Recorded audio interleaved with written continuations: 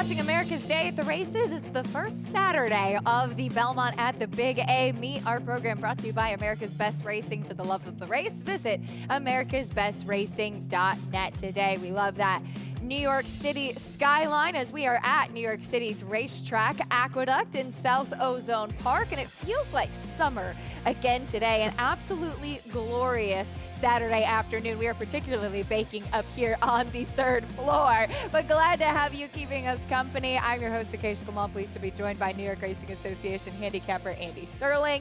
As we said, Andy, the sun is shining and we have carryovers galore. We do. Pretty crazy result in the last race, sort of culminating after a lot of tough results earlier. We've got a late pick 5 carryover, something that only happens 2 or 3 times a year at most.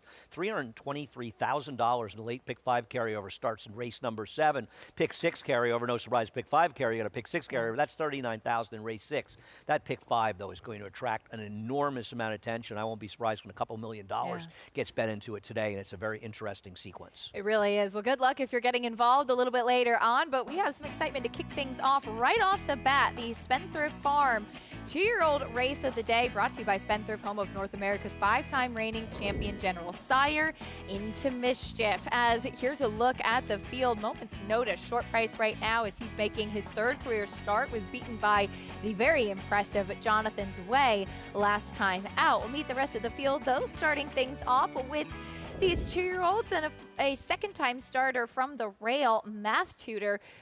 Little bit green out on the track. Yeah, it did run a muddy seal track behind the talented Ferocious in the debut, but did no running and might be in a pretty salty field. Here's McHale, another second-time starter. Showed a lot of speed first time out in that Jonathan's Way race before tiring badly, but we know this horse can and likely will be forward. Here's Papa Golf, first-time starter for Todd Pletcher. Well, I mean, you cannot ignore a Todd Pletcher first-time starter. We'll see how this horse does, taking a lot of money right now against the first with experience. And your favorite, Moment's Notice? Yeah, I mean, Moment's Notice obviously ran well enough in both of his starts in tough spots to win this race. The question is whether or not you feel there will be a firster that's better. Rick Dutro sends out 2. Here's the first, Alias. I took a little bit of a shot with this one, and maybe it's a stab. The dam was pretty good, running buyer figures in the 90s. This is her second foal. The first was unraced. The other one from the barn, Pure Money. This was taking no money after a fairly unimpressive 2-year-old sales work. And Vekoma Rides, my red-hot stallion Vekoma. Taking money for John Kimmel, had a firster win yesterday on the turf going long, and these Vekomas have been runners, to say the least. 2-year-olds to kick off the day in our Spendthrift Farm 2-year-old race of the day. We welcome in the 3rd member of our team, champion jockey Richard Migliori. Richie, always fun to start off the card with the babies. Yeah, in a game where we're focused on today but always looking to the future, the 2-year-olds is always something that gets me excited. We're going to start down towards the inside with the 2-horse McHale. This is a horse that ran and showed good speed on debut. Was bet that day, went off at 5-1, and he just ran like a horse that, to me, was in need of a race. You know, the fact that Mark Hennig reached out to Johnny Velasquez kind of tells me that they had some confidence in this horse's ability, and I just think he looks like a much more focused, fitter racehorse today, and I think at 7-1, he is a very live player in here.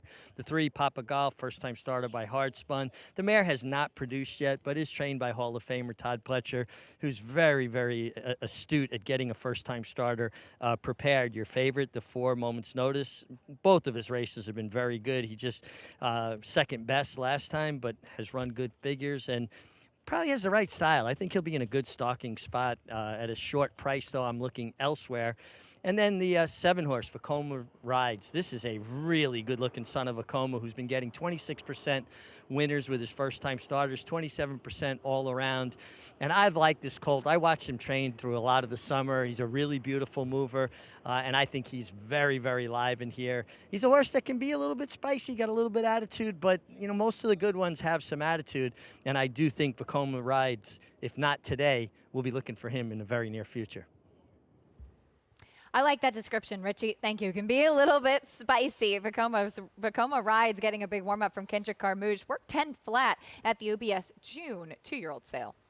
Yeah, I mean, I've really not much to add. I mean, it's not really a whole lot in the pedigree to speak of. The second dam was pretty good, really right? Strong. The first was weak, but these Vekomas have been runners and taking some nibbles in here. You know, it's a John Kimmel firster that's going off at 4-1.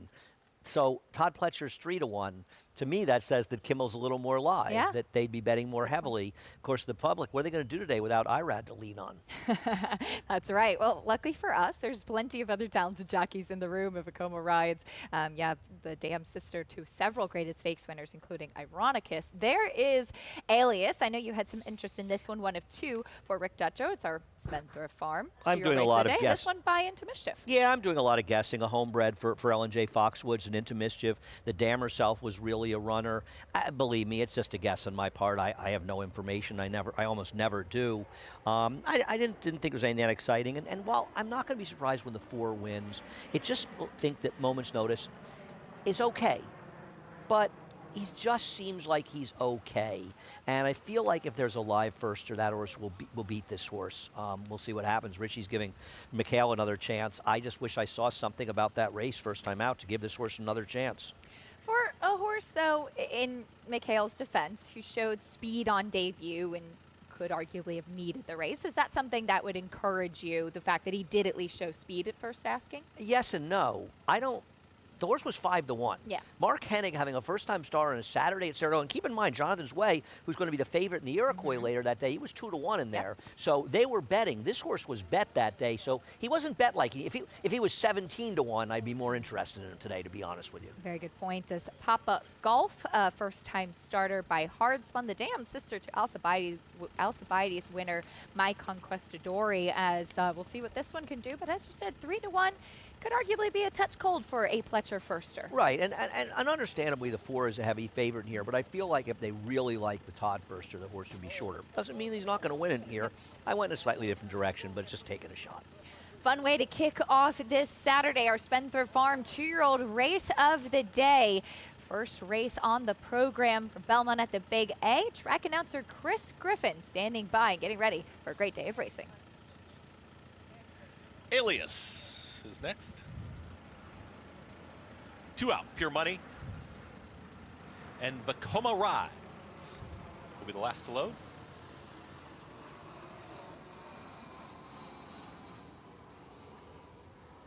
Pure Money.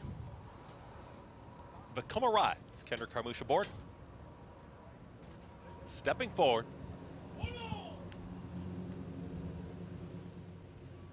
And in. All set.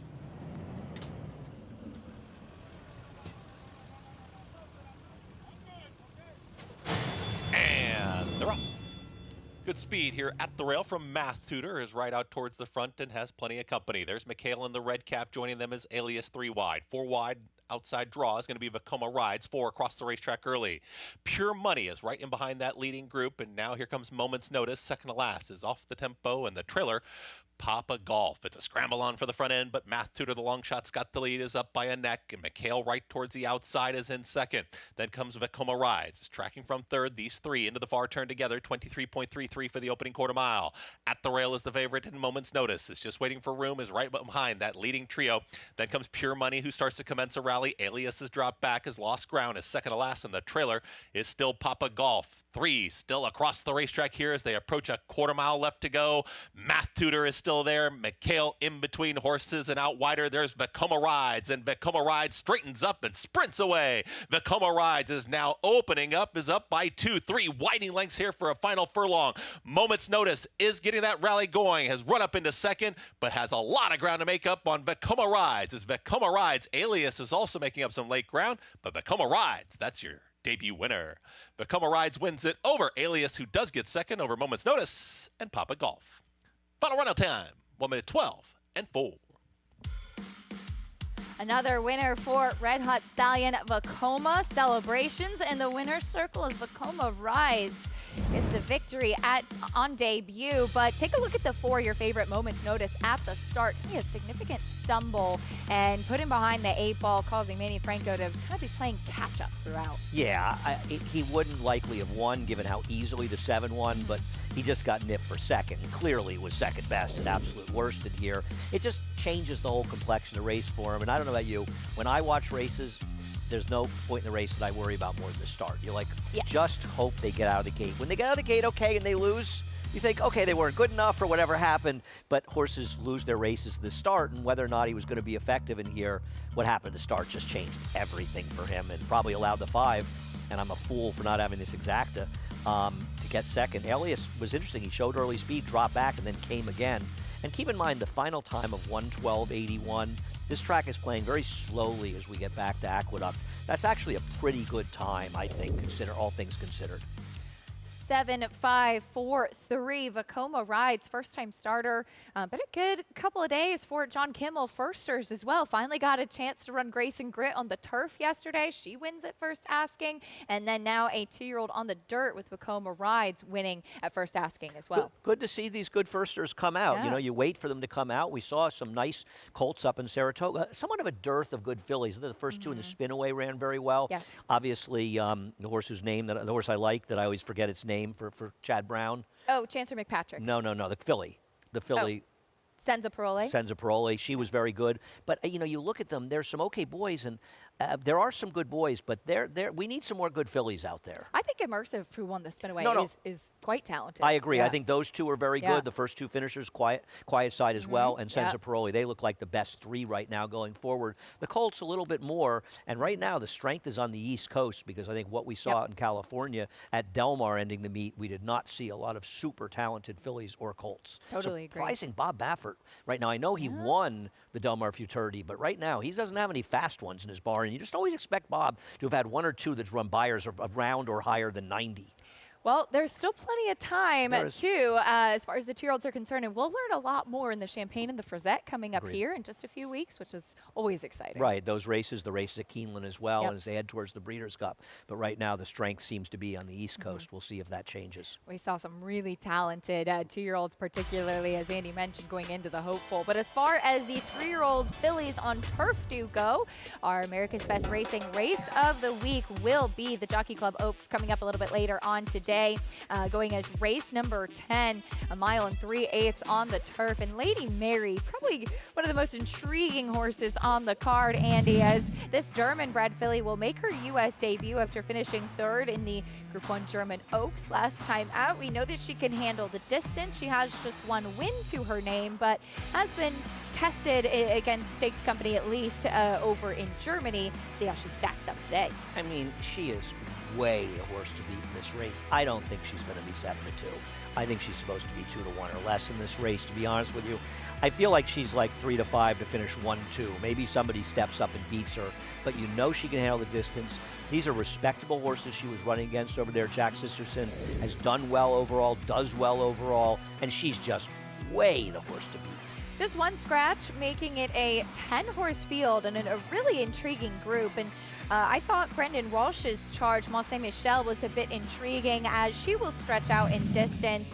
A horse that kind of has that even running style, I thought. And she obviously has to step forward and show that she can hang with these, but looks like she has a little bit of ability.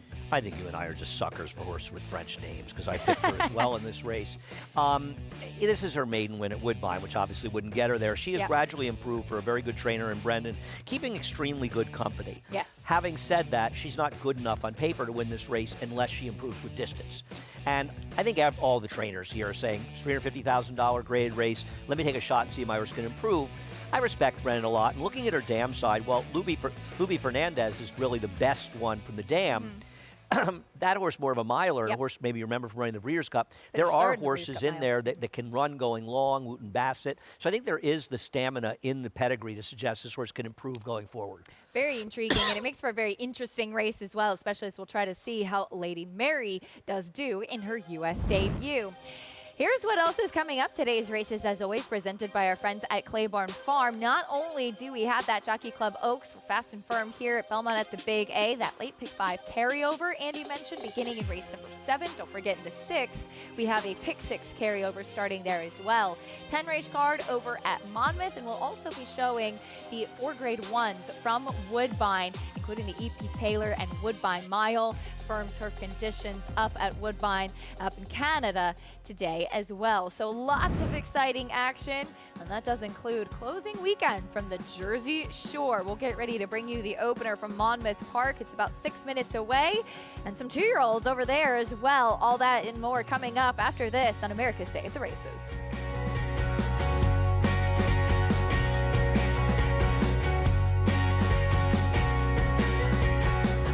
Daredevil, returning to stud on U.S. soil. The only first crop sire to see 2 offspring win the Grade 1 Kentucky Oaks and the Grade 1 Preakness Stakes in the same year. She dares the devil, taking the Kentucky Oaks and the Grade 2 Azeri Stakes, and champion Swiss Skydiver, winning the Preakness and the Grade 1 Beholder Mile Stakes. With more exciting prospects on the track and multiple 6-figure sales in the ring, Daredevil's career is just getting started, only at Lane's End.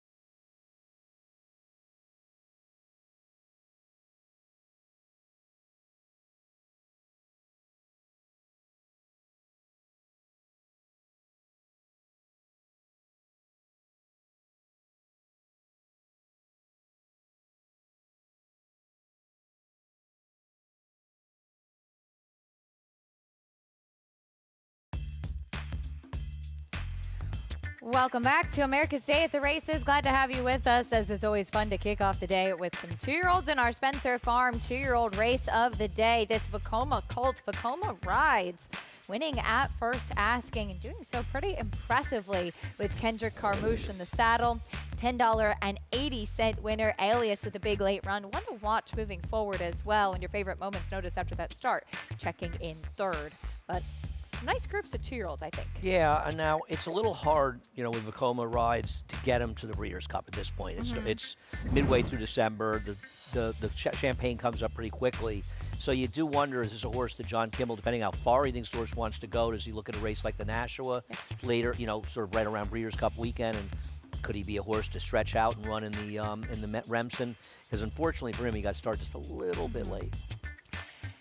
2-year-olds coming up in the second race as well. This one a New York bred maiden claiming, and right now it is the number 7 Chasing Colton on a drop in class, who's taking a lot of money along with second-time starter Pandemic Hero. But keeping with the 2-year-old theme, over in the first race at Monmouth, we have 2-year-olds sprinting on the turf. The fillies in the spotlight here, and it is the number 9 Pretty Shy, cutting back in distance. Currently your favorite. Let's meet the field, though, Andy, starting off with Trish. Yeah, the dam won 1 of 5 starts in the turf. There's a minimal amount of turf pedigree. Taking a little money. The Tiz the Laws have been very good on the turf, though. Here's Margot's Margarita back to grass. Comes out of a dirt stake, but ran the turf before that and did no running. First-time starter Blame the Banker has pedigree. This is a big turf pedigree. I bet this horse. I like this horse first time out of the turf. There's some pedigree with Duboff as well. I agree. Dam has produced a couple of turf winners. They weren't, only one of them was okay, but the Dam and multiple were in the turf. Here's the Sugars, who we saw run at Saratoga last out. Well, running being, you know, sort of a loose term for what she did in those races. She may have speed, but I don't know how you endorse her in here. She was terrible in those races. The 6 Crosati went by. Here's the 7 I'm Wishing on a Star. Yeah, this one really does not have turf pedigree. I'm Hope with the for public playing this Greatness, horse. second time on the turf. Another horse ran once in the turf, did no running, big long shot. There is Pretty Shy, standing nicely on the track. Boy, I don't like this horse. Yeah. Cuts back after a 2-turn race. Don't love the field this horse came out of. I'm not. This is the winner improved, but for Safi Joseph. The 10, Serene Kathleen went by. The 11, Sparkling Ruby, pretty sharp in that warm-up. And here's the 12, Tiny Tears. Yeah, I mean, the one that has pedigree is the 10, right? The Dam's a multiple winner on the turf. I'll tell you, the horses that I think are most interesting to me here would be to use the 3 with the 1, 4, and 10. How's that? I like it. Blame the Banker has plenty of pedigree as the favorite, 5-2 on the number 9, Pretty Shy. This one's also stepping up in class as well. That's always a little bit of a concern for me too, especially with 2-year-olds. If you start them in a maiden claiming, it's usually not speaking to confidence. I agree with you. Yeah. I agree with you. I think that there are far more interesting horses in this race than that horse, and I'm going to try to get the 3 home here and use some bombs in my exactas. Interestingly enough, with the 1, Tis the Law, 4 for 11 with turf sprinters and 4 for 9 with turf routers. Pretty amazing for a horse that never actually ran on the turf himself. But if you look through the pedigree, the dam of Tis the Law was the turf and synthetic horse. And there is actually some influence there, and his progeny have done quite well on the grass. Yeah, no, I agree. It's a Constitution, a dirt horse as well, but he's been fairly effective as a turf sire, so I don't see any reason this horse can't handle it first time out, so we'll see. Is taking some money. But to me, the standout pedigree is the 3, Blame the Banker. For a trainer, winning a lot of races, and while the horse produced one horse try the turf, it didn't win. It ran 78 and 79 buyers. The dam on the turf, the second dam, extremely strong, and in fact, this horse, the dam of this horse is a half to a horse that's running tomorrow, I want to say, here. Oh, wow. First time in the grass. It's a Phipps family. I was It's just a gonna total say, Phipps yep. family. Yeah, I think this is a, listen, maybe the horse is bet because they know the horse can't run, but from a pedigree standpoint, Blame the Banker is no 15-1 shot. 7-2 on the Sugars. Do you think it's just by virtue of the fact that this horse ran at Saratoga last time out? Yes. Because it's hard looking at her form so far to say that she's. Yeah, worth I being don't that think way. she's impossible in here, but I agree. I mean, it's not like she did a heck of a lot of running in those races, you know? Yep. So I agree. I think she just bet because she ran here. I mean, look at the horse that they're making the favorite. This horse, 7.5 furlongs is really a mile. It's a long run up. It's a route, and the turnbacks don't usually work. The horse that won the race, Bellavino, the winner came back and improved 10 buyer points, 9 buyer points, I think, at Kentucky Downs. But that horse was also off a private purchase and switched to Safi Jones. The second place finisher came back and ran 10 points worse in a subsequent start. And as you said, a maiden 35. Now, I know this doesn't necessarily look like a maiden special, the ones we might see in New York, but that doesn't mean there aren't some runners in here. And there's enough pedigree to look at that I think you can fool around here and look for some prices. Definitely intriguing, as always, with the 2-year-olds. The 11, Sparkling Ruby, 6-1. The other one that's in single digits. This one, a Warfront filly in the immediate family on the bottom side. Not much to sink your teeth into, but you do always have good old Warfront. Well, His horses run. I agree. It's an unraced dam. It's Yep. dirt. Listen, it's a Tappet dam. I wouldn't say I'd be shocked if Feels the like horse ran. but- pedigree says longer, right? Yeah, we'll see what happens. A lot of fooling around. I'm perfectly happy losing a few dollars with the number 3 in this race. Well, good luck. And hopefully I'll win. 15-1, a nice price. Loading in for the opener at Monmouth. 2-year-old sprinting on the grass. Here's Matt Dinnerman with the call.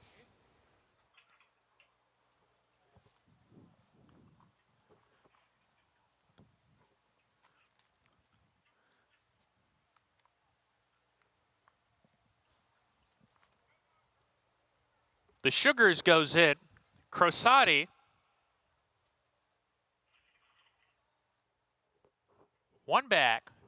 Tiny Tears, post position 12. Here's Tiny Tears to the outside post. 10 races today. Good luck. We're ready to go. One of them opened the front of the gate open. Looks like that is the 6, Crosati.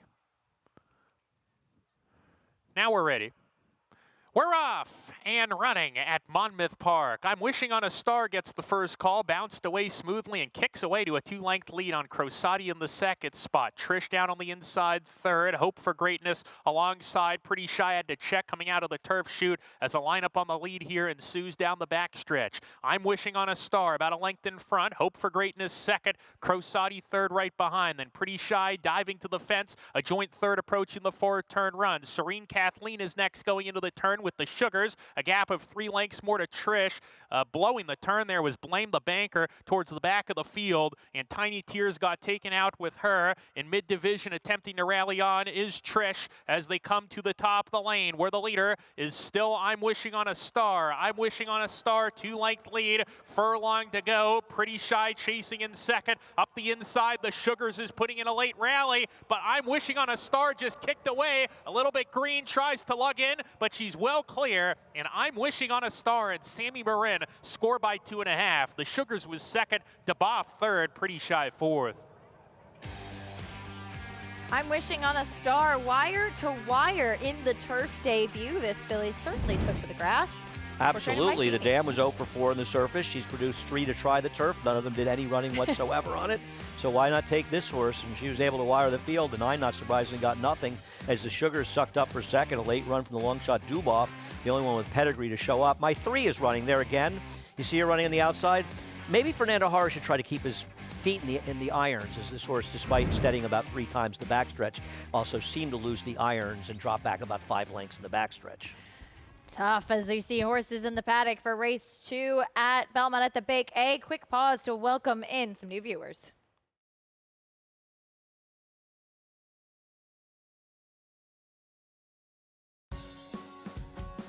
You're watching America's Day at the Races. Thanks for your patience, and for those of you joining us on FS2, we're glad to have you with us on this lovely Saturday afternoon. Occasionally come alongside New York Racing Association handicapper Andy Serling. As Andy, a lot of stakes to look forward to today around the country that we'll be showing, but here in New York, some big carryovers to get excited about. Yeah, the carryovers are the story today. There's a pick 6 carryover. The big story is the late pick 5 carryover. Late pick 5 starting in race number 7 of our 11 race card, $323,000. That means over $2.1 million needs to be bet today before you would have negative equity. When I say that, with the money out of the pool, if there's only $2 million added, for every dollar you bet, you're getting about $1.02 back. And you don't get too many opportunities like that at the racetrack. You got to jump in for at least a few dollars. Take a shot at this pick 5. It's a tricky sequence, kicks off in race number 7, but some great opportunity and some fun races in there as well. We have race 2 coming up, Belmont at the Big A next. New York bred, maiden claiming for the 2-year-olds. We'll talk a little bit more about it after this on America's Day at the Races.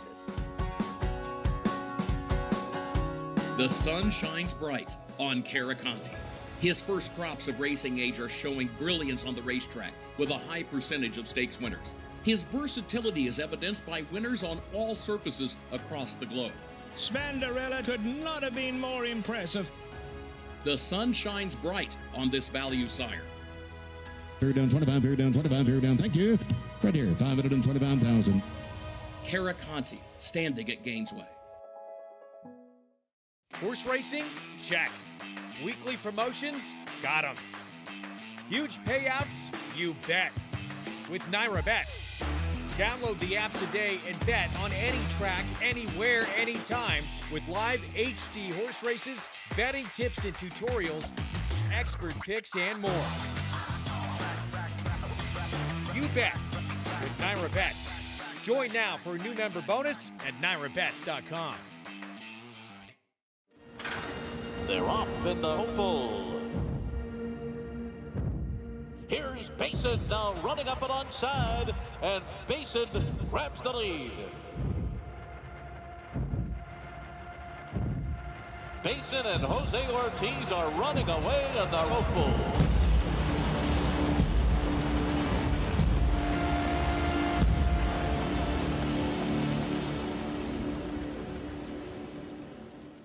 The biggest day of the year at Presque Isle Downs is even better. Friday, September 20th, along with Parks Racing and their great card to the following day. Presque Isle has 2 new wagers, each with a 15% takeout. The Keystone Daily Double combines the Grade 2 Presque Isle Masters with a Grade 1 PA Derby at Parks. The Pennsylvania Pick 4 has a mile in the Masters at Presque Isle, plus the PA Derby and the Grade 1 Cotillion from Parks. Friday, September 20th. First post at 4 p.m.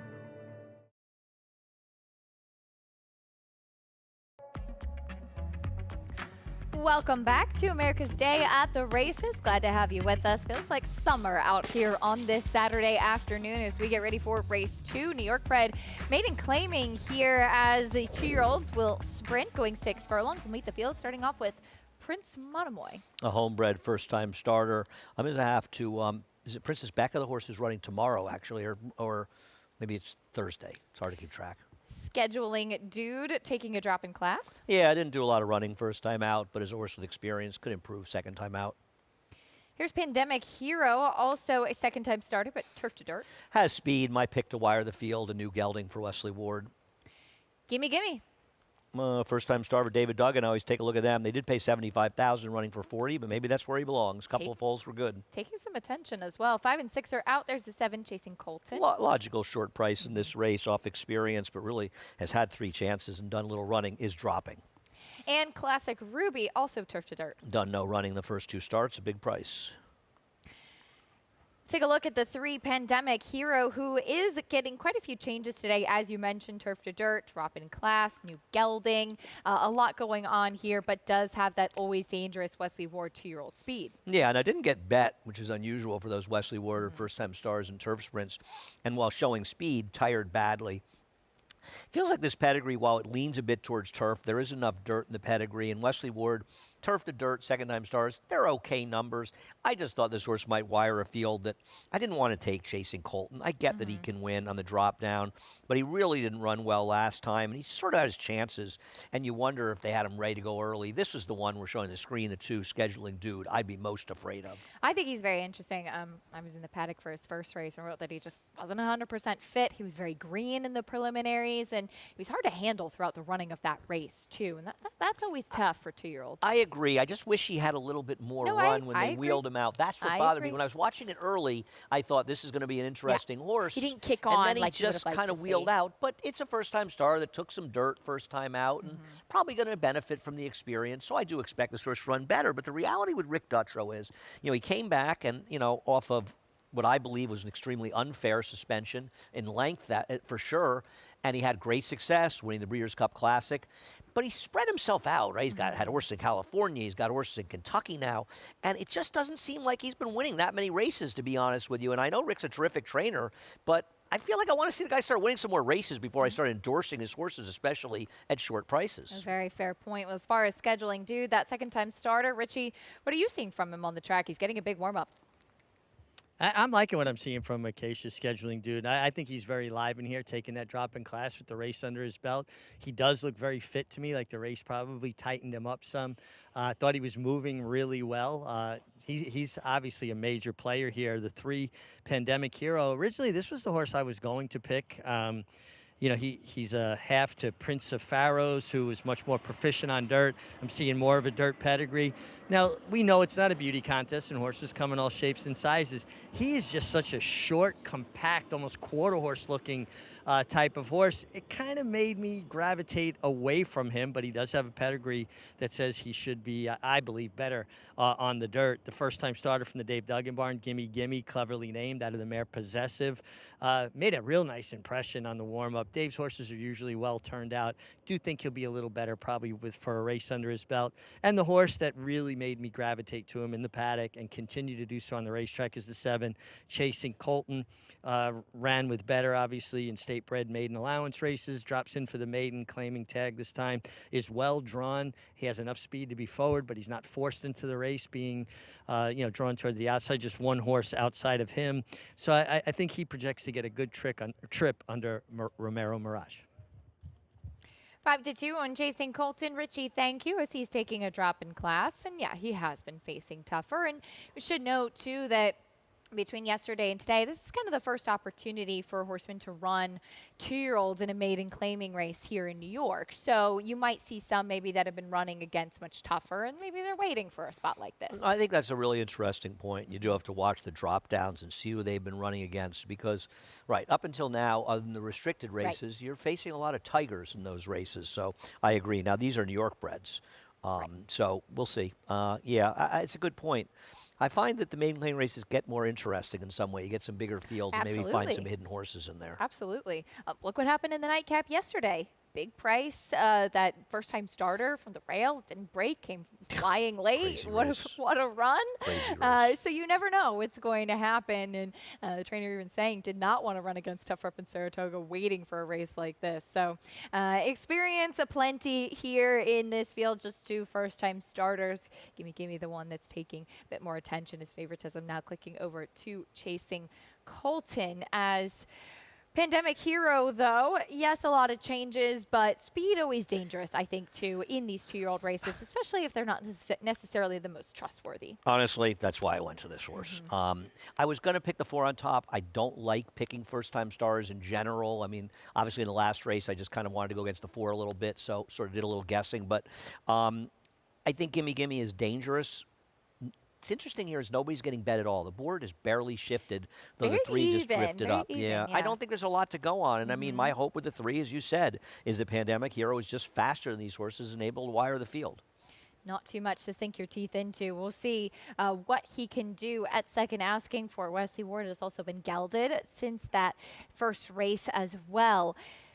2-1 favorite right now on Chasing Colton as we get ready to move towards the starting gate. It's race 2 again, New York bred maiden claiming. And don't forget, coming up a little bit later on today, pick 6 carryover kicking off in race number 6. And in race 7, that monster pick 5 carryover, over $300,000 in that carryover, and a great opportunity to get involved in some really fun races in the sequence too. No, I agree.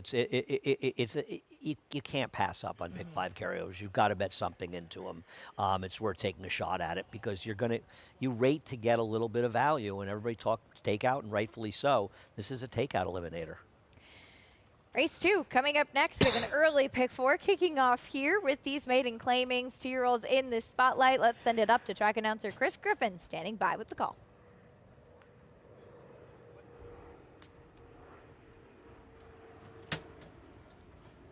Chasing Colton and Classic Ruby.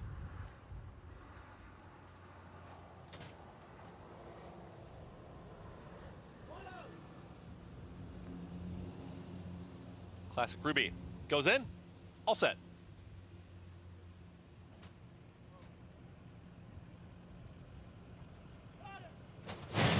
And they're off. Classic Ruby's got speed from the 4 outside, and also there is Scheduling Dude, and now Scheduling Dude puts ahead in front. Right there's Pandemic Hero to join them. 3 across the racetrack in the early stages. Chasing Colton settles just off of them in 4th, is 2 off the lead. At the rail comes Prince Monomoy, and far back early is Gimme, the early trailer. Scheduling Dude has got the lead. It's Scheduling Dude doing it nicely for Jose Gomez as they get set to work into the far turn. Less than 4 furlongs to travel. 22.52 for the opening quarter mile. Pandemic Hero is alone in second. Here comes the run from Chasing Colton as Classic Ruby starts to lose some ground. Taking that 4 spot is Prince Monomoy, and from the back commencing a rally, here's Gimme, but still has about 7 lengths to make up on the runaway leader right now. Scheduling Dude is looking very strong as they get set to reach the top of the stretch. Scheduling Dude is still holding a very comfortable margin, hugs the rail and kicks away. It's Scheduling Dude just widening with every stride. Chasing Colton is chasing. Here comes a re-rally from Classic Ruby towards the outside. Gimme is stalling there, but inside that final furlong, Scheduling Dude is long gone. A 16th left to go, and no doubt your winner, Scheduling Dude, is going to win this one easily. Scheduling Dude wins it. Up for second there was Chasing Colton, then came Gimme and Classic Ruby. Final running time, 1 minute 13 and 3. No doubt about the winner, Scheduling Dude, all alone on the front end and pulls away from this field. Much the best. Rated off a field with abundance of speed last time. Jose Gomez took no prisoners near, outrunning the Speedy 3 Pandemic Hero early, and basically this race was over an eighth of a mile into the race. In this field, this horse just crushed them for Rick Dutrow, and not a bad time when you look at it. Just about 0.84 seconds slower, is about 5 lengths than the first winner, who was very impressive in winning, and as you can see, he put daylight back to the second place finisher, the 7. Just got him for second for a little bit of run late. But I don't know if you want anybody in this race except for the winner. Absolutely. Impressive win, Scheduling Dude. Obviously some class relief at second asking, but clearly no worry about fitness this time. No worry about professionalism as well. A long way back to the 7, Chasing Colton. And the 4, Gimme Gimme, who was off slowly, looked uncomfortable early. A distant third, yes, but at least did run on a little bit late. That first-time starter, the only first-time starter that really showed much. Right. The 3, Chasing, tired badly, and the other one, Prince Monomoy, did no running. The 2, Scheduling Dude, close up there on that 2-year-old by World of Trouble. Much the best in race 2, 2-7-4-8. Gets the victory at 3-1 here in race number 2. Bring you prices and more when we come back. We'll also talk about a big day of racing up north at Woodbine. 4 Grade 1s. Several Breeders' Cup win in your in races as well. We've got a lot of exciting action coming up after this.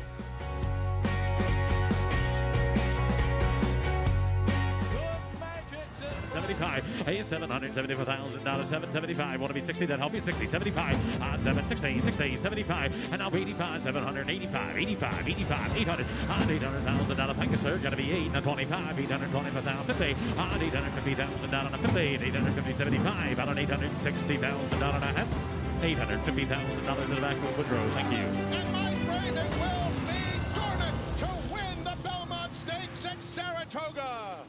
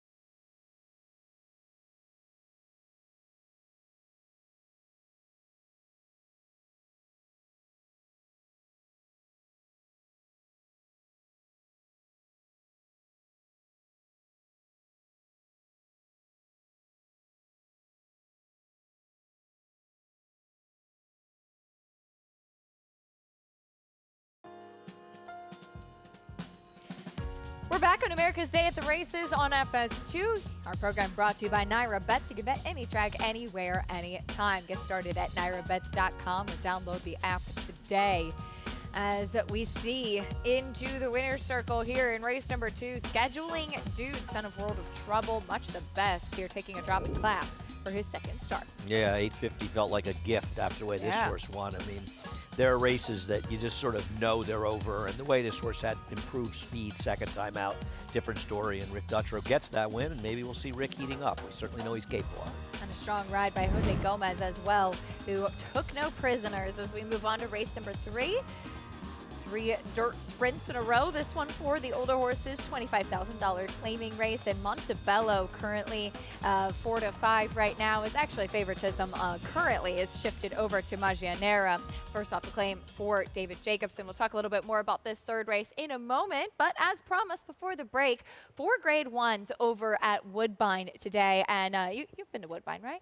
I love Woodbine. Woodbine is a really fantastic track and a really fun one to go. Great paddock. Yeah, All those weeping willows in there. Yeah. Just yelling in my ear here. Here is a look at the 4 grade 1s today. Yeah, Mark Casse, as far as 2-year-olds are concerned, Mark Casse has just an embarrassment of riches. He's got live chances in plenty of the races today, but obviously has a base up there and has done really well with getting horses to these races. Right, and the narrative that Mark Cassie's the bad guy for running a lot of horses in the races is, to me, ridiculous. Everyone can enter the races. Mark just happens to run his horses, and no trainer should ever be criticized for running their horses. Mark has a lot of horses. He brings a lot of horses to Woodbine. He's had a lot of success, obviously dominates. But I tell you what, I'd like to call the morning line maker, and I'll make a deal with him. I'll take 4 to 5 in Naval Power. Yeah. It's going to be 1 to 5 in this race, right? Mark Casse sending out Filo de Ariana in the Woodbine Mile, but they all have to get around Naval Power, who is going to be a very tough customer, it looks like, in this group, as we see him coming off back-to-back triple-digit buyer speed figures, including this second-place finish on the Derby undercard, where he was just beaten ahead by Program Trading in the Grade 1 Turf Classic. Yeah, this was an exciting race for me, actually. Of course, I was at Churchill Downs with the connections of the winter Program Trading, and so this was a thrilling race. And this really was. It was a great race. They're always more thrilling, these races, when the horse you have comes out on top. But this was a really terrific race by both of these horses. Now, I guess the only concern with Naval Power is where has he been? Well, we know he's been training up in Saratoga, and he hasn't run since then, but he ran a solid second with a good trip behind Master of the Seas in his first race in this country. I mean, he's just an overwhelming favorite. Filo di Ariana is a very nice horse. I don't mean to knock her at all, but she ain't beating this horse if he shows up. Filo de Ariana for Mark Casse, the 8-year-old, as here's a look at the Woodbine Mile to Breeders' Cup winner. Obviously, with Master of the Seas and Modern Games, Charlie Appleby has done that quite successfully.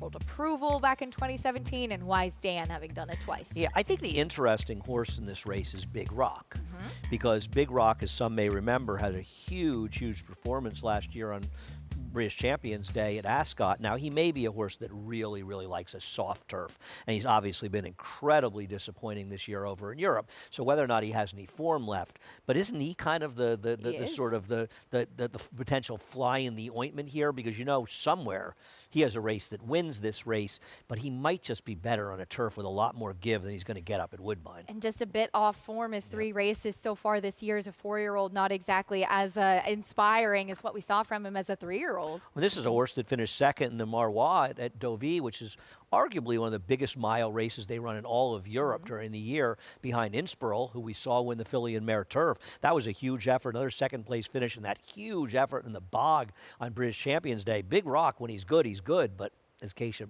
noted, he's not been good as a 4-year-old. Got to be very disappointed for the connections. I think they're just hoping coming over here can turn things around. Definitely a wild card in that Woodbine Mile. But earlier, as far as the girls and their opportunity, will be in the EP Taylor today. We'll go as race number 7 up at Woodbine, and a lot of eyes going to be on Moira, who was the 2022 Canadian Horse of the Year. We got a chance to see her back this year as a 5-year-old. She ran huge, finishing second, which we're taking a look at, to White Beam in the Diana off a layoff, then came back to win the Beverly D last out. Yeah, and obviously it changed a bit as Cinderella's Dream won't be running against Moira, but she wasn't going to beat her anyway, to be honest.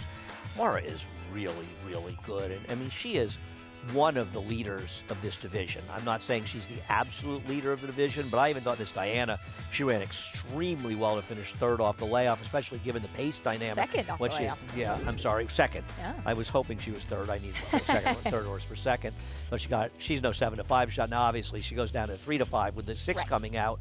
And Fed Rover's a really nice horse who has a lot of speed, but Full Count Felicia has speed in here, so I don't think you're going to see Fed Rover getting the trip that enabled her to win this race last year. And she also has to beat Mara, and I know she beat Mara last year, but I don't believe she's supposed to do it again today with the presence of other speeds. Blue Rose Sen is another one of those horses, right? A little bit like Big Rock, where she was arguably the top 3-year-old horse in France last year. A very, very nice horse, and culminating by winning the Prix de l'Opera on Arc Day. And she's just been an incredible disappointment as a 4-year-old. And they're shipping her over, too. So actually, it's the same connections, right? Yeah. So we'll see if those horses are able to run today. Because Blue Rose Sen at one time was talked about as one of the better horses in Europe last year. She disappointed some race in the summer, but she had some very good efforts winning the Prix Diane, the French Oaks, as well as the French Guineas. She has plenty of ability. Is it still in there? We'll see if Mauricio can turn things around for those 2 4-year-olds that are a little bit questionable as far as how their form has progressed. And I think it's important people to realize, when we're all disappointed when 3-year-olds retire at the end of their years. But sometimes they come back like Big Rock and they're not very good, and it devalues them. So it's not as simple as saying they should race more. They're always going to be as good, if not better. Now, a lot of them would be, but sometimes it backfires on them, and you wonder if maybe with Big Rock they'd been better off maybe taking a stud deal at the end of last year. And I'm not knocking. I'm glad they raced horse. But it's not as simple as just assuming they're all going to come back and run as well. So important to see if they are able to take that step forward, 2 to 3, 3 to 4. Well, we'll have an opportunity to see maiden claiming runners coming up next in the second at Monmouth Park, going a mile and 70 yards. This one for $25,000. And right now, the number 2, PJ's Song, currently the favorite. He ran second in an off-the-turf maiden claiming race last time out. The prior dirt races were all against maiden special weight competition. Yeah, I mean, this is a funny race, right? I mean, you feel kind of looking at this race like the 1 or 4 kind of have to win, right? Wait, the 2 is the favorite? The 2. Is this horse supposed to be favored here? Off a second and off the turf race? I'm guessing, yeah. Okay. Well, I'm looking at the fixed odds, and the 1 is a very short price at around even money, around 6 to 5. The 1 would be the favorite. The 1's going to be favored, Jabber. And don't get me wrong. I don't think either of us is going to tell you the 1 is any kind of superstar. Right. But I think that horse is the likely speed in this race, and I don't know. I just think she's a likely winner in here. I guess PJ Song's not impossible. Yeah. The only thing about PJ Song is she did run those good races down in Oakland. He did, excuse me. Yes. PJ Song, yes. Torpedo Run going out for Chad Brown. Obviously, a horse that just never really took that step forward, never really materialized from that big purchase price, son of Gun Runner, and he's just at the level where he belongs. He was second at this level last time out in a scheduled dirt race, tried the turf to no avail a couple of times, but actually ran well on the turf. The first turf start for John Kimmel was very good. Early on, yes. Yeah, that Bay Street Money race ran well. I know. Remember House Street? House Street was the Gunther horse for Fertitti that actually ran really well to be second there. I bet the winner, I remember getting lucky, that House Street won. I think went on to do some good things, but had a very short career. Bay Street Money was a stakes winner for Jonathan Thomas. Is that right? Yeah, I'm pretty sure. I know Kendrick rode him that day. I remember Kendrick riding him. Yes, I'm I think Dylan rode House Street, if you want to look up the chart. Obviously, Andy and I have no life. Keisha, that was established along. That's why we get along so well. we both enjoy our non-lives. Turf race, April 9th, 2022 at Aqueduct. Yes. Well, I want to say, Keisha, that was the first turf race of the season. Probably was. I think it may have been Wood Day, but I definitely think it was the first turf race season. I believe I was sitting up here, possibly with you or with Greg. Yes. You could have been here for that, right? No, I would have been back. Yeah, we might have been on the set together. Yep. Let's go to the videotape. Let's go back. Meanwhile, loading in for race 2 at Monmouth, maiden claiming, going a mile and 70 yards. We'll see if Torpedo Run can get to the winner's circle today, as he's now the favorite. Send it up to Matt Dinnerman for the call. Don't rock the boat. Goes forward. 2 back. Lake Chapala. To the outside, Changing the Karma. We're ready to go. And we're off. Don't Rock the Boat gets the first call on the lead early. Porta's taking second. Awesome Harry on a hold ass to sit off the speed. Torpedo Run flashing forward from the inside post in a tight spot. He's going to find a way through, though, and kicks on to the lead. So into the turn, Torpedo Run engaging the New Jersey bred Don't Rock the Boat, who now comes back at him. Don't Rock the Boat on the outside, half length in front. Torpedo Run on a hold right to his inside. A length and a quarter to Portis, right off of them in a good stocking position third. Another 4 lengths back to Awesome Harry. Lake Chapala, PJ's Song, they're side by side, and they're 3 ahead of Changing the Karma, who's dropped to the rear. Already sent along by Adam Bowman, losing contact with the rest of the group. There's 5 furlongs to travel, and Jairo Rendon lets it add a notch with Torpedo Run, who takes the lead by a half length. Don't Rock the Boat on the outside, now in press mode. A length to Portis, still in the third position. Awesome Harry getting closer with PJ's Song the Gray, who's now between horses, only about 2.5 lengths behind. A length and a half to Lake Chapala, out of harm's way on the outside, attempts to pass runners, takes the 5th spot from Awesome Harry, who's come under siege, and Changing the Karma is still well behind. They're coming to the top of the lane. Torpedo Run, Jairo Rendon just took a peek back. Don't Rock the Boat, Sammy Camacho all over him to keep pace. PJ's Song looms large in the 3-path. Here he comes at the top of the stretch. Torpedo Run is asked for his best. Outside PJ's Song and Don't Rock the Boat, they're side by side. PJ's Song reeling in Torpedo Run in the final furlong, and PJ's Song has gone to the front with a furlong to go and kicks on. PJ's Song to give Sammy Marin the early double. PJ's Song, your winner by a length and 3/4. Torpedo Run was second. Don't Rock the Boat third. And Changing the Karma rallies for fourth from well out of it. PJ Song took the early money, and they were right. This one breaking his maiden here, able to run down Torpedo Run in the stretch. Another race I'm glad I didn't bet, because I would have taken Torpedo Run over PJ Song. PJ Song got a slightly better trip, taking advantage of a contested pace, but able to run Torpedo Run is just running out of chances. This is not one of the better gun runners. No. PJ Song with the victory, though, as you heard in Matt Dunnerman's call. Samuel Marin winning the early double at Monmouth Park. We'll look back to yesterday when we come back with Leray making her U.S. debut, winning one of the Winter Memories. We'll recap that stakes after this on America's Day at the Races.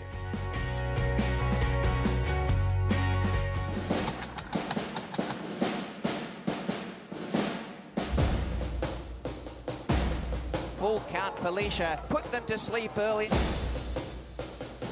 Coming down to the finish. First World War. It's a scramble. Fort Washington on the outside. Goliath, razor sharp to score in the Thunder Road. Warfront, standing at Claiborne Farm.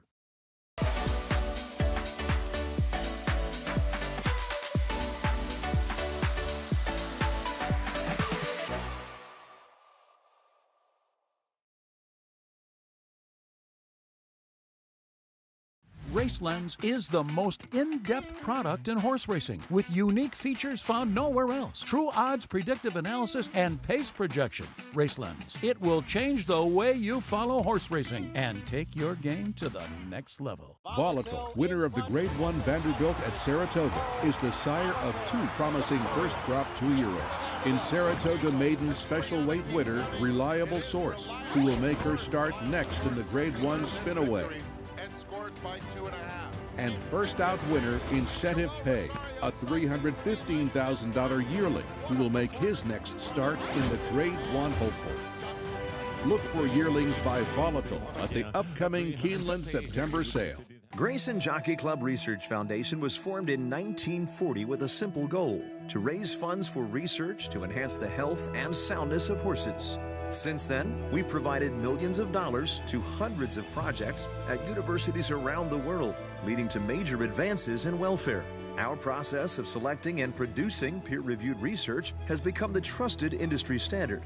And with your help, we'll be here for many years to come, supporting the health and wellness of all horses. Welcome back to America's Day at the Races. Our program brought to you in part by Claiborne Farm. 100 years of doing the usual unusually well. We were able to kick off the Belmont at the Big A meet yesterday. And here, race 3 at Belmont at the Big A. Coming up next today as we continue on with this meet and meet the field for this third race, starting off with Magianera first off the claim. This race was changed dramatically when the 7 scratched, which allows the 4 in all likelihood to be loose and compromise a horse like Magianera, who doesn't like to win anyway, but also has no speed whatsoever. Here's Anthracite for Linda Rice, second last out. Yeah, this horse just doesn't like to win, but I think is a dangerous player to fair price here. A long time since he's seen the winner's circle. Here is 3, Magnificent Mile. No, horse was distant second in a 3-horse field last time out, but at least can be somewhat forward. Neuschwanstein dropping in class. As Acacia well knows, the Castle, the Sleeping Beauty Castle horse. I took this one with the scratch as the potential loose speed. Got the win for 25, 2 starts back when Love Takes Over went by. Here's the 6, Montebello. Right, big trip for the 5 last time, but hard to know what to do off the claim as far as Montebello. Same problem the 1 has. The lack of speed really hurts and not really a winning type. I will say with Magianera, maybe David Jacobson will somehow get some more speed in this horse the way he did yesterday with that improbable winner that led off the pick 5. Maybe that'll be the case, but this horse running off right now looks like the speed. That's Neuschwanstein, who did get the win 2 starts back again for the non-winners of 2 condition. But as mentioned, the meet started yesterday, and we kicked off the stakes action with the Winter Memories in honor of a really great and talented turf mare. And it was an exciting race. Classic Joel Rosario ride, Andy, on Le Race, who was able to knife between horses late. Well, this is the kind of ride that makes people like me consider Joel Rosario one of the best riders in the game. When he rides like this, he's phenomenal. This was an exceptional ride. He saved all the ground, and of course you needed to save the ground on, splitting horses, everything working out perfectly. He's a guy who never gets scared. He's happy going between horses. He's a patient rider. He never panics. I understand why people get frustrated with Joel at times. I get frustrated at times, and I love the guy. I really do. And I think he's a great rider, but he can be frustrating. And a lot of credit to Christophe Clement as well as the team getting this horse from Europe. This was a big step forward for her. She was a nice horse in Europe, but this was a better effort than she ever put forth over there. And I don't think that should be ignored. She was okay over there. This was a very nice win. So good ride, good trip and all. She's going to step forward. If she can continue to improve, she has a chance to take another step forward. This is a very, very nice effort by her. Big U.S. debut from that filly by Penny's Picnic, making her first start here stateside. We'll see what the future holds. Back to today, horses warming up for race 3, this dirt sprint. Let's check in trackside with Richie. Yeah, guys, let's start with the 1 horse, Magianera. This is a horse that I picked last time going 7/8. Thought he had his opportunity, and he did his best Chandelier impersonation and hung. And, he's got 2 wins, 6 seconds. I don't think the inside post does him any favors. He's got to deal with kickback. And interesting enough, he's never run 6 furlongs. I think he looks spectacular in the flesh, but I liked him last time because of how good he looked. And he disappointed me. So I'm going to gravitate away from that. The other horse caught my eye, the 3, Magnificent Mile, Christopher Elliott getting the mount. Started here yesterday. Looking forward to seeing how he develops and learns here in New York. It's a little bit different riding new colonies. Have to learn the riders, learn, that here, especially in New York, you've got to get your position going forward, and you got to grab your position and hold it. And he'll learn. He's a young kid that riding with the best, he'll raise his game. And I thought this horse really made a nice impression. Interestingly enough, I think he can be forward. But the other horse that's the speed is the other Wayne Potts horse, so you don't anticipate the 2 of them, the 4 and Magnificent Mile, engaging. And that brings me to who I'm going to pick, and that's the outside horse, Montebello. I think the outside post helps this horse greatly. He's a horse that doesn't handle kickback very well. He broke from post 2 last time in a 12-horse field. He was right there with Magianera in a blanket finish. And I think being outside in a short field, he's going to get the run of the race. He'll be setting up shop, watching the pacemakers or the pace setters, and pounce when he wants to. I like him a lot from the outside post, number 6, Montebello. Maggianera 3-1 right now. Richie, thank you. He will make his second start off a layoff. And take a look at the last race in which he and Montebello were both defeated by Super Chief in this effort. How did you see it playing out with these two coming out of this August 18th race? Well, I think they both took advantage of a sort of field without a whole lot going on. Super Chief, a major drop down from 50,000 to 14 for Mike Maker, and they just sort of were picking up the pieces late as the whole field just had nothing. I don't think they ran badly. The problem is Maggianera, 2 for 18 with 6 seconds. Montebello, 2 for 14, 4 seconds. They're not winning types. One of the reasons they're not is their lack of speed. Now listen, maybe Jacob Jacobson will find a way to inject some speed and Maggianera can be in more position, and he is a little faster than the 6. But Montebello has absolutely no speed and figures to be last early in this field. And you know, handicapping is about, yes, identifying who the best horses are, but also trying to identify correctly, it's not always that easy, you know, how the race rates to be run, because very, very often races are won by horses who took advantage of the way the race was run, and they weren't necessarily the best horse.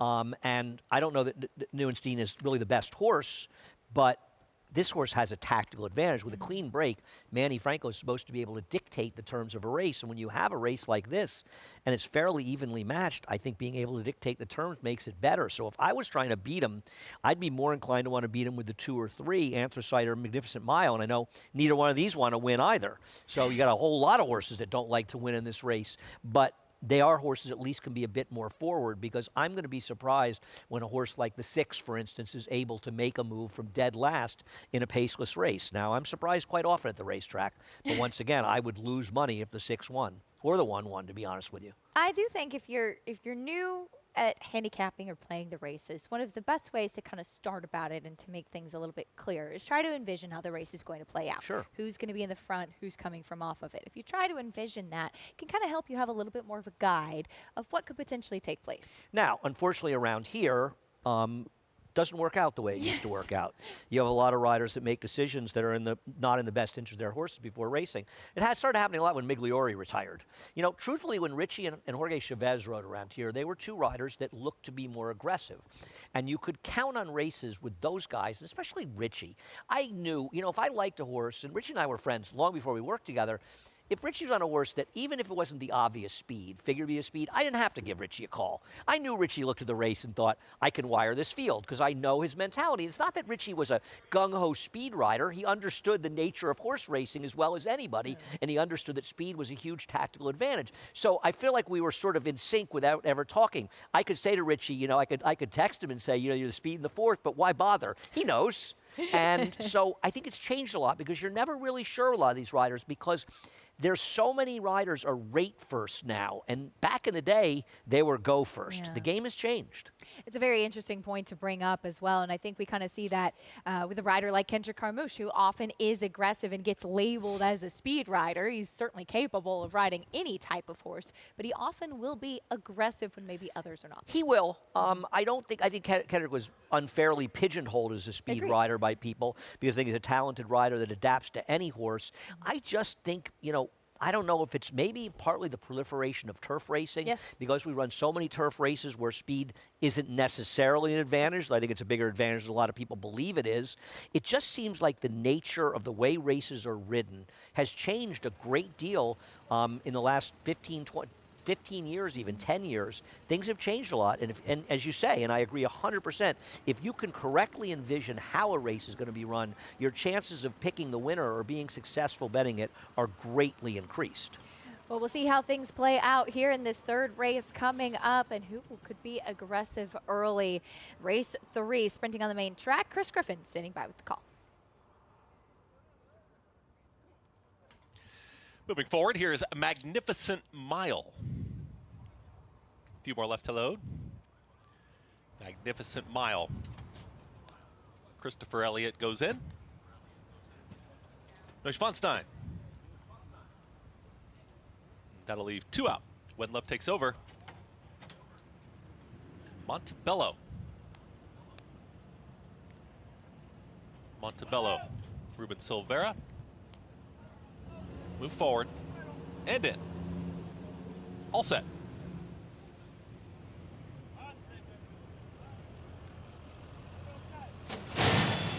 And they're off. Montebello has speed from the outside, and there's Neuschwanstein. And now Neuschwanstein takes it right to Montebello, and these two hook up in the early stages. Moving up towards the far outside is now When Love Takes Over. Wants to go, is climbing just a touch there, is out in the center of the racetrack, and down towards the inside here comes Magianera. Bottled up in between horses, Magnificent Mile is right in behind that leading duo. And the early trailer, Anthracite, can see them all as 3.5 off the lead, 23.31 for the opening quarter mile. The leader is Neuschwanstein, and here comes the run from Montebello, is trying to re-engage that leader, and down towards the inside, Magianera nowhere to go yet, just there in the shared third position when Love Takes Over. Magnificent Mile is looking for clear running room, and now tips towards the outside. Anthracite starts to make up some ground, rail skimming ride as they get set to reach the top of the stretch.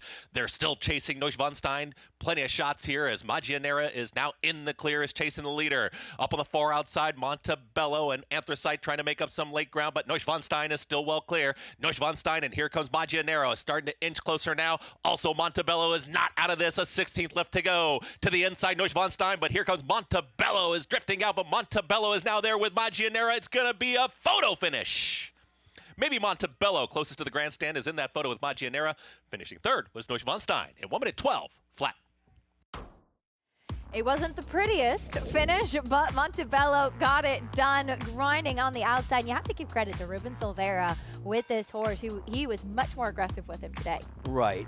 It's impossible to look at your PPs and predict this race was going to be run in this manner. Now, no excuse for the number 4, Neuenstein, who had everything his own way in the front end. Ruben Silveira rode the hair off of Montebello. He backed up on the turn, looked like he was going to finish absolutely nowhere, and somehow was able to re-rally. How, I have no idea, because he absolutely looked finished at the top of the stretch, and it looked like the only horse that could catch the 4 was Magianera. Now, fortunately for Montebello, when he started making his run, it was Magianera, and he said, oh, thank God, I don't have to win a race. And this horse got him, and Ruben is an aggressive rider. The thing was, good for him getting him in the race. It just looked like this horse was completely done on the turn. I have no idea what was going on here. But also, then in the stretch, he did not give up on him. He was hanging on his left lead, finally late, got him to switch over, and it was that kind of last little surge to be able to get the win over Magianera. And as you said, it does help that he's running down a horse that's not a winning type, that will often find an excuse to get beat. But that being said, the 4, as we anticipated, in Neuschwanstein, able to control things on the front end throughout. No, the 4 had everything his own way. It's just I don't mind having picked him. I got exactly what I wanted. He's just not good enough. He's not going to win under these circumstances. Good luck to him ever winning a race in New York after this. And because he got run down by not 1, but 2 horses don't particularly like to win. And once again, Montebello looked finished on the turn. I mean, ridden, when you ride a horse against the nature way it wants to be run, those horses will often spit it when it's not working out. And in this case, he kind of did, and then he re-rallied. And as you say, Ruben never gives up. And one thing you want, if you want a guy with rides hard, Ruben Silveira is your guy. Certainly did. Randy Starr from LSU Stables. High five to trainer Rudy Rodriguez as Montebello gets the win. Let's go down to Richie. Yeah, guys, I think Montebello was spinning his wheels running in place because he was trying to get out so badly with Ruben Silveira, who's having to hold him in. And when you're holding a horse in, you're correcting them. You're not allowing them to go forward. So once he got in the stretch and he just dropped his hands and could ride him, even though he was on the wrong lead and drifting, at least he could go forward then. So I give Ruben Silveira a lot of credit for this ride, for his never say die ride, how strong he was to hold him in, and the fact that he hustled him and put him in the race, which I anticipated him doing from that outside post.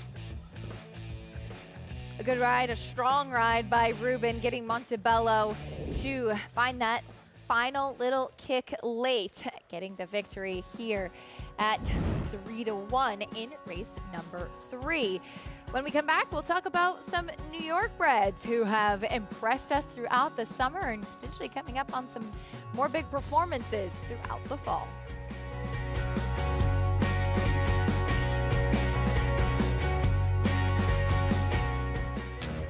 The classic looks of a 2-turn type, yet the precocious brilliance of an undefeated G1 2-year-old. Maxfield, a breathtaking run at the top of the stretch. Maxfield. He took it to the max in his chosen field. Now you need a mini Maxfield in your chosen field. His first yearlings are selling now. Maxfield. Classic looks and precocious brilliance. Darley.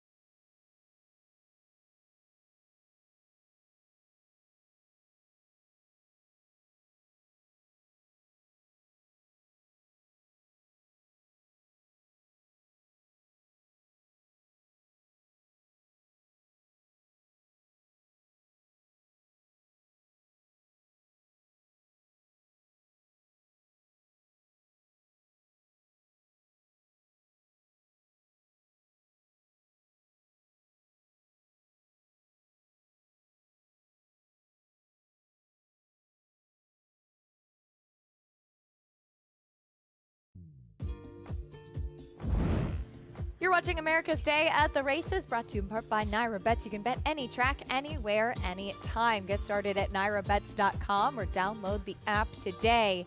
In the third, Belmont at the Big A, 3-1 winner Montebello, and a strong ride from Ruben Silvera. He certainly earned this win today. No, Ruben, he never gives up, and he just keeps on riding and ground out the victory. I think it helped that the speed horse, Neuenstein, just couldn't finish the deal.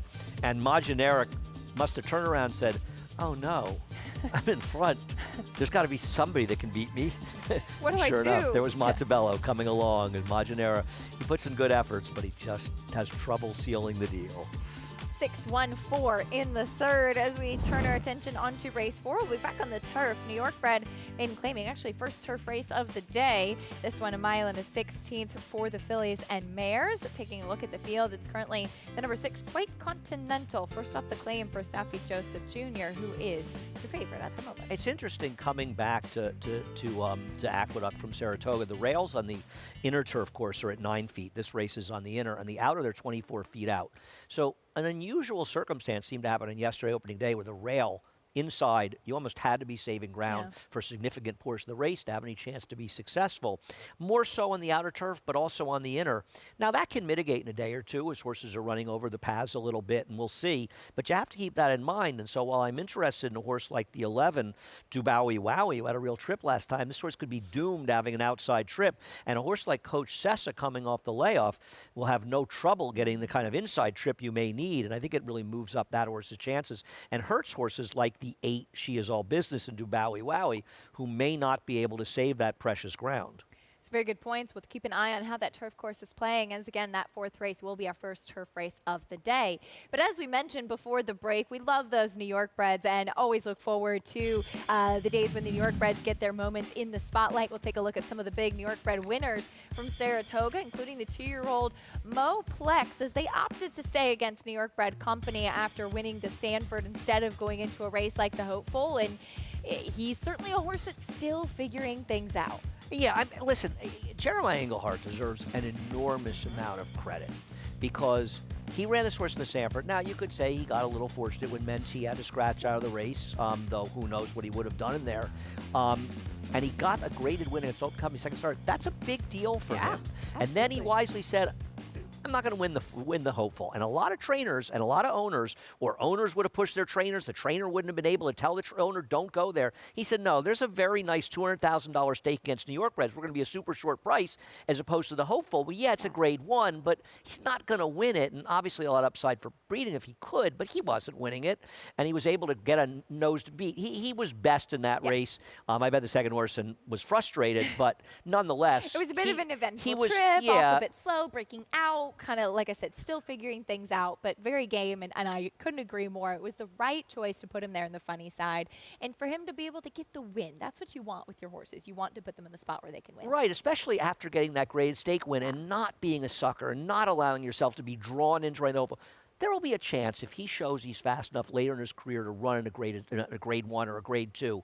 But right now he needs to prove he's faster, and he's going to run against the New York breds, I would imagine, till then. And Jeremiah, I think, deserves a ton of credit for having the courage to make that move, a move a lot of people wouldn't have made. Absolutely. Mo Plex was impressive this summer. He's 3 for 3, in fact, of remaining undefeated. In Pandegate, we saw him come back from his third-place finish in Dubai to win the New York Derby up at Finger Lakes, and then take the Albany at Saratoga, and that was the big race circled on the calendar for him. I thought he ran very, very well in the Albany. Better, I think, than the margins suggest, and people might give him credit because he was a heavy favorite. I think we all have a tendency to say when a horse wins at a short price, well, that horse was the best horse. So, but because he's a tough horse to ride and tougher to get going, Dylan had to start to ask him at the half-mile pole and ride him and make the big wide move while Javier was riding Doc Sullivan, who is a nice horse in his own right. Javier knows who that horse is, and Javier just sort of very quietly waited inside, and he waited to make his move, and he really, it's not Dylan's fault, but Javier was able to give a ride that helped his horse a lot more than Dylan, because Dylan was riding some of a talented, but problematic runner. So I think the Pandegate actually ran a much better race in victory than it might appear. Now, I imagine they took a look at the Pennsylvania Derby, but they're probably going to be staying. Are they going? It was a potential, from what I understand, Christoph feels it's a bit too quick back for him, and He's such a baby. He really is. You know what? I get it, but I got to tell you, that's one I might have taken a shot. It's a winnable grade 1, and he's pretty good. And also, if Parks plays the way sometimes it does, where outside runners have a good chance, it could fit him. I can see the temptation to run there. Sometimes it's also a highway with inside speed, too. It is. You never really know what's going to go. You never really know what it's going to be. I guess the only thing is you say... He's a bicycle horse. You know, he's got that big, long stride, and Dylan is well aware of that, for sure. Yeah. No, he's a really nice horse. I was glad to see him get the win. I think Doc Sullivan's a really good horse as well. Very nice horse, It's the two of them. They've created a little bit of a budding rivalry there. Doc Sullivan yet to get the jump on Panda Gate, but we'll see what the future might hold. And speaking of 2-year-olds, we saw accelerating. Was a short field early on in the Seeking the Ante for the 2-year-old fillies, but she was impressive for Steve Asmussen pulling away. Yeah, she's had things her own way in her 2 starts. She caught an inside track the first time out, but she got involved in the fast pace. She is quick. She's very fast. She's fast. You know, how good she ultimately is, we'll find out, but she's quick. And you know, a dangerous speed horse like that, especially in Steve Asmussen's hands, could be dangerous going forward. She's a nice horse. I think she kind of got sort of lost a little bit in the shuffle up in Saratoga as a New York bred, and she shouldn't be disregarded, and we look forward to seeing more from her down the road, and we'll see how far she ultimately wants to go. Absolutely, and like I said, plenty of exciting action to come for those New York breds in the fall as well. That New York Showcase Day up at Saratoga it's always one of my favorite days. It's a lot of fun. Certainly, you look forward to the big graded stakes afternoons, but those days for the New York breds, I think, are a lot of fun. They're some of my favorite days. I love seeing those horses come together because they become your friends. They do. They really do. And, you know, you with the Clements, I mean, one thing about Christophe, he has always done a very good job of having good New York breds. I think he's done, you know, you think of Christophe with the success, obviously Europeans and turf horses and stuff, but he's always been able to get good New York breds in his barn, and it's a very important thing to be as a trainer in New York with the opportunities afforded, and he takes advantage of it as much as anybody. Race 3, Monmouth Park coming up next as we see horses moving towards the starting gate. This race is a claiming race, $7,500, 6 furlongs on the main track for the fillies and mares. And right now the 3, Utopia Rose, just makes sense on the drop-in class as the favorite. I'm not going to argue with that. But on the drop down, you know, this is such a significant drop down here. The 5 appears to be the speed on paper. I guess the 8's not impossible. The good outside post off the claim for a trainer who's winning a lot of races. But on the drop down, Utopia Rose is the worst to beat. We'll see. Race 3, Monmouth Park coming up next in a fast main track. Matt Dennerman standing by with the rest of the load and call.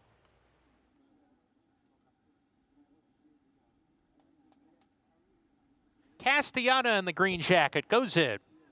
Hypatia, post 6. Rosemary Potatoes. And to the outside post, Made Birdie. Here's Made Birdie. Made Birdie's in. We're ready to go. Got him. And they're off. Ammirati from the inside post, bobbled actually coming out of the gate, but is quickest from the inside. Offensive-minded, strides to a head lead. Rosemary Potatoes right there, and Made Birdie right off of them in third. La Machina Rosa tucked in on the inside, down on the fence, will stalk the pace. Utopia Rose is coming to split horses and claims the second position to Press Ammirati, who leads with a half mile to go. Castellana usually towards the front of the field. Today she's second to last, only 4 off the pace and a gap of 2 to Hypatia, who's the trailer, sent along hard by Matilda Burnham as they round the far turn. Here comes the class dropper, Utopia Rose, to stick ahead in front of Ammirati, who's fighting from the inside, but is back in second, needs to counter punch from there. La Machina Rosa switching off the fence and producing a rally 3 wide while pumped upon at the top of the lane, and Made Birdie is with her. They're off the turn. 4 runners across the track now. Made Birdie and La Machina Rosa are kicking on together. Utopia Rose has been passed. Ammirati reclaims the 3rd position. 16th to go. It's a match race. Made Birdie on the outside. La Machina Rosa inside. Nose and nose. Here comes the finish. It's going to be tight outside. Made Birdie out finishing La Machina Rosa. Ammirati was 3rd. Utopia Rose 4th.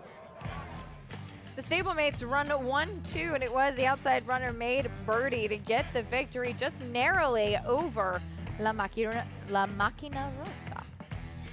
stablemates. Yeah. Michael Simone running 1-2 here. He didn't have to worry about it. He knew he was going to get the money in He's here. going to win no matter what. The 8 making the run here, and his drop downs can go either way. And Utopia Rose, they dropped down for a reason, as she did not run particularly well, but made birdie off the claim. Keeps it going, even though claim from a pretty sharp outfit. Gets 2 wins in a row. Sammy Camacho in the saddle, made birdie with the win at Monmouth Park. Horses in the paddock for the upcoming 4th race at Belmont at the Big A. There's Quite Continental, your favorite, currently first off the claim for Saffie Joseph Jr. Mandatory payout, middle pick 5, and our first turf race of the day coming up after this.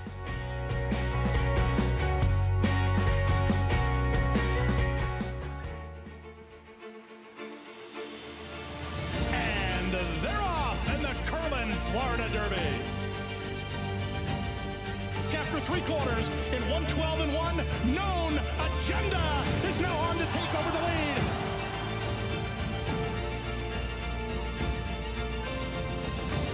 It's Known Agenda for St. Elias Stable. Florida Derby winner, Known Agenda. Horse racing? Check. Weekly promotions? Got them. Huge payouts? You bet. With Naira Bets. Download the app today and bet on any track, anywhere, anytime with live HD horse races, betting tips and tutorials, expert picks, and more. You bet with Naira Bets. Join now for a new member bonus at nairabets.com. You just have to get in the seat of a John Deere Gator XUV 835M. Not because of the spacious cargo box. We're always picking up rocks out in the field, and the hydraulic bed has been really nice. Or because it can tackle any terrain. It can handle anything. Not even because it tows up to 4,000 pounds. We can pull things around easily. You just have to get in the seat, because something about being this productive just makes you smile. It's made life a lot easier. Learn more at johndeere.com/get-in-the-seat. Racetrack Television Network brings you every race, from every track, on every screen, every day.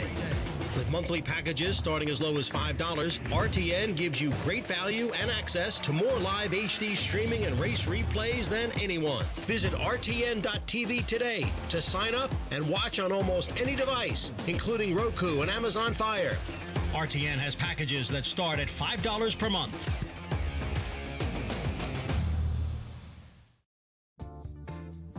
You're watching America's Day at the Races, brought to you in part by America's Best Racing. For the love of the race, visit americasbestracing.net today, as we have somebody new on the set with us, Sarah El-Badoui, joining us. So I don't know if we've ever had the 3 of us on the desk together before. We must have at the some same point. time. No? Yeah. Well, excited to be here with both of you, and certainly a lot of great racing coming up. At Woodbine, we'll be covering some great racing at Monmouth as well later on, and plenty of graded stakes still to come.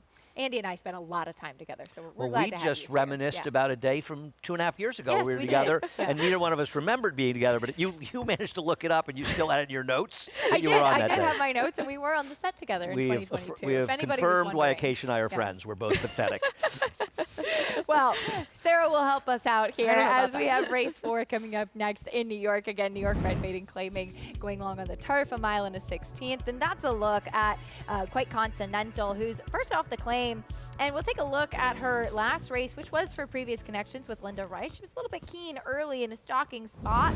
Ended up finishing second. What were your thoughts on that race? You know, Sarah and I are both against this horse, feeling like potentially meeting some better horses today. It is hard to argue Saffie Joseph horses, Sarah, how well they ran in Saratoga. And it'll be interesting to see. I think one of the things coming into this meet here is, will those Saffie Joseph horses have the same kind of magic they had upstate? And I think that's a valid question to ask about anyone that had a sensational Saratoga or who maybe did not have the meet that they were expecting, because this game is so cyclical and anything could change for these trainers to see who ends up having the stock to bring in and do well at this meet. And I agree with you. I just kind of think that this is a horse that might be running into some tougher company, potentially some class droppers as well in this spot. I agree. I mean, I don't like anybody that finished behind her. On the other hand, Tongue Twister, the horse who won the race, came back with a very solid third, a big price against much tougher. I'm going to side against as you are, and at 5-2, I'm happy to get beaten by this horse and be wrong. 5-2 right now off the claim, and I know Safi Joseph off the claim often does turn a lot of heads, but she was with Linda Rice last time out as well, which I think is also an important note. And Safi's numbers on the turf are not nearly as good as they are in the dirt, particularly in New York. For what it's worth, off the claim with turf routers, he's got decent numbers, 25%, $1.77 ROI. With maidens, just 2 for 12, but it's a pretty small sample size. Speaking of Linda Rice, she has one in here, the 8, She Is All Business, who's taking a drop in class, which could be significant.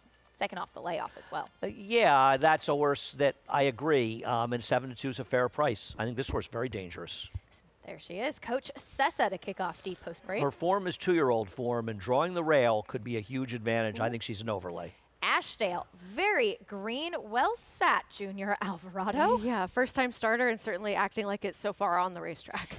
Here's the 3, Rialta stretching out. Stretches out for Bruce Levine, who is 0 for 24 with 2 hitting the board with turf stretch outs over the last 5 years. Romero Mirage going to climb aboard. There's a 4, Starlight Dancer. Did run well last time out to finish second. We'll see if that repeat of an effort could do enough here. Might need to get a little faster. Lady Lauban picks up Dylan Davis. She's kind of lost her good form, but she does drop down, and if Dylan's aggressive, he could be forward on the inside. Your favorite, Quake Continental. Is first off the claim for Safi Joseph Jr. We'll see how she stacks up in terms of class. She is all business for Linda Rice on the drop. Big pedigree on this horse, kind of a quick give up. Can excuse the 2-year-old races, would need to get a little faster. Everything from that mare seems to be a runner. Here's the 9, Purest Performance. And we should go back to that about the pedigree on the 8. Purest Performance is just impossible to make on paper. Here's the 10, Holder Close.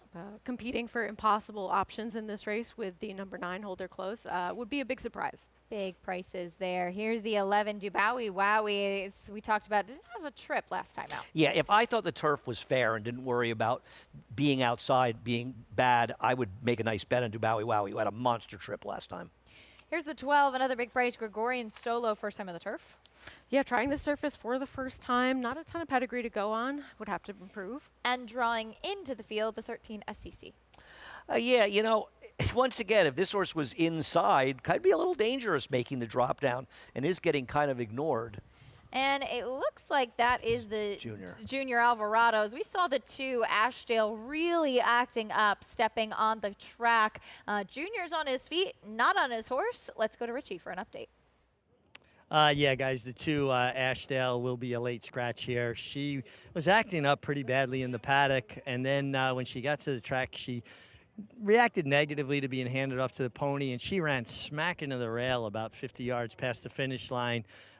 Looks like she's okay, but they always are on the side of caution. She is scratched. She'll get a full veterinarian examination before she'll be allowed to compete again. But she just kind of got a little unraveled in the paddock, and it continued onto the racetrack.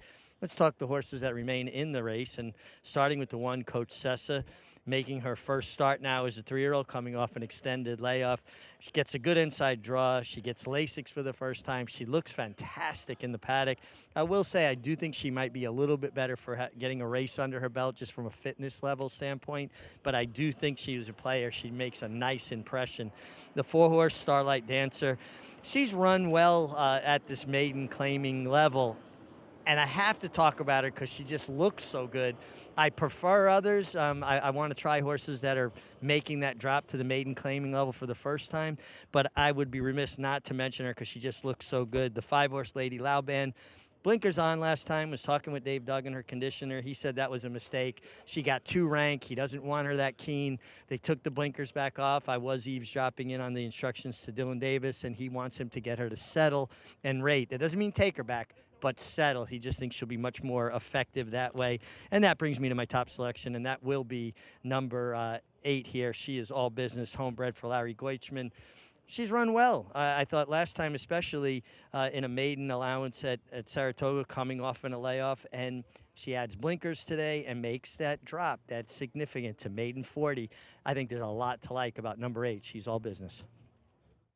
She does make a lot of sense here. Richie, thank you. Taking the drop in class. And guys, as we were just discussing with the pedigree, this is a filly. So even though she has yet to show much on the track with the pedigree, the mare Elusive Rumor, pretty much everything from this mare is a runner. And being by Oscar Performance is a pretty hot stallion. She's worth something as a broodmare prospect.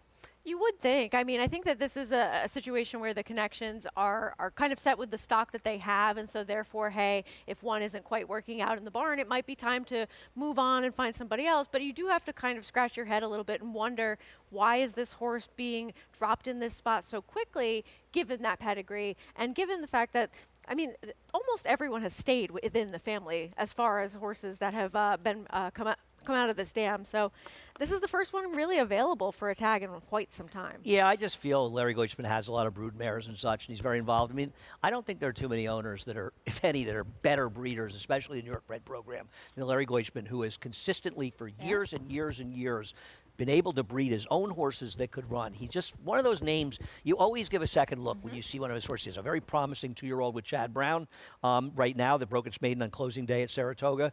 And I think it's interesting, and I wonder if somebody will claim this horse thinking, see how she can run, but at worst, she's worth half to a little more as a broodmare, and she hasn't proven yet she can't run at all. She's 3-1 right now. The 11 Dubawi Wowie, Andy, as you mentioned, had a trip, and that was her first time for maiden 40. Was legging in on the left lead as well, but she was very far back. Yeah, I mean, she got badly steadied early in the race, back to last in there.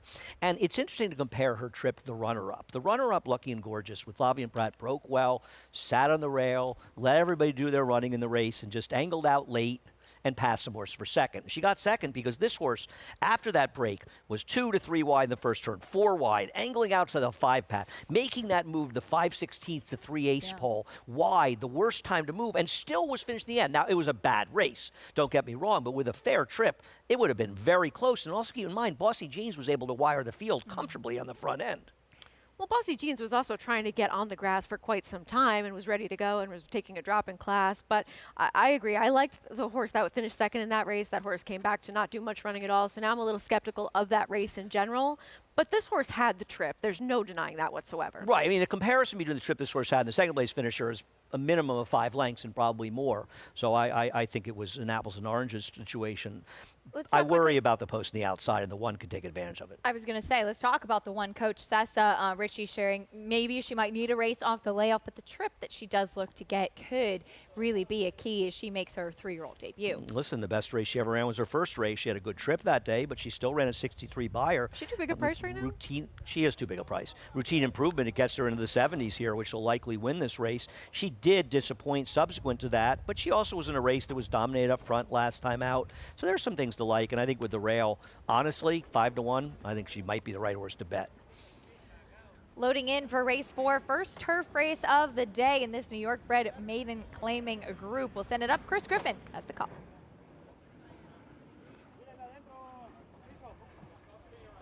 Lady Lauban stepping forward.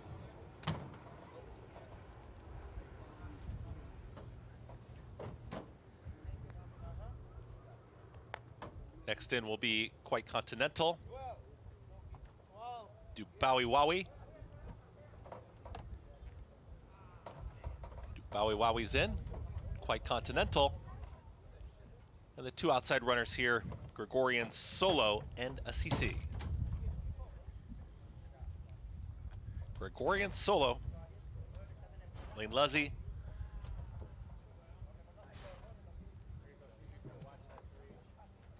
Hesitates briefly.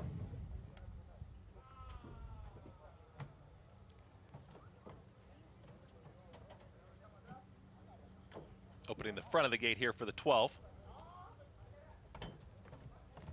Now in, Assisi, last to load.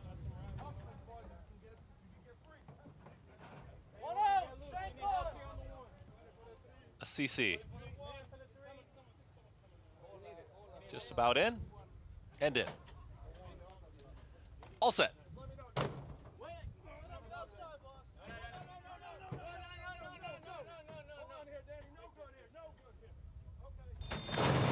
And they're off. Nice break for Quite Continental. Goes right out to the front with some early speed. Rialta's in that early mix. Also right there is Starlight Dancer. These 3 across the course early. Joining them, here's Pierre's Performance. We'll tuck right in behind the leaders. On the far outside, Assisi is trying to join this front group.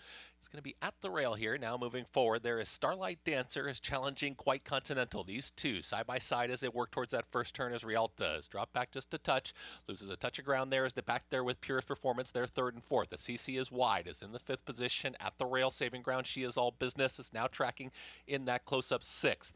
To the outside of that rival comes Dubawi Wowie, is in between runners, is right there in that shared sixth position. In behind them comes Lady Lauban, who's back to eighth. Then comes Gregorian Solo towards the back end of the field with Holder close, and the trailer, Coach Sessa, can see the entire field as they went 23.30 for that opening quarter mile. Starlight Dancer and Quite Continental. They're still 1-2. A neck in front towards the inside. There is Starlight Dancer doing it comfortable enough. Right there is Quite Continental. These two still there. In between horses now moving forward. Here comes a run from Purest Performance. Starts to inch closer. Is now taken a lone third. Out wide of there is a CC who progresses, is taken fourth. Rialta starts to lose ground. Is under a drive. Dubawi Wowie looking for room here from six. And behind them comes She Is All Business. Holder close is making hard work of it, also trying to rally on from the back is Lady Lauban. They get set to reach the top of the lane, and the front two are still there. Quite Continental is now called upon for the effort. Starlight Dancer is hanging tough. It's Quite Continental trying to push on by. Starlight Dancer will not go away, and Starlight Dancer towards the inside. Quite Continental. These two continue to battle it out. Trying to join them is Purest Performance, who starts a rally on the grandstand side. Quite Continental has taken the lead. Quite Continental is in front. Quite Continental almost there. Quite Continental gets the victory. Starlight Dancer, then came Purest Performance, then a photo. She is all business with an oncoming Lady Lauban in 1 minute 43 and 1. Pace held together, the 6 Quite Continental able to outgame the 4 Starlight Dancers. Those two were on the front end throughout in this race. Well, Sarah and I shared the same bad opinion on Quite Continental, but Savvy Joseph able to get it to win. And I would say there were a lot of no-shows in this race, which obviously helped. And being outside the 4 had the advantage of being inside, but Starlight Dancer is coming out of a weak maiden race as well. A merry-go-round affair with these two, and the most surprising performance, and you pointed out to me, Sarah, in the stretch, was the 9. Purest Performance. I mean, the only horse that actually seemed to be making up some ground on horses that were on the front end the whole way around the racetrack and was always wide as well. So interesting to watch going forward. I mean, the 1 just fell 100 behind the field and almost into your end. Your 8 horse had a good trip on the rail, and she was a distant 4th. My 11 got a decent ride from Kendrick. She just had nothing. And let's take a look at the start. The 1 Coach Sessa, she breaks fine. There was no issue at the start, and then gets a little bit headstrong right here, but then is just very far behind the field and never makes up any rally after that. Problematic horse, to say the least, in here. And there just didn't seem to be any movement whatsoever. And it wasn't like there was an absolute crawl fest up front. I'm not saying it was a particularly fast pace, but you know, there were horses within distance that could have made a move, and nobody made a move at all, except, as you said, maybe the 9 made a little bit of a move. Yeah, I don't want to make a strong opinion about the turf course yet, because this could have just been a bad field, but definitely something worth watching going forward. I don't see anything to dissuade me from thinking you want to be inside, but yeah. 6-4, 9-8, 5-2 over 8-1 over 90-1. You had that trifecta. Race 4 on the turf in the book says we will have some more action from Monmouth Park after this. Race 4 over the Jersey Shore, about 8 minutes away. A New Jersey bred maiden special weight for the 2-year-olds after this. Introducing a stallion, as top class as they come. In 22 career starts, he won or placed in 12 graded stakes, competing in 15 grade ones, earning over $1.7 million. His undisputed speed is evidenced by 7 100-plus buyer speed figures, a 3-time grade 1 winner, Raging Bull.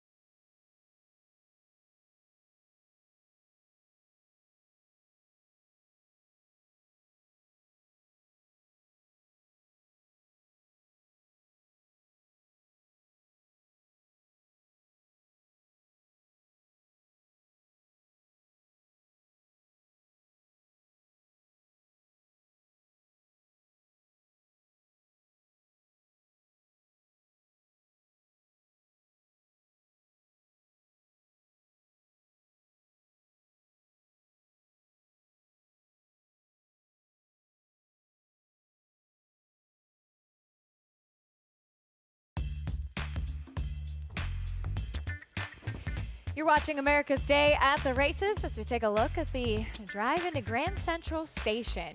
I have spent many a day in Grand Central Station. Probably Really? actually one of my You favorite. want to tell us, expand on that?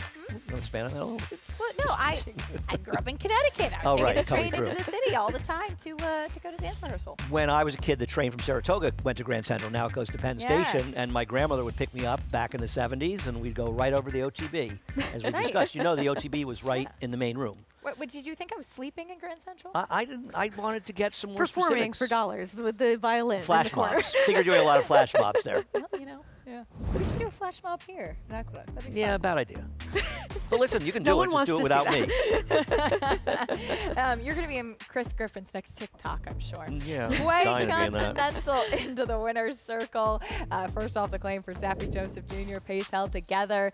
Kind of went 1-2-2-1 around between this one and Starlight Dancer, and she was the one who had just a little bit more in the stretch, Sarah. Yeah, I mean, this was a race where when you had a lot of those horses that we thought to be the more logical types on paper just really not show up and do much running, then you're left with this one being the one that has the recent form to bring into this race, sat close to the pace, able to go on with it. I am really impressed, I gotta say, by Purist's performance. Wide the whole way, trying to make up some ground, kind of a horse that showed up against a huge price. I wouldn't say why. I mean, it was the two-path, but still. 90-1 in third. Number 6, Quite Continental at 5-2 gets the win, $7.80. So official in race 4. Taking a look at the field for race number 5. We're back on the main track here for this race coming up, and this will be a mile on the main track. It's a $10,000 claiming race for 3-year-olds and upward, and no surprise, the entry currently a short price. It's all about the money, taking a drop in class, and it got feeling as well. Yeah, this is, I mean, Sarah, I can't take this entry at a short price. I'd rather take the weirder one, gut feeling, but I'm going to try to get creative in here with Bronx Bomber. Yeah, I have no strong opinion in this race. You have a lot of horses that we've seen a lot from on this circuit, or ones that are making some changes in terms of class, but it's a wide open group. Looking at doubles, based on the doubles, the entry is going to be 3 to 5. Yes. Doubles paying $10 for $2 with a horse that just won and paid $7. How could this entry be 1 to 2? And I'm looking at even like pick 4, they're overwhelming favorites. Pick 5, they're overwhelming favorites. Really?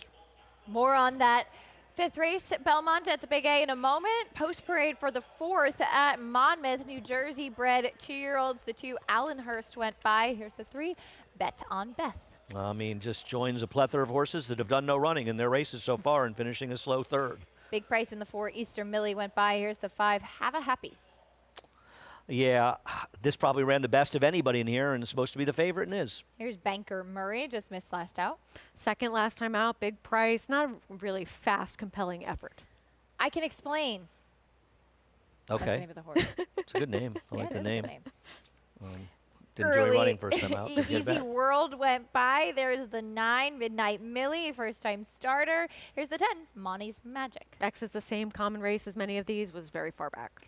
Carablanca is next. Oh, well named. Carablanca means white face. Has a big white face. There you go. Yeah. Better than anything I had to say. Goonie. Also a fun name. Another one that comes out of that common race that many of these do was bet a little bit in there. More Mayhem went by, and there's a 14, She's a Bombshell. Was favored first time out, stumbled at the start, off a little bit slow in there. Could be a horse that runs a little bit better today. 4-1 right now on the board from the far outside. That 2-year-old filly by Sea Wizard, a sire whose progeny we've seen be very effective in New Jersey and even open company as well. You think of Sea Streak as we'll take a look at the Long Branch Stakes. This is a cool horse, isn't he? He is. He's significantly outrun his odds on multiple occasions. This was not one of them, as he was bet quite a bit in here. But the success that Sea Wizard has had with limited opportunities in terms of his offspring, and especially with his first-time starters, he's had some impressive numbers, and this horse really did quite well for himself, winning this race very convincingly. And the 14, She's a Bombshell, 6 to 5 the debut, was absolutely pitiful. Did stumble at the start. We'll see how badly that affected the horse. They're coming in again, 7 to 2 right now, and possibly going to go down to 5 to 2 or so. Maybe give it another chance. I mean, Did you find anything sneaky in here, Sarah? I don't know about sneaky, but I do have kind of an insane horse as far as one that comes out of one of many common races that a couple of these share, and that's the number 11, Carablanca, who was off extremely slowly, did rush up into second, show a little bit of speed, and then faded, would need a complete turnaround, but as a huge price, I thought at least it showed me a little bit of something first time out. I got nothing. I don't, you want That's why they pay you the big bucks, right? Well, I mean, they don't pay me the big bucks to try to pick the winner of this race.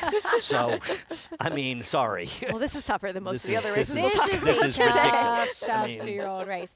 And, I mean, you only have one first-time starter who's a very big price on the board in the 9, 45-1. The rest, as Sarah was mentioning, a lot of common races, and there's just not really much to get excited about as far as the form. So, going into the 5, Have a Happy, who finished second on debut, she did hit the front and got run down late. Yeah, maybe I'd take the 12, who was, you know, the speed in that race now is in a stalking position outside. But honestly, this race is a dartboard race to me. Blinkers going on the 2, Allenhurst, jockey Maddie Olver going to climb aboard for the first time. And she is trying, as this is closing weekend over at Monmouth Park, trying to be the first female rider to finish in the top 10 at the standings at Monmouth in 2 consecutive years. That has not been done since the 1992-1993 year when Rosemary Homeister did it. Maddie, who we saw riding here to start on the NYRA circuit, she's holding on there in the top 10, was able to finish in the top 10 last year and will try to do so again this year.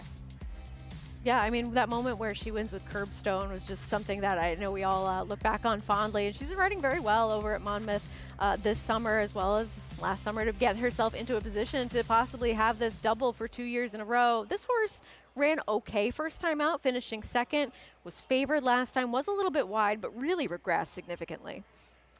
Maddie had a big winter as well, picking up her first graded stakes win, back-to-back graded stakes, in fact, with Super Chow here in New York, a horse that likes to drift a bit, but one who put up some big performances throughout the winter in those dirt sprint stakes. I have an idea.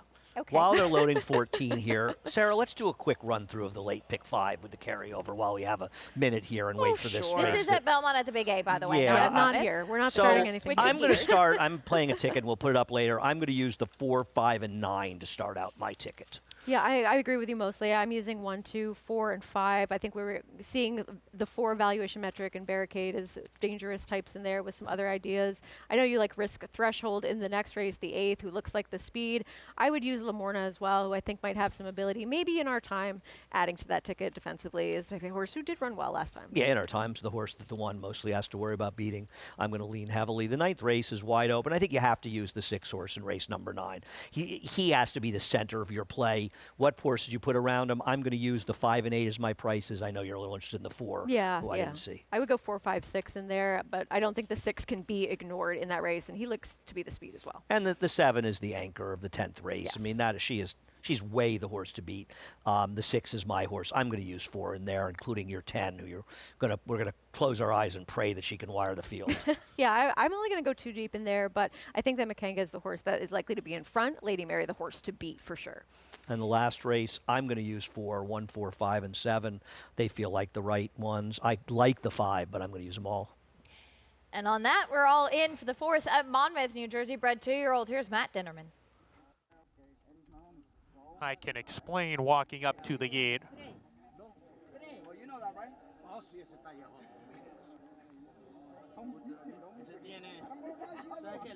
More mayhem coming up.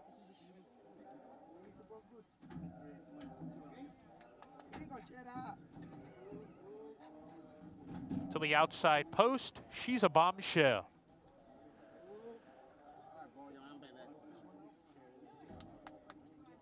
Waiting for She's a Bombshell.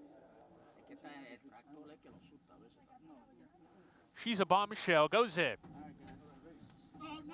We're ready to go.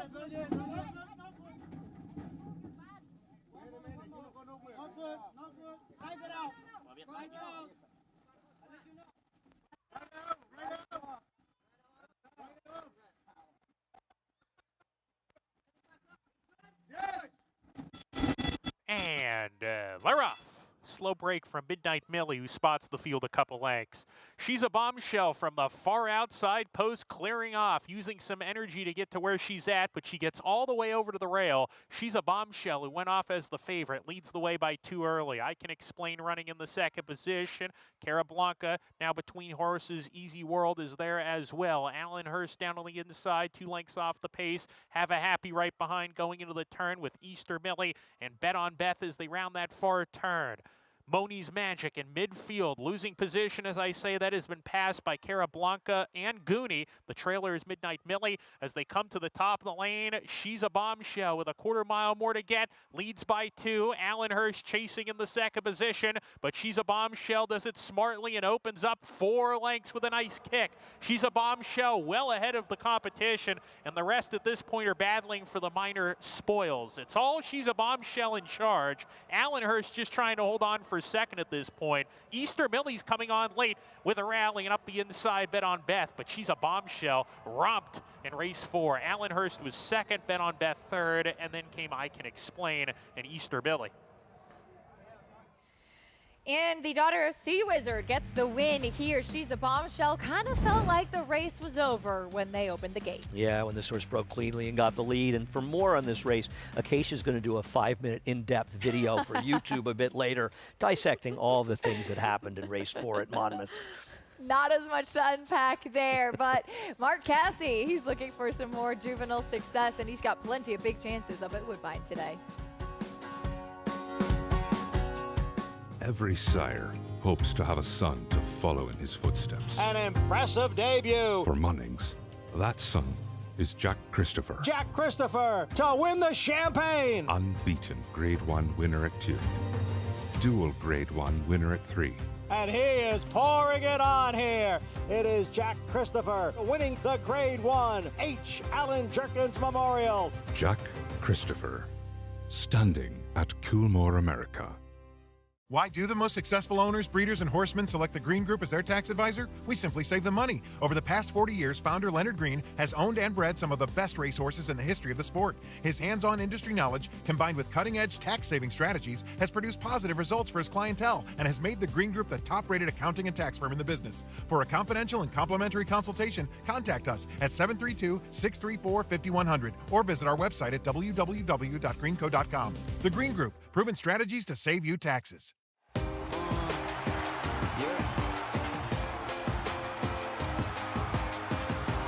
$1 million, did I hear? $1 million, $1 million on a $1,400,000 on a pie, $1,500,000 and $1,600,000, $150,000, $1,550,000 and a half, $1,500,000. Jody, thank you. Please hold your applause.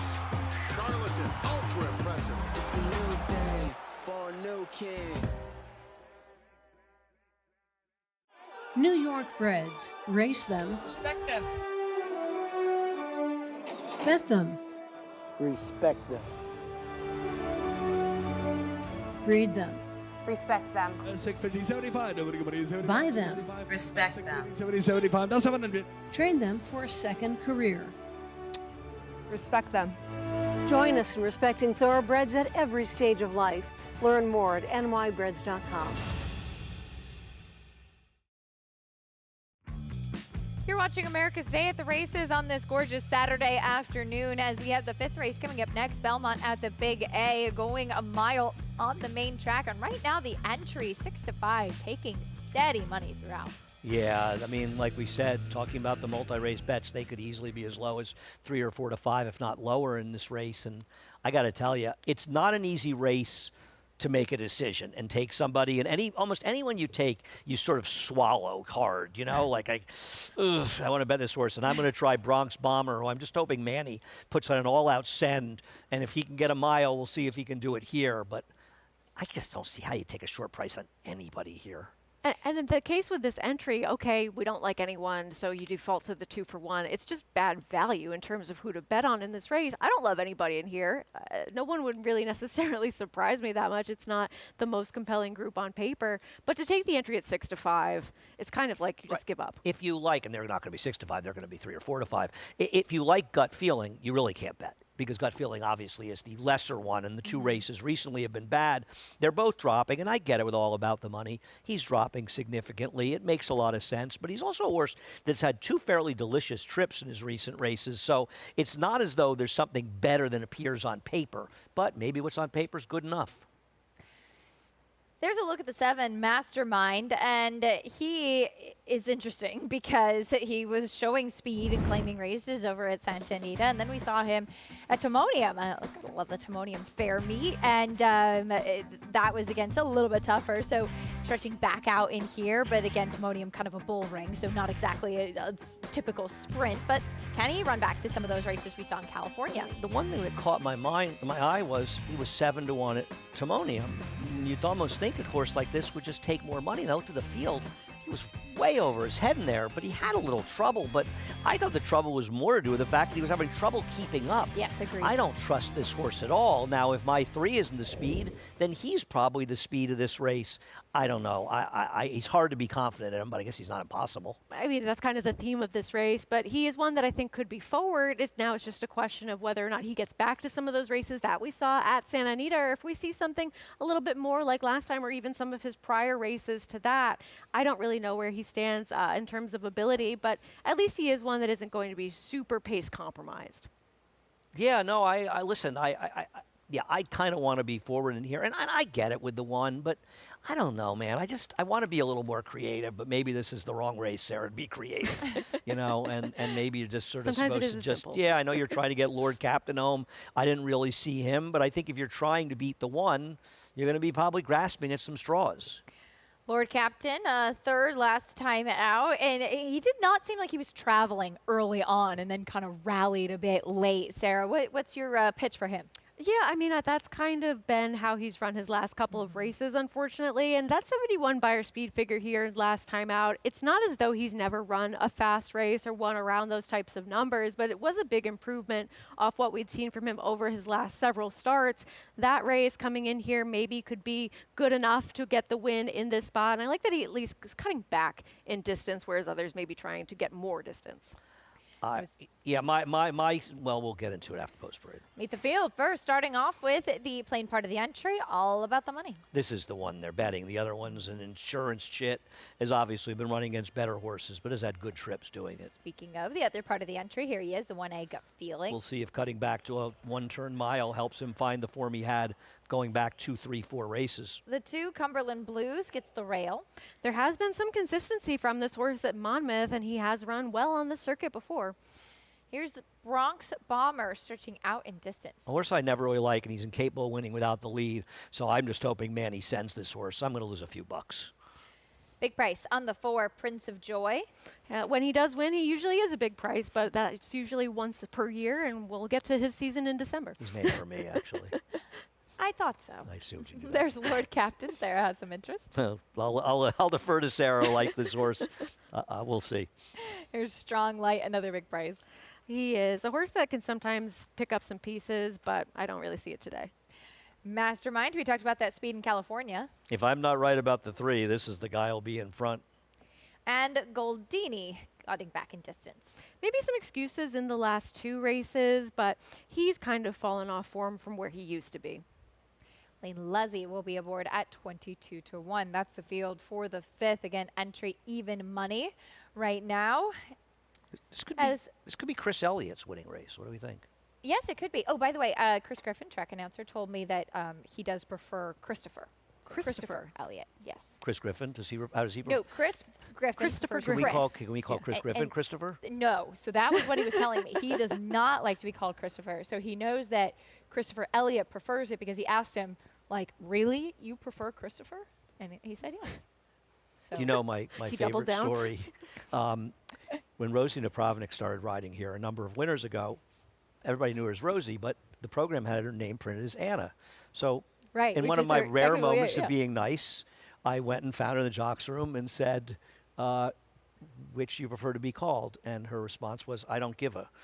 That's very funny. That was very Rosie. That's very on brand, too. I love it. She's great. I love it. Speaking of Christopher Elliott, there he is with Cumberland Blues. For more of this horse, let's go to Richie. Yeah, actually, I picked up on that as well. So I don't know if you guys noticed I was calling him Christopher earlier, where I was much less formal yesterday calling him Chris. Listen, the favorite, number one, all about the money. Could not look any better. John Toscano's been training winners since 1970. This horse is really well turned out. He's a very short price. I think he's going to be a handful. I'm not picking him because I don't want to pick a favorite, but I really, when I look at favorites, I'm looking for something that maybe, pulls me away from them. I really didn't see anything negative. Everything was positive, really well turned out. The 3-horse Bronx Bomber, I do think he's a horse that the way he can win is to go to the lead. I really question the mile for him. I just don't, looking at him from a physical perspective, I have a hard time seeing him get a mile. But sometimes a horse stretching out, the first time is the best time. They almost get a little confused. If he makes the lead, maybe he'll rate himself along. I thought he is a little bit interesting. Again, I just think the mile is the problem. And I'm going to pick the 7-horse Mastermind. I will put a line through the last race. Timonium is a 5/8 of a mile racetrack. Very, very tight turns. He is a big, long son who will take charge. I think the 1-turn mile is going to suit him extremely well. He's gotten a very aggressive warm-up, and I expect him to be forward. If he's not in the lead, he'll be tracking Bronx Bomber. And I just think he's not a bull ring type horse. It's a very specific type. You have to be very athletic, and he didn't impress me that way watching him as he went off. And then, you think about that Timonium sale that Fasig-Tipton runs, the 2-year-old in training sale.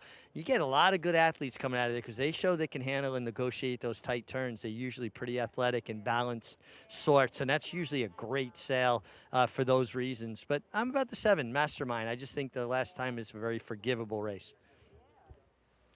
Certainly different conditions that he'll face here today versus trying that bull ring over at Timonium. Richie, thank you. Timonium is fun, though, too. They've got the Ferris wheel and the whole fair stuff and everything right behind while the race is going on. Are you a big Ferris wheel person? I love roller coasters, like really? The twists and turns. Oh, I get so nauseous. Yeah. Oh, I'm the biggest I can't baby do it. I love it. Yeah, I can't go upside down. I think I almost cried on Space Mountain. The ones like where your feet dangle and you do all the circus. Oh, no, I love it. No, I can't so do it. So fun. Yeah, I'm the big baby. Very brave. My mom and I drove to the Hen Melon place, so we were right across the street from the Washington County Fairgrounds. Yeah. And there was a going on. And I asked her if she wanted to go on the Ferris wheel. She did not. No? She did not even a Ferris wheel. No, I Ferris don't know. pretty I don't know. You allow the Ferris wheel over 90? I mean, Lucy's more courageous There's no than I age am. limit. It's height. You're not really dangling off the side of the Ferris wheel. Yeah. At least in theory. You're enclosed. Yeah. Yeah. I don't mind Ferris wheels. Yeah. They're What about like the cyclone at Coney Island? Well, I guess we know where we're taking you Andy. You kind of see your life flash before your eyes when you're up at the top of that. I'm embarrassed to say I've never been to Coney Island. Have you gone? No. Yeah, I've never been. But you've lived here longer than me. Yeah, I've a lot longer. Longer than you've been alive. You've had more opportunities to get over to Coney Island.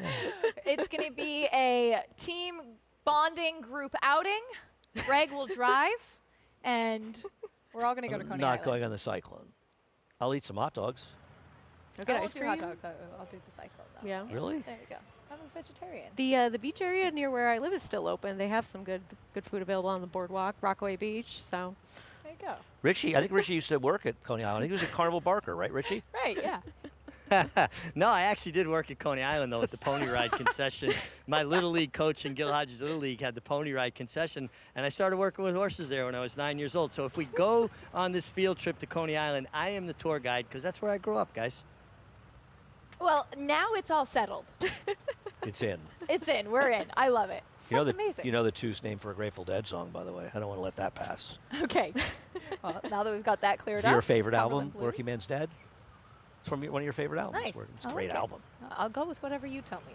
Great album. You're the expert. Yeah. That and American Beauty came out together. The entry, the favorite. We've gone off the tracks here for the 5th race coming up. Belmont at the Big A. Chris Griffin standing by with the call.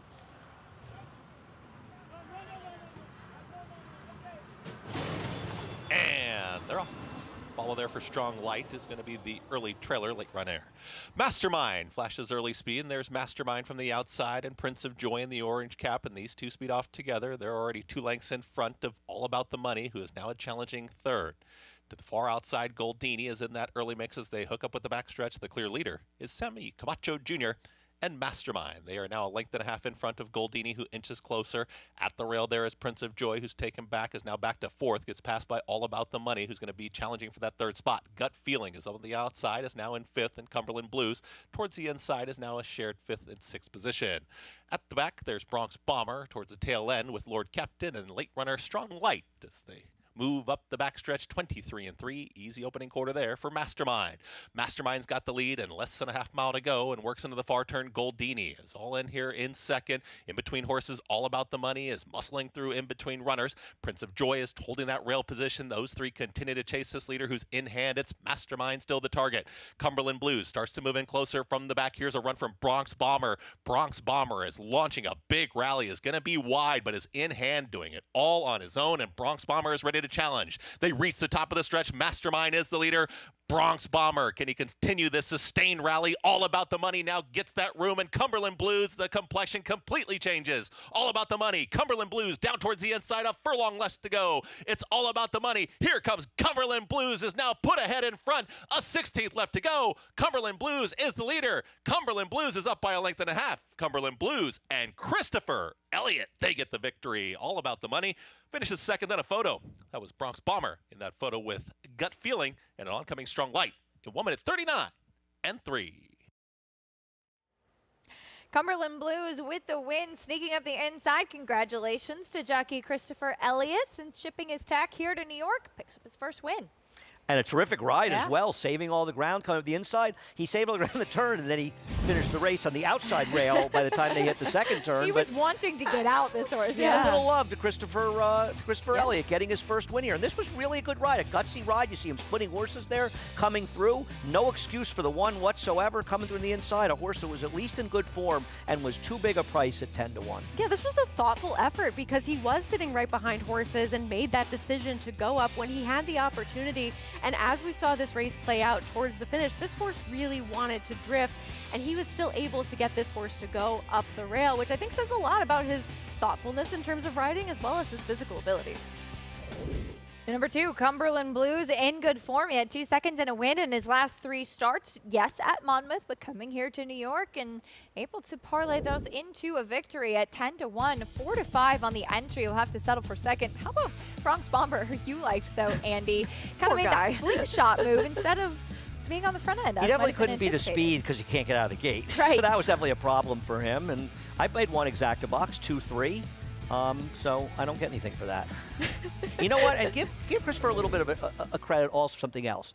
He knew this horse was drifting out, and he could have interfered with the one and gotten disqualified, and he was able to keep him inside and didn't drift until he got clear. So I got to tell you something. This is a good sign for this young man. This is a good ride by him and a nice job. We're going to take a look at the head-on, and so keep your eyes on the 2 in the black cap. He's going to come up the inside there late, and it's a smart move because the 1 right here, the favorite part of the entry, was All About the Money, and he's going right-handed, wanting to lug in, lug out, I should say, on that left lead, and he's able to kind of get there just enough before his horse really starts drifting. There's a little bit of hurting there. Yeah, there is a little something there. Now, that's none of it is the rider's fault. Right. We're going to have to keep calling him Christopher. It's so much easier to call you Chris, but I'm just passing on the message. No. We want to call people by their preferred name, though. I think after this race, we could call him just about anything, and he wouldn't care. I think congrats he's fine with that. And congrats to him getting his first win in New York. It's a big deal.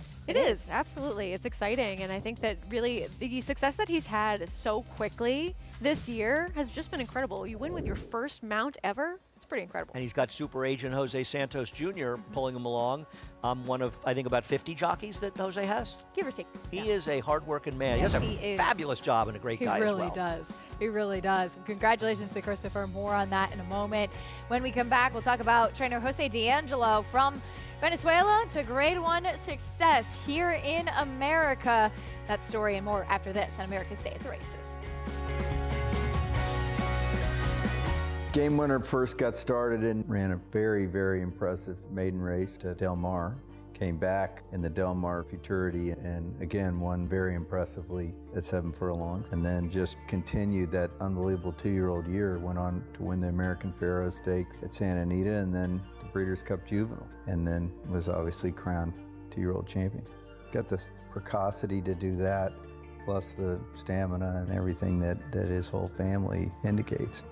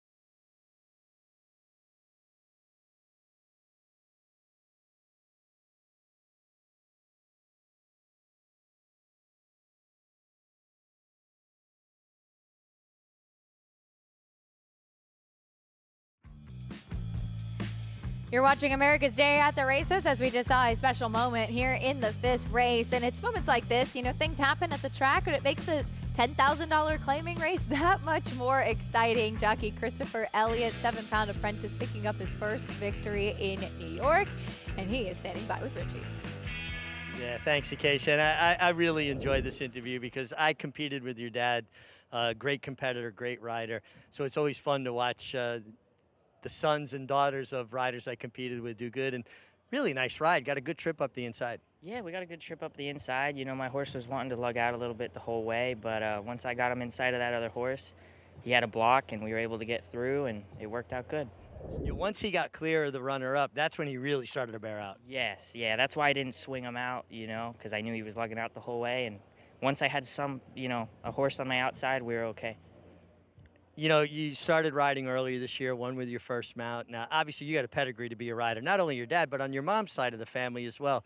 How old were you when you started to think about being a rider? I really didn't start thinking about it until I was like 14 years old. You know, I always watched the races and I enjoyed them, but when I was about 14, that's when I said, you know, this is what I want to do, so. And it's been a pretty kind of accelerated pace. You started galloping horses, wasn't that long, and there you are. Yeah, I started galloping horses really about like a year and a half ago. Back in Texas. Sarah Davidson, she gave me my first galloping job. So thanks to her and everybody that's helped me out, we made it here. So.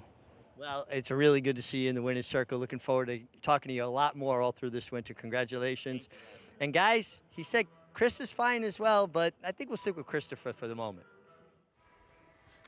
Well, now we're confused.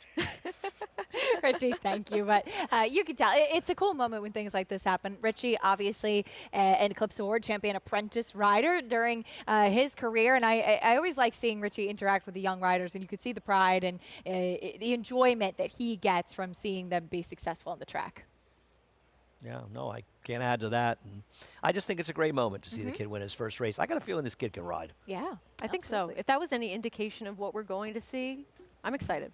And we've seen a lot of talented apprentices really cut their teeth here at Aqueduct, particularly throughout the winter. But it's not an easy place to ride any time of the year. Well, it's funny, you know, when we used to run the inner I always found the Inter to be one of the trickiest tracks to ride. A lot of two-turn races, sharper turns, and I always thought that's what a lot of younger riders rode, and it's kind of one of the tougher places to ride. Compared to Belmont, and the main track at Belmont, it's got to be like a rider's paradise because it's very hard to get in trouble at Belmont, on the dirt especially. Congratulations, Christopher Elliott, $23 winner there in race 5. I'm sure first of many to come here on the NYRA circuit.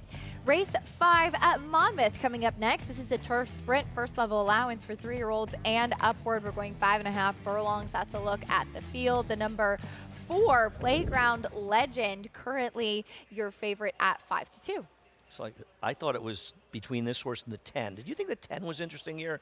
Lunar Module getting back on the turf for Jose Cameo? A little bit, because when you're looking at who's doing something new, at least this horse has never sprinted on the turf before. The one turf race was going a little bit further and ran okay, finishing 3rd in that effort. Seems to be kind of running the same numbers on turf or dirt and has been sprinting as of late. So I think that this one, it could be a horse worth using, especially drawn well towards the outside. And yes, there's been a little bit of regression lately, but facing some okay horses out of town.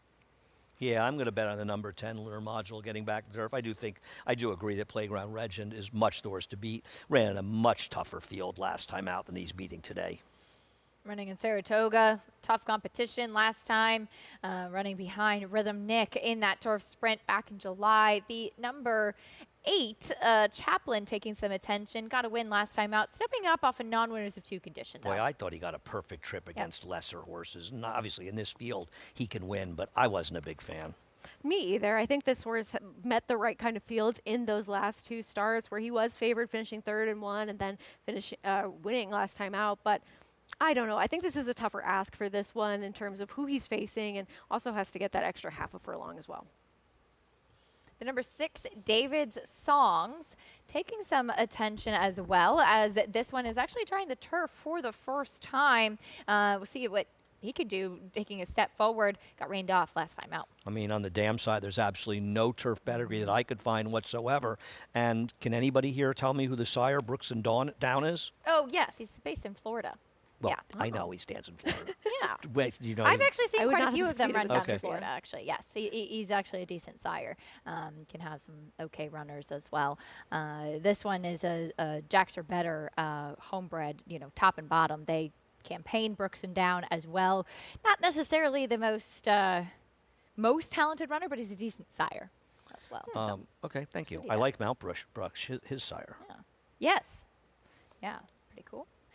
So we'll see what he does getting onto the turf for the first time. The 4, though, currently 5-2.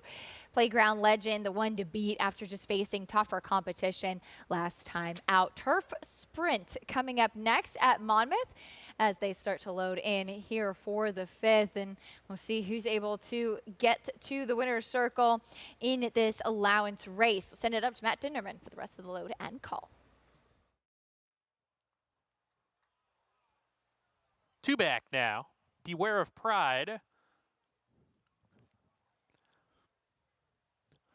And to the outside post, Lunar Module to round out the field.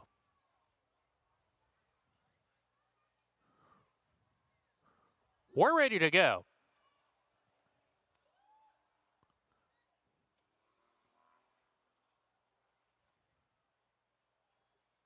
And they're off. The 10 runners broke in a single file line. Kamui, showing his customary front-running speed, is quickest, leads by a length and a half.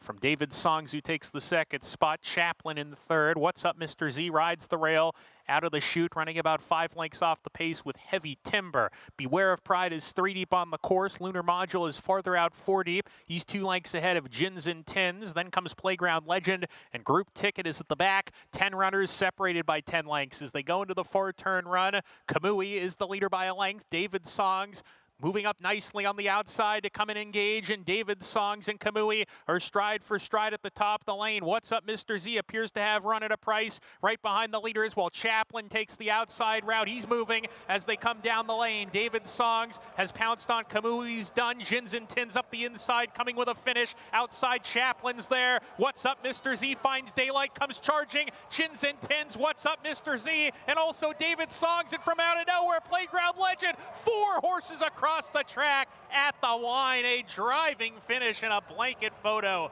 Gins and Tins, What's Up, Mr. Z, Playground Legend, and David Songs. You could not separate. Tight at the wire, definitely a scramble. So the 7 Gins and Tins sneaks up the inside in pretty game performance. You've got the 1, then What's Up, Mr. DZ right there. First time turfer, David's Songs, and probably with the best momentum outside was your favorite Playground Legend, but did he get there in time? I don't know. Yeah. But Sarah, you're welcome to try Where's to call Paul this if you Laduca? like. I know, he would really be around to help us. With the separation between all these horses, it's harder for me to tell. I think the 4 just got there. I don't know the angles. I just don't know the angles, how much they favor. I'm bad I at think the predicting 7. at certain I would places. take the 7 if I had to bet on this. Okay. But it's tight. I don't. Yeah. Yeah, it's that was some ride by Rendon coming up on the inside with the 7, and I think with the rails down, the rail is very much the place to be. So makes the 4's performance all that much more impressive. Boy, a lot of money came in. You were pointing out on Kamui, who had the lead and didn't have much turf pedigree, but it's so hard without knowing, you know, what is favored. 7, 4, 1, 6 in the 5th. Yeah, I just. Quite a ride from Jairo Rendon, as you mentioned, coming Great up ride. the inside here. Saved all the ground, and that was the key in that photo finish. Wow, the 4 was 9-2. Yeah, the I odds bet the changed 4 to so win if I had seen dramatically that. in this race. Wow. Yeah. 5-1 on Gins and Tough Tins, beat. 9-2 on the 4 Playground Legend, who just misses for second on the outside. Race 6, Belmont at the Big A, New York Bred Allowance coming up next, and Tall Paul currently the favorite, as this horse will make the first race of his 3-year-old season. And we'll see what he can do if he takes that jump forward from 2 to 3. We'll have to face some older horses in here. And you know, we were having a discussion earlier about who would be favored, and in doubles, Landoro, the morning line favorite, is favored with Tall Paul and Yo Banana Boy, this sort of co-second choice in here. Tall Paul, people see Bob Baffert. Yeah. This horse is in the barn of John Terranova. Bob obviously had the horse in California, a New York bred, not able to compete against opens, coming here to run for whatever it's worth. Looks like the speed, but 7 off the layoff might be a bit of a concern. Hasn't run since finishing 4th in the New York Breeders' Futurity back in October of 2023. But it's time for me to say farewell. We'll miss Time you. flies when you're having fun. Every minute with you feels like only 10 seconds to me. I'm leaving you in good hands. Greg is here. Greg Greg's Wolf. eager. He is very excited coming up. He's going to step onto the desk to take you the rest of the way. I'll be back reporting a little bit later on, and Andy and Sarah hanging out for a little bit on the desk. So stay with us. Still plenty of action to come, including all those graded stakes over at Woodbine, too. There's a look at Tall Paul making his 3-year-old debut in this upcoming 6th race here for the New York Reds. All that and more coming up. Stay with us on America's Day at the Races.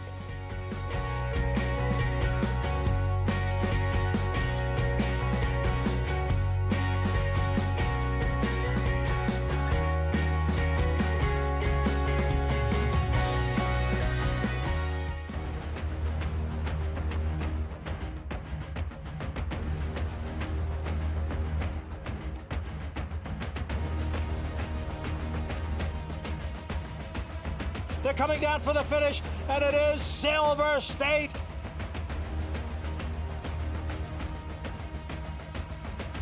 $140,000. Grade 1 winner Silver State, standing at Claiborne Farm. Horse racing? Check. Weekly promotions? Got 'em. Huge payouts? You bet. With Naira Bets. Download the app today and bet on any track, anywhere, anytime with live HD horse races, betting tips and tutorials, expert picks, and more. You bet with Naira Bets. Join now for a new member bonus at NairaBets.com.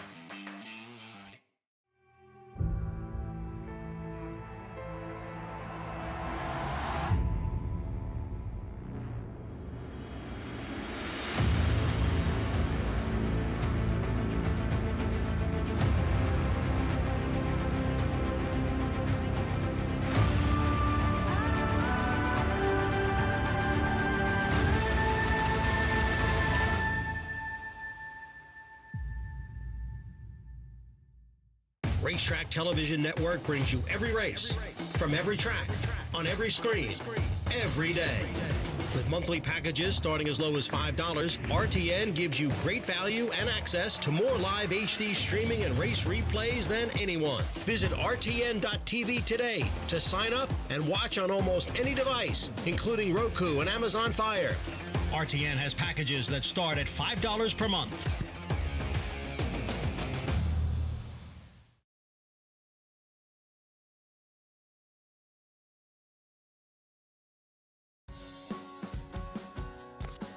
Good to have you with us in our continuing live coverage here on Saturday afternoon. America's Day at the Races. 4 Group 1s to come, 3 of them. Win and you're in for the Breeders' Cup on Championship Weekend. Greg Wolf stepping in for Acacia Clement. Andy Serling, Sarah Albadwi still here as we get set. We're still here. What's wrong? Nothing. We're just excited to see you. I'm excited to be here. As we get set for this big Pick 6 carryover, the Pick 5 carryover, which is incredibly rare on this circuit. I don't know. It feels like we maybe get 2 to 3 of them a year. And yesterday, I'm surprised that it carried, even though the combination was tough. And I think it wasn't that there was this outlandish horse in there as much as putting them all together. But a rare thing to see. You think about 323,000. There was 380,000 in the pool. That means there's 760,000 tickets, and nobody put it together. You've got to put some money into it, even if you lose. You got to put something into this Pick 5. You got to take your shot. I believe we all have. Yeah. What do you think the pool will be today? I'm predicting over 2 million. Over 2? Yep. Okay, we'll see. That's up there. Well, I think 2.15 million is the break-even point against takeout. In other words, if there's less than that, you're actually getting more than $1 return for every dollar you bet. Okay. All right, that is coming up. First things first, though, Pick 6. And we'll start with the 7-furlong event, New York bred. A other than is this horse just taking so much money? This horse on our screen under the 5 Tall Paul, because of the name of who the trainer is on form. How good this horse has run? Does he deserve to be 6-5? No, and he probably won't be based on the multi-race bets. He's not going to be favored over the 7 the morning line, at least based on the multi-race bets is accurate. You know, it's a good question. I think that you can assume with routine improvement from 2 to 3, you can get that figure into the high 70s to 80s, which would make him one of the horses to beat. But he's got to get 7 furlongs, and I think it's important that people know. Bob Baffert did have this horse in California, but when he ships his horse to New York, they go into John Terranova's barn. Now, it's not a knock. I think John and Tanya do an amazing job. But people should know, for the last month, this horse has been in John Terranova's barn. And if you're betting this horse because it's coming off Bob Baffert's training, ask yourself, would you be betting this horse if it was John Terranova? If I like this horse, I wouldn't care, but some people might. And I think that's a great point to bring up, because we often see horses ship in and stay in other trainers' barns for a period of time, and it's the name recognition that's making this horse such a low price. He was always going to be one of the favorites in this race, has the numbers to be one of the top players in here, and has a little bit more speed than the other likeliest horse in the number 7, Landoro, but it's a little bit short for me as well. I'm surprised. Yo Banana Boy's at 9-2. He's going to come down significantly. He's the same price in multi-race bets as the number 5, and I think he should be. I think he should be a shorter price. I thought he was the horse to beat. Landoro, obviously going to take a ton of attention too. Christophe Clement coming out of that Caldo Candy race. There's Yo Banana Boy. As we shift gears there to Manny Franco and Landoro. Yeah, I prefer the 4 and 7. I like them in here. Landoro just got completely eliminated at the start and was against a racetrack very favorable to speed last time. Pick 6 carryover starts here. Our post-parade starts with Sin Nombre. Big upset, win 2 races back, but this is a much tougher spot. Doing it in Causeway, Jennifer Paragallo trains. Yeah, speaking of tougher spots, this one did finally break the maiden last time out at Saratoga. This is a big step. 28-1 with Cuz aboard. Romero Mirage. Very stormy. Bruce Levine comes off a win. Yeah, and a maiden special weight and ran okay to do it. Just feels like this is a tough step forward against numbers of 1. This is a tough field. Yesterday for Kendra Carmouche, who rides the 3. Here's Yo Banana Boy with Luis Rivera Jr. You have to imagine that the plan might be a little bit different in terms of the ride that he got last time versus today. Tall Paul for now, 6-5 with Dylan Davis. Yeah, at 6-5, this horse is a bet against. He figures to go up in odds, and he should. Fast Freeze Kaz, big number. I don't know if he's quite good enough, but he does have a little bit of speed towards the outside of another speed type. Landora is the morning line favorite for Christophe Clement. I do prefer Landora in this race. I know Sarah does as well. Just think overall his body of work is better in some of these. I'm between the 4 and 7. And then outside, Co-Conspirator, 7-time winner, 5-year-old here. Would be a big surprise. Is cutting back in distance and stepping up in class. Pick 6 carryover, you see on your screen, just over $39,000, up and over $130,000 here. As you look through, and we're going to get to Mig here in a sec, real quick. Any races where you thought you could narrow things down? Well, when I put up my pick 5 ticket, I'm going to single risk threshold in the 8th race, because to keep the ticket to a reasonable amount of money to put on air, I've got to lean on somebody there. And so I'm going to do that with risk threshold. I don't think that by any means that she's any kind of cinch in there, but she's where I'm going to lean in my play. All right, we'll get Sarah your thoughts in a minute. First, let's go downstairs to Mig. Yeah, guys, let's start with the favorite, the 5, Tall Paul. Now, obviously because of the high-profile connections on record in the program, trained by Bob Baffert, that's always going to garner attention, obviously. But I also think that 58-4 workout out of the gate, which is a monstrous work. A horse works 5 furlongs in a minute, and that's a very solid work. It's basically 12 seconds to every furlong. 58 and change, you don't see that very often, particularly in New York. You see that a lot more the way horses train in California. So I think a combination of things is certainly, or a confluence of things is coming together to make this horse as short a price as he is. He's 8-5 now, drifting up a bit. The 7, Landoro, I think he makes a lot of sense. I like his draw. I think he'll be stalking from the outside. Big, heavy horse, being by Medaglia d'Oro out of a mine shaft mare, kind of in the DNA, if you will. And sometimes I get fooled looking at horses like this that I don't know intimately, that maybe he'll be better with a race, but it could be just that he's that kind of build. He's big, solid, thick individual all the way through. And the horse that I'm going to pick, because to me he was absolutely the paddock check mark, and I love the way he warmed up, is the 4-horse Yo Banana Boy. Besides that, a very fun name to say, Yo Banana Boy. It sounds like something I'd hear on a street corner in Coney Island. I just think he's going to be forwardly placed. I thought he had a bit of a mystery tour last time, but I think he has enough ability, and he's the best of the prices of the 3 that make a lot of sense to me. Well, a lot of positives, including winning the beauty pageant here from Mig. Yo Banana Boy, 3-1 right now for Destin Heath. Let's go back to that July 20th race at Saratoga. These are the kind of things that infuriate me. And at a certain point, I think this horse was being ridden more to instruction to not be aggressive than anything else. But maybe I'm wrong. I don't understand how you aggressively ride a horse to a major victory with a big speed figure and then decide to change tactics for the next race.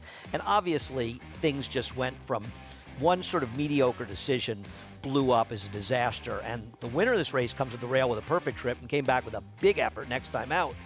And this horse, and I'm not complaining, I bet the winner of this race, but I think Yo Banana Boy was clearly the best horse in this race. He was, and I think maybe the plan originally was just sit right off the pace, but that plan did not go the way that they were maybe thinking, because he ended up in last early on in this race. You never think that there's some sort of plan to be that far back and then go this wide, and he did still run well to get 3rd in this race, but it was just an odd change of tactics, and you have to think that maybe they go back to being a little bit more aggressive today with him, still drawing more of an inside position, inside Tall Paul. It's the opposite of the Migliori get your position going forward.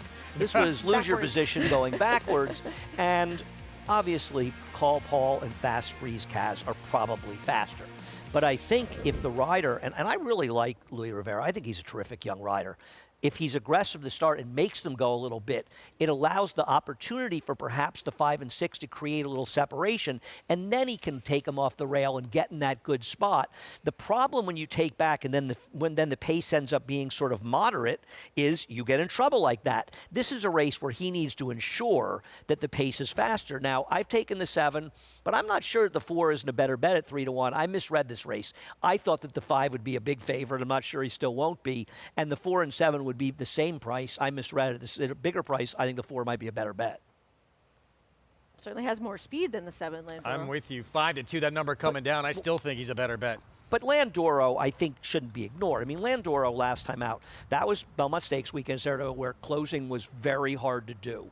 He was badly fouled after the start of that race and shuffled completely back to last, and actually ran credibly, even getting a 76 buyer under adverse circumstances. And the race before it, he ran to a horse that sort of ran better than he'd ever run before after finally breaking his maiden, and his win 3 back was in probably the biggest key race that we've run in New York this year, where horses have come out of it and run really well. I do think a lot of the 7 and like his chance in here, but I think Yo Banana Boy is very dangerous. I'm curious to see how it plays out, and to be fair, it's not impossible that Tall Paul has just improved.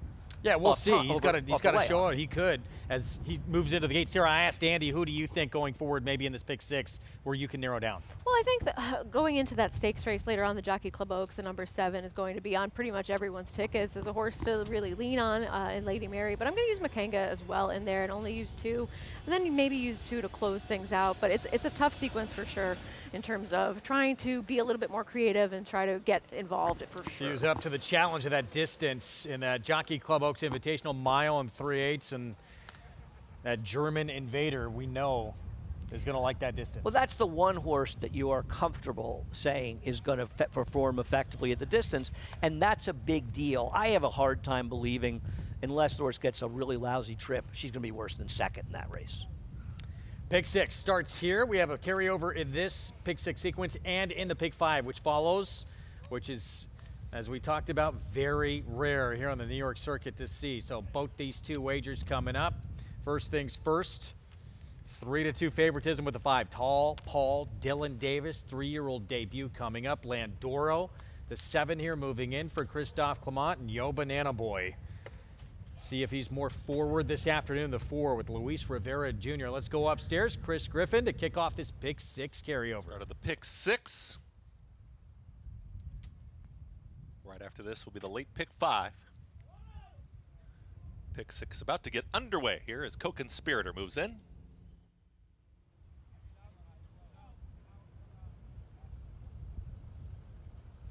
Still hesitating briefly, Co-Conspirator. Now in. All set.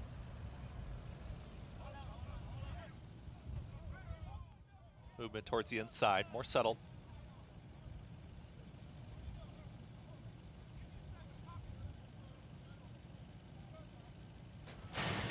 And they're off. Stumble towards the outside from Co-Conspirator. Tall Paul has the early kick, and it's Tall Paul right out to the front, quickly up by a length. Now cutting into the margin quickly is Fast Freeze Kaz, and about to apply pressure is Yo Banana Boy. That's the leading trio early. That's the front 3. In behind them at the rail is Sin Hombre, is tracking from 4th, and moving forward now is Very Stormy. Is right in behind those rivals, is now taking that 4th position away, and back to 5th will be Sin Hombre. Towards the back end, Landoro, Co-Conspirator, and the trailer, Dunedin Causeway. Still the front 3 went quick, 22.42 for that opening quarter mile. They work into the far turn, and Tall Paul is extending the margin, is up by a length and a half. All in is Fast Freeze Kaz. Yo Banana Boy is towards the inside. They continue to go back and forth here in the 2nd and 3rd position as they chase this leader. The momentum is Very Stormy, and Very Stormy is chasing some of those hot fractions. They went 45.45 for the half-mile time.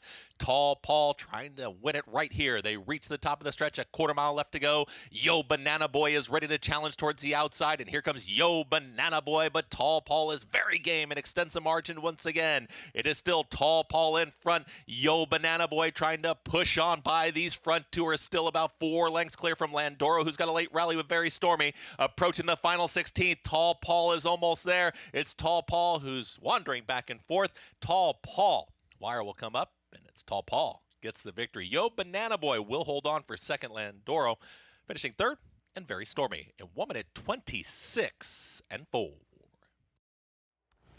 Tall Paul, there were moments it looked like he was just going to get reeled in here by Yo Banana Boy. Not the case. Wins first off the bench in his first start of his 3-year-old season. And that was a very fast pace, and I think people will mistakenly look at the incredibly slow final 8th, which I find hard to believe is accurate. No. They really go 15 seconds the last 8th, so I'd want to check this time. It's not possible. They literally have them going 14.9 the last 8th, and while I know they were clearly slowing down, that's a little hard to believe.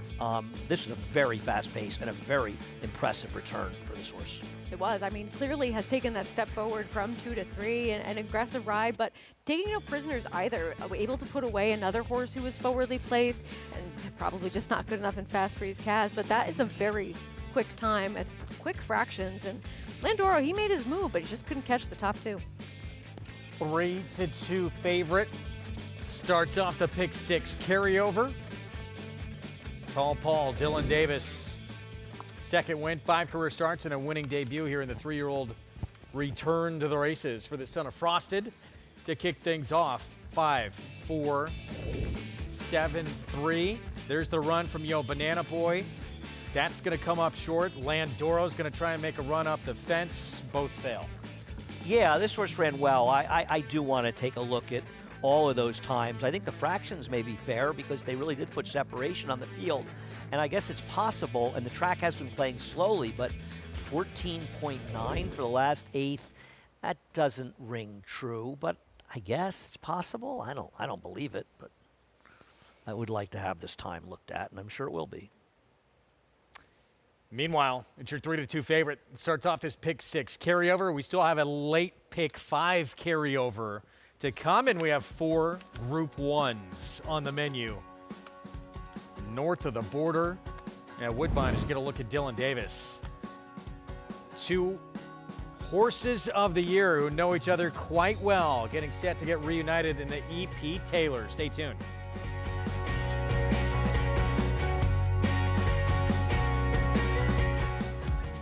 When you can bring over a champion like this to the Night of the Star sale, it's exactly what we dream of and what you hope for. Anytime we've got a marquee filly that is ready to be brought to market, we know that the Night of the Stars is the venue. It really wasn't a question as to where we were going to sell her. We have had a long history of selling 7-figure mares here at Night of the Stars. Boyd Browning and his team just do such an exceptional job promoting these mares, getting them sold.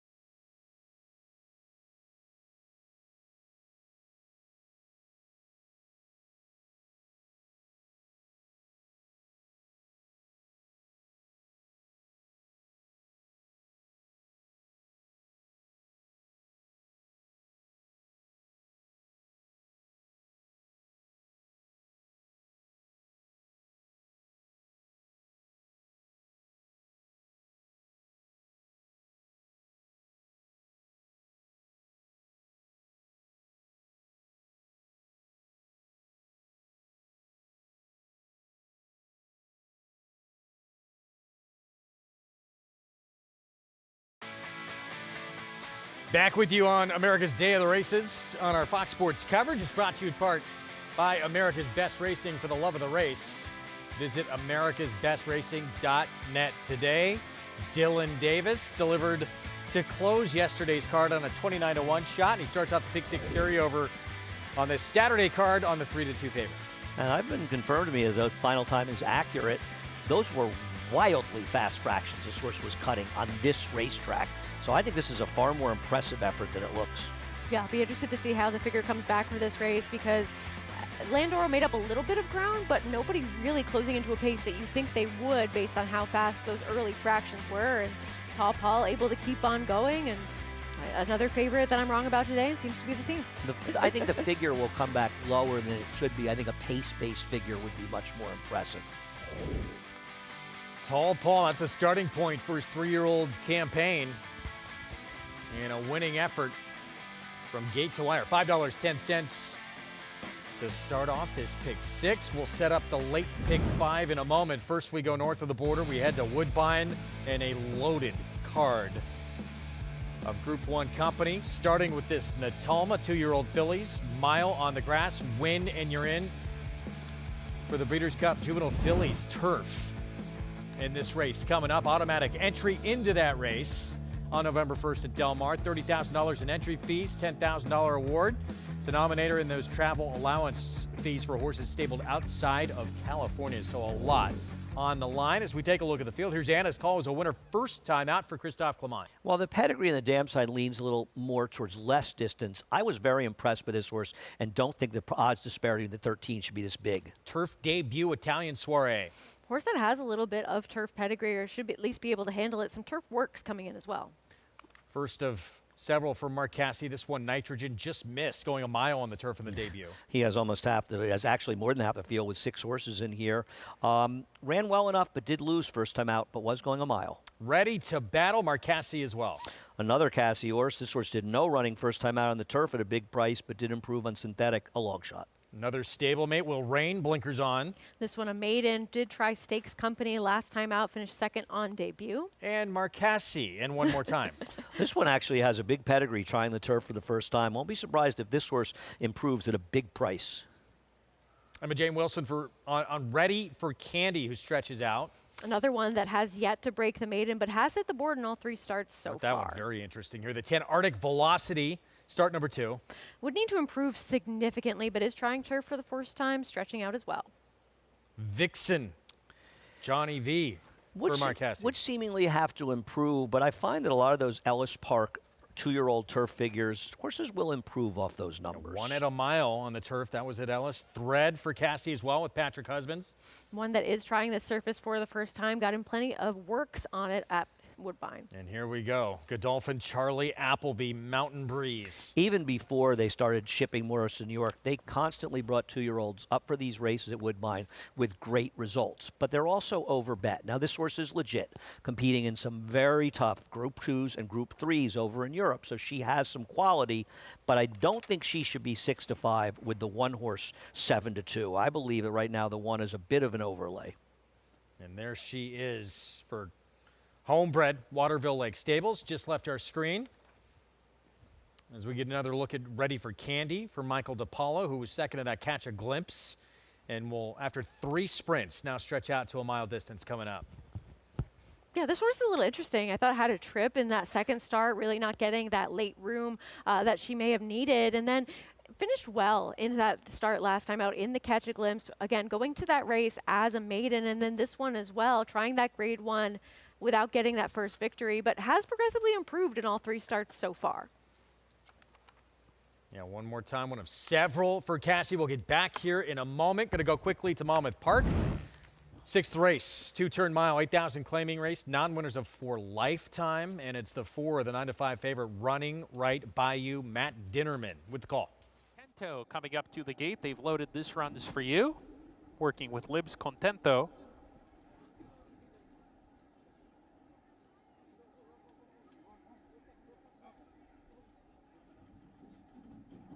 Two back, Running Right by You.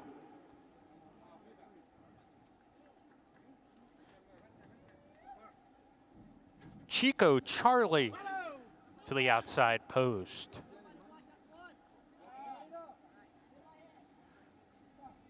We're ready to go. And they're off. A bad start for Give It a Go. Notion to Tap It was away slowly as well. Impeted asks for speed at once, Running Right by You on the engine early as a share of the lead with Impeted going into the clubhouse turn. Impeted hugs the rail and kicks to a length lead on Running Right by You, running in second. This runs for you. In the 3rd position, just ahead of Festinate, Chico Charlie on a hold, 4 off the pace. Another 4 lengths back to Libs Contento. Notion to Tap It second to last, well clear of Give It a Go. After the disastrous break for him, he's well behind as the 8 runners charge up the backstretch. Impeted the pacemaker in the 1st first leg of the late pick 5. Zanek lead here, running right by you. They're on the outside, pressing the issue pretty hard. A length back to This Runs For You. Festinate in a good position down at the rail, 4th patiently ridden. Chico Charlie right behind him in 5th, still on that hold. 3 off the lead with a half mile to go. Another length and a half to Libs Contento. Half length to Notion to Tap It. Sent along on the outside of him. And 7 back to Give It a Go, who's detached from the rest as they round the far turn. Impoted, 3 furlongs left in the contest, leads a neck. This Runs For You makes a big run on the outside, up to take the lead away with 5/16 to go. And This Runs For You is the one to reel in on the front end, still on the outside here in about the 3 path. Turns for home, 2 ahead. Impoted left behind in 2nd. Running right by you, did not run by This Runs For You. He's back in 3rd and toiling, furlong to go. This Runs For You, 3 lengths ahead. Impoted still 2nd. The rest trying to get up for 3rd, but as they come to the finish, This Runs For You about to give Jairo Rendon a hat trick. This Runs For You in the center of the track wins it. Impoted was 2nd photo for the show, though. It went to Libs Contento over running right by you.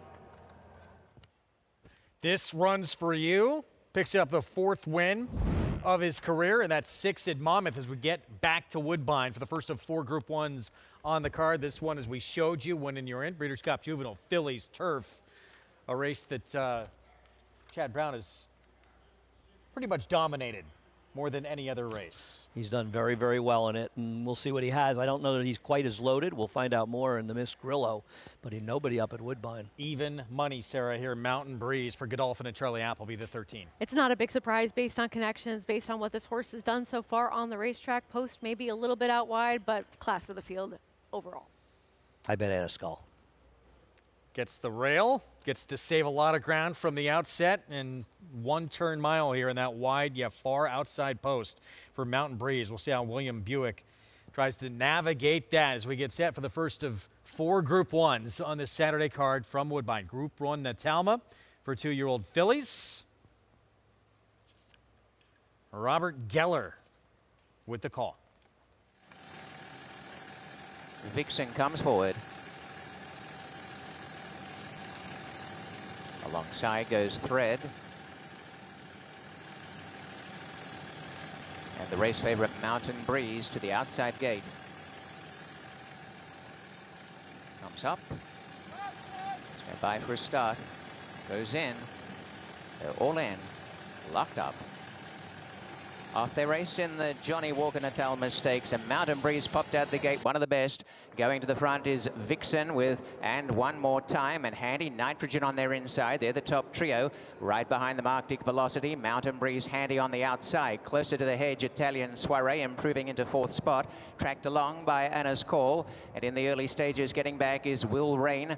And over on the inside, back to 2nd last position, ready to battle. And a length and a half away, absolute last, is Thread. About 7 lengths covers the field, and showing the way Nitrogen from And One More Time. A length away 3rd, Vixen from Italian Soiree. Handy Anna's Call on the inside. Arctic Velocities over on the outer, and then a wall of them ready for Candy. Creeping up the rail is Ready for Battle, just ahead of Will Rain. Getting back now, Mountain Breeze got back to 2nd last, and a length away last of all is Thread. It hasn't been too fast a tempo here, and Nitrogen out in front by 3/4 of a length to And One More Time. Racing in 3rd, Vixen improving quickly, coming after them at the 3/8 as they start to sprint. A length away, Italian Soiree, the outside of Anna's Call. Running home, Ready for Battle, Will Rain, and now Mountain Breeze coming around the outside, about 5 off the leader at the top of the stretch, and out in front is Nitrogen, tackled by And One More Time. Vixen, Anna's Call, the inside, finishing on, and down the center, Italian Soiree. Out in front, still Nitrogen, coming fast, Vixen on the outside, in the center, And One More Time, the Mark Cassie trio, and then Anna's Call and Italian Soiree. Vixen on the outside. Vixen goes to the front with And One More Time in the center, and One More Time, and One More Time gets it. Wins the Natalma by a long neck. Vixen 2nd, Nitrogen 3rd. In behind them, it was Ready for Battle or out wide Italian Soiree or Anna's Call the rail. And the time for the race is 1:33.99. Marcassi, Marcassi, Marcassi, Marcassi. Maybe in the high 5. Maybe 1, 2, 3, 4, Am I missing 5. one? And One More Time with the win here in the Natalma. Live Oak getting the job 16 to 1 here. This is a horse that was going to be favored last time on the turf at Saratoga, got rained off and still ran very well, but the pedigree is much, much more leaning towards turf and got the job done. The Godolphin, a complete no-show, and down on the inside, Anaskal had absolutely nothing. And yes, Mark Casse. So he runs 1, 2, 3, 4, 5. The Mark Casse super high five. It's not a bad performance. He had 6 of the 11, and he ran 1, 2, 3, 4, 5. He runs his horses. Congratulations to him. That's quite an achievement. 7, 11, 3, 2. And one more time, 16-1 victory here in this Group 1 Natalma. And look, these 2-year-olds change so much start to start, but a long shot who now is going to be moving forward to the Breeders' Cup Juvenile Fillies Turf. Congrats to Mark. Indeed. Late pick 5, carryover, coming up here in New York. You were brave enough to put together a ticket. How are you going to play this? I'm going to have to, listen, it's very, I play it with A, B's, and C's and multiple tickets, but my main ticket is going to be, you don't need to see 87 tickets from me. 4, 5, 9 in this race. I'm going to try to beat a horse's favorite and double the number 2. Well, I'm not a huge fan of it. I think the 4 ran better in that race. I'm going to single, risk threshold. It's going to come down to that if I can make it through this race. The next race, the 5, 6, and 8. The 6 is very much the logical. The 5 and 8 are 2 shots at prices. 4, 6, 7, the stake. The 7, the horse to beat. I pick the 6 on top using all 4. And the last race, 1, 4, 5, 7 if I get there. So $72. 3 by 1, by 3, by 4, by 4. There it is. Good luck, everybody. Difficult sequence as usual, and if it's not, the German filly does not show up in that Jockey Club Oaks Invitational, that race becomes completely wide open. Yeah, I mean, because you don't really know who's going to be able to handle the distance, and that becomes the question there, whereas with the number 7, Lady Mary, the German horse, we know she's proficient at the distance. She's very likely to be no worse than second in this race. The question is, will somebody step forward? I'm hoping it's Mount Saint-Michel. We'll see what happens, though. You're going to stick around and watch the rest of our show here? I'm going to stick around. I'm not going to be watching the rest of the show, but I'm going to stick around. I may actually go outside and enjoy myself a little. Okay. I'm a little offended by that, but that's all right. We'll be back. back. As I was hoping you would be. Jonathan Kitchen going to step in for Andy after a short break. 3 more Group 1s still to come, including the E.P. Taylor and 2 former Canadian Horses of the Year who know each other well. Moira and Fev Rover get reunited in the E.P. Taylor when we come back.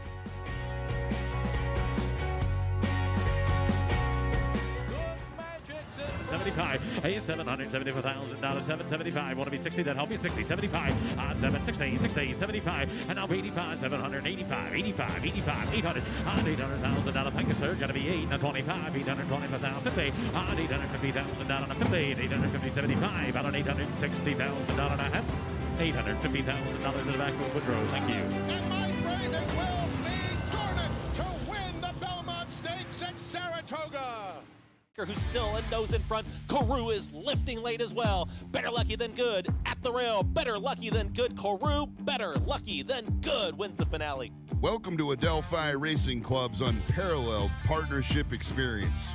Exclusive access to the backstretch at Belmont and Saratoga, premier accommodations on race day, and of course, experience excitement like no other. Contact us today to get a taste of the Adelphi difference. It's amazing. I mean, we're used to having horses in claiming races, and here we're at the undercard of the Belmont.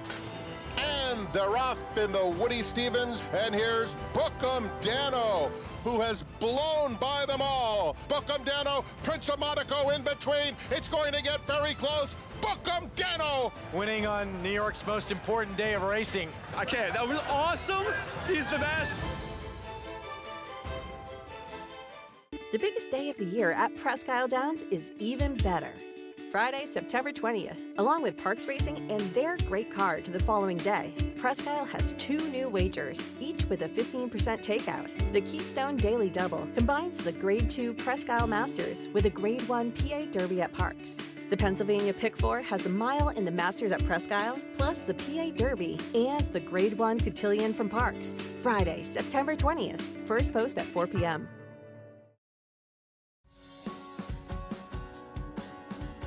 Welcome back to America's Day at the Races. We're in the paddock here for race 7 at Aqueduct. We got 2-year-old maidens going a mile and a 16th on the turf. And an interesting group of young horses here and all acting very professionally here in the paddock.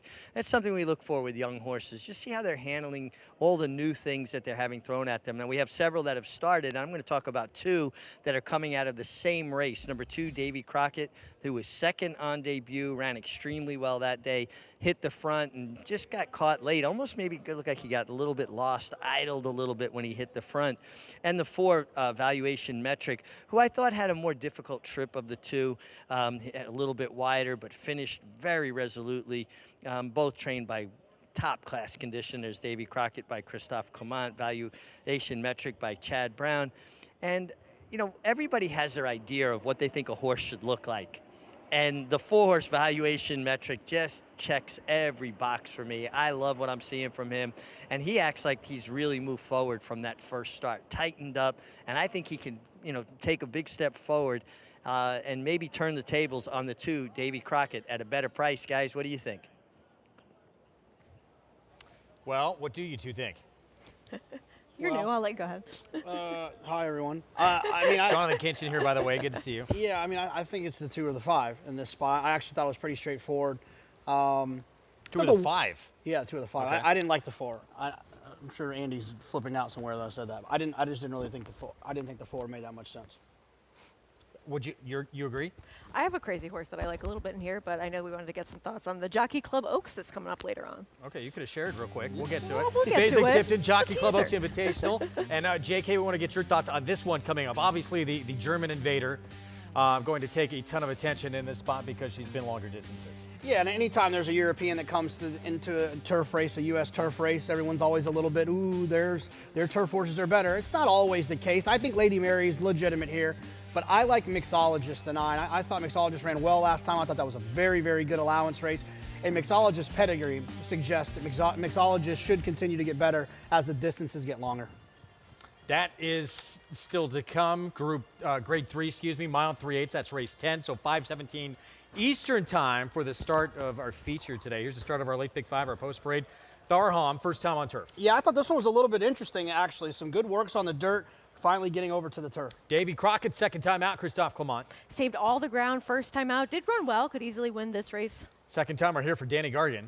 Yeah, didn't do much running. Was 45-1 on the debut. Valuation Metric, second time out. Chad Brown. Yeah, I think if you're considering the 2, you have to at least take a look at this horse who was caught very wide in that race. Todd Pletcher, Barricade, hopped out of the gate in the debut. Yeah, I like this horse. We'll talk about it a little bit later, but closing into a slow pace last time. Expensive first-time starter for Shug McGahee here. Yes, this is quite the purchase price, $800,000 as a yearling, and there's some pedigree for this one.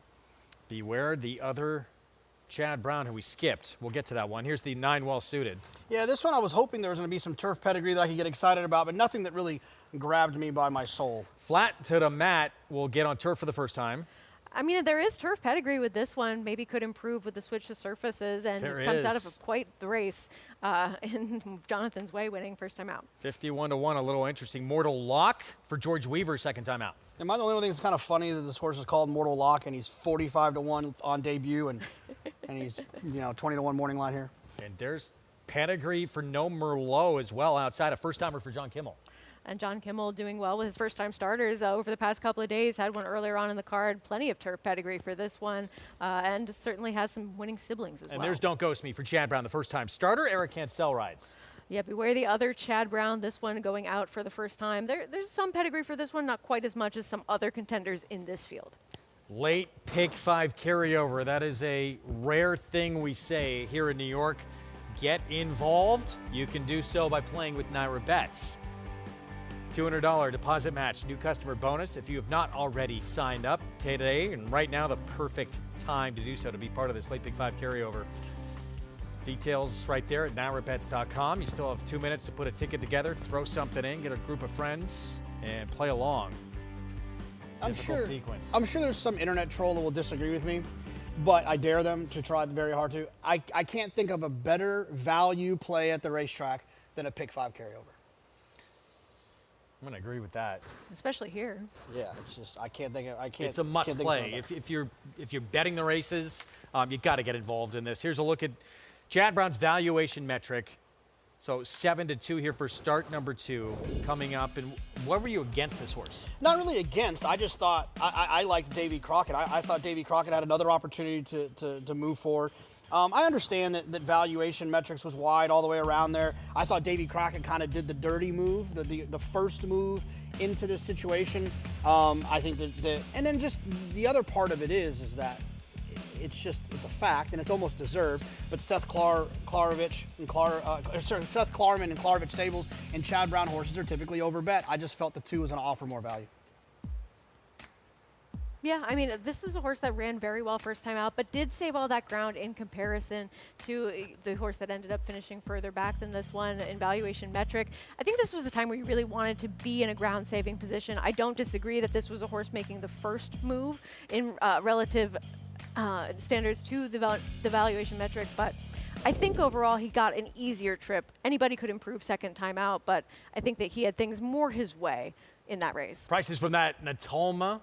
First of those 4 Group 1s, and one more time, Mark Cassidy in that race. 1, 2, 3, 4, and 5. $35 winner to kick off our Group 1 action. Let's head downstairs to Mig. Yeah, guys, I was complimenting this group at being so professional and good in the paddock, and we hit the track, and some things changed a little bit. The 2 in particular, Davy Crockett, extremely studdish. He started screaming, trying to climb up and mount his pony. He just acted as studdish as a horse can act, really. It looks like once he got off away from everybody, he might have settled down a little bit. And the 6th, Octo, went off with a bucking and jumping. Really good job by Romero Mirage to stay in the middle of him, get his head up, get him to gallop off properly. The 4 Valuation Metric is the horse I am going to pick. I thought he was wide. I thought that he can improve. I think he looks fitter.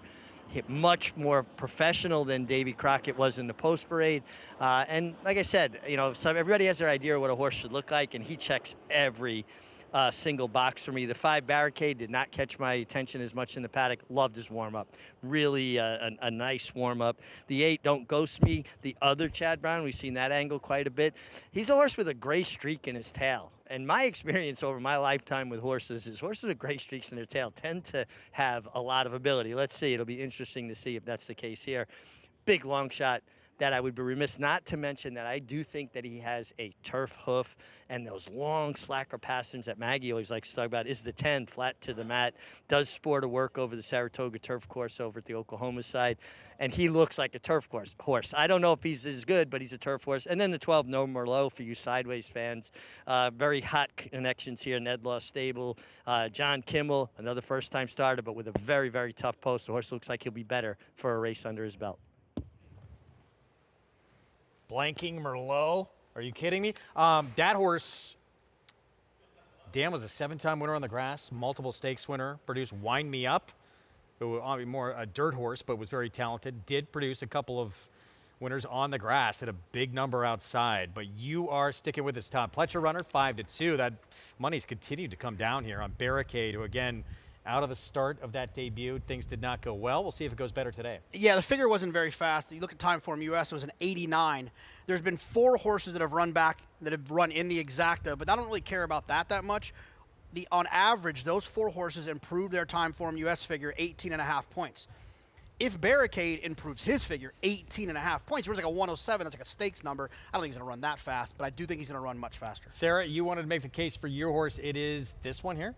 Yeah, I mean, it's not much of a case, to be honest, but is trying the turf for the first time, comes out of some tough maiden special weight races at Saratoga, has at least gone a little bit further, and I'm just not willing to believe quite yet that they paid this much for a new stallion that only cost $12,500 to breed to with not much pedigree at all. He could not have any ability, but I think that he's a little bit interesting at a big price today.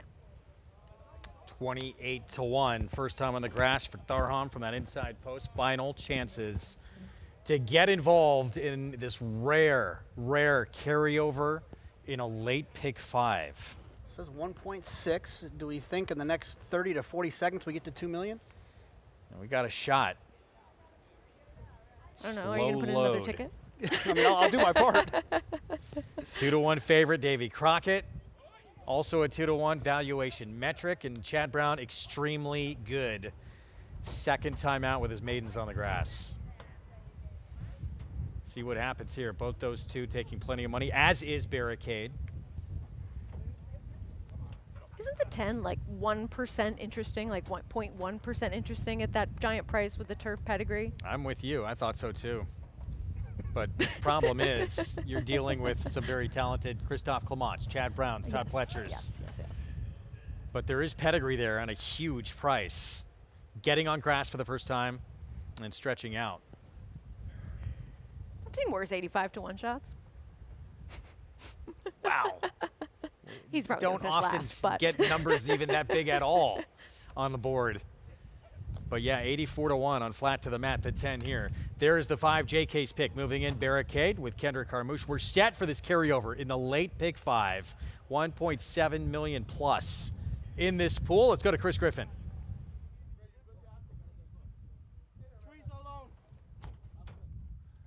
Mortal Lock.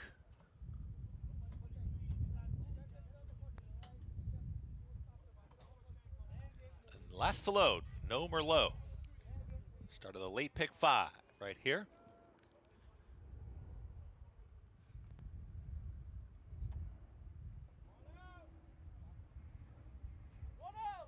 No Merlot. Jose Lescano. Goes in.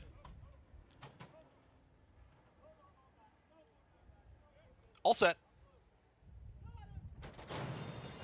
And they're off. Valuation Metric breaks very well from in between horses. There's Barricade to join this early leader. They're the top 2. Flat to the mat is joining them from the outside draw. And right there is Mortal Lock as well. That's the leading 4 at the rail. Here's Davy Crockett is now going to slip right in behind this leader. It's Valuation Metric who taps on the brakes, tries to slow it down as they work towards that first turn. Barricade is comfortable enough. It's going to stalk from second. At the rail there is Davy Crockett, is now a shared third, is out wider.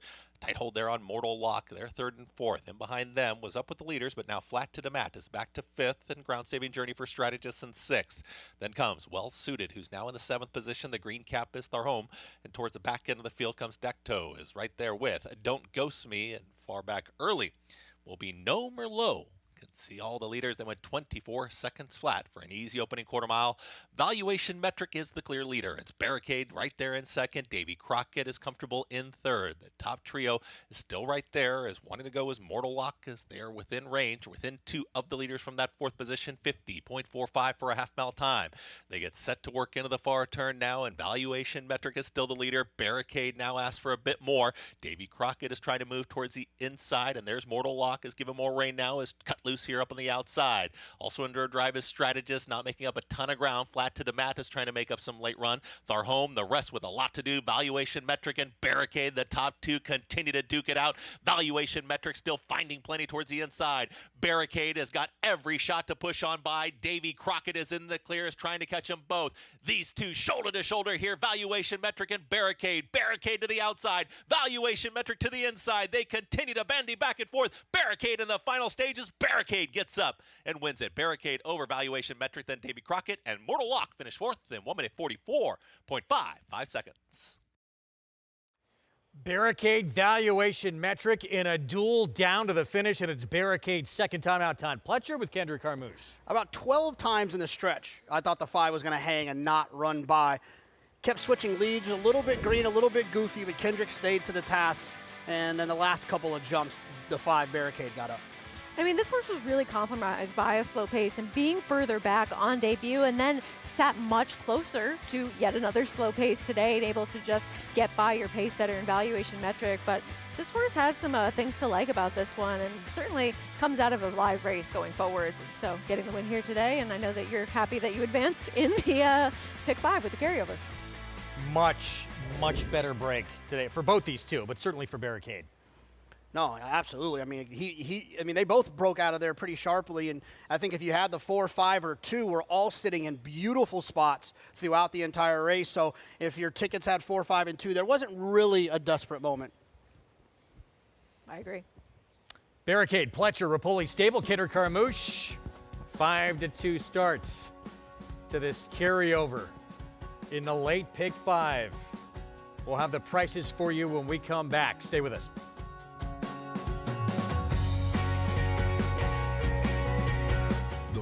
Started early and only intensified, with performances that sent shockwaves across the nation.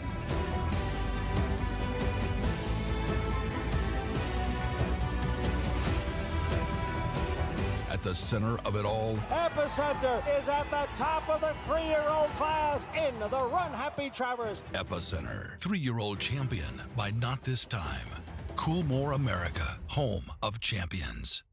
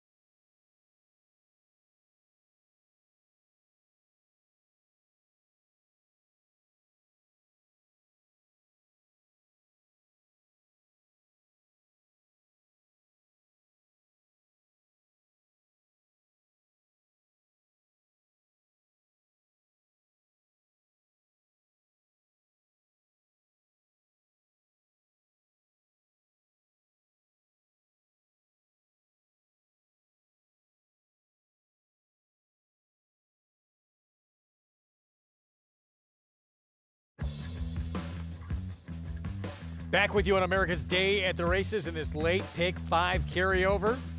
Begins with Barricade. 2-win day for Kendrick Carmouche. 2-win day on opening day yesterday for Kendrick as well. Nice start to the meet. Look, anytime someone not named Irad is out here getting multiple win days, I think it's an accomplishment. And, Irad gets so many mounts on short price horses. To break through that and get double wins on a card is impressive. So $7.30 to start things off. We'll get to the Big 4 in a moment. We go to Monmouth. 5.5 furlong turf sprint coming up, all for sale for $40,000 in this claiming race. Horses who only have a maiden win on the resume. And right now, Sarah Laconia taking plenty of support with Paco Lopez. Yeah, this is one that's just faced some tougher horses overall. Was running at Saratoga in a spot that was quite a bit tougher than this one that she's going to be in it here. A stakes race prior to that. Makes a lot of sense getting a little bit of class relief.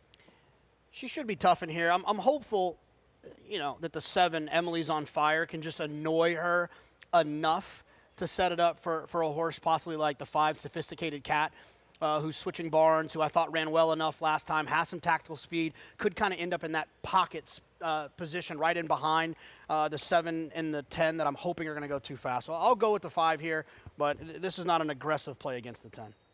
Outside, big price. I love Venezuela. It's the only one on the turf once. It was at Penn National. Have you been to Venezuela? Too slow. Have you been to Venezuela? I've not. Oh, have you been to Penn National? I've been to neither.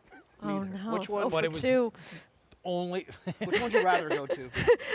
Both. I would love to go to both. Okay. I'd rather go to Venezuela. No Yeah, offense, Would I'm you? just saying. Okay. Yeah. I like the 2 a little bit. Precipice, dropping in class, cutting back in distance, has sprinted on the turf before, and just got the maiden win, 2 back. Matt Dinnerman. With the call, here's the 7th from Monmouth. Here's I Love Venezuela, Gene Aguilar. Goes it. We're ready to go. And Larough, uneventful start. I Love Venezuela, Laconia on the lead together. Sophisticated Cat put into play from the inside of that pair. Coming up to challenge Laconia. These two square off. I Love Venezuela taken back to third, 2 lengths off. Dueling leaders who spar down the backstretch. Mama Kim now a joint third in the pink jacket. Precipice is next in fifth, 1.5 lengths clear of Dame Catherine, and Evie Does It. Emily's on Fire is third last, right in front of Princess Gladys. And Mos Vino Mesa can see them all as they round the far turn. Sophisticated Cat, the leader a neck from Laconia, the heavy favorite at 4 to 5, perched outside of her with a 1/4 mile more to go. Gap of 2 to Mama Kim in third. Precipice attempts to claim fourth from I Love Venezuela, who weakens. Evie Does It is next. The others are well out of it as they come down the lane. Laconia putting away Sophisticated Cat in the final furlong, and Laconia under a confident ride by Paco Lopez kicks away by 2. Sophisticated Cat is second. Evie Does It finding her best stride late, but she'll settle for a minor award. Laconia wins it. Photo for second. Evie Does It, and also Sophisticated Cat. Off and odds on, 4 to 5, and another win. Paco Lopez. This one for Jose Delgado. I mean, she was a short price coming in. Seemed like she outclassed the rest of the others in this field with that drop that she was taking significantly, and set a nice close trip, able to put away a Sophisticated Cat. And this was a race that was really dominated forward, not a ton coming from the back. Very tight for second behind Laconia, and looked like the one may have just got by the 5 there. Evie Does It. We'll have that official for you when we come back from a timeout. 8th, Belmont at the Big A. Start of this late pick 4 coming up. Sprinting on the grass on the outer turf here in this entry-level allowance coming up. And Risk Threshold was quick last start on the cutback JK, and basically went gate to wire for the win. Yeah, I mean, look, this horse does have some speed, ran well last time. There's some other speed in here, and that speed's to the outside, which I think is disadvantageous to the one Risk Threshold. I am very excited at this 5 to 1 currently on the 7 in our ton. That will not stay 5 to 1. Well, I can be excited about it now. We'll get you back to that one in a minute. Approaching the 15-minute mark to post. Yes, indeed. More passports about to be stamped to Breeders' Cup Championship weekend, including with the Woodbine Mile. When we come back, is all these participants eyeing Del Mar in November. Stay with us.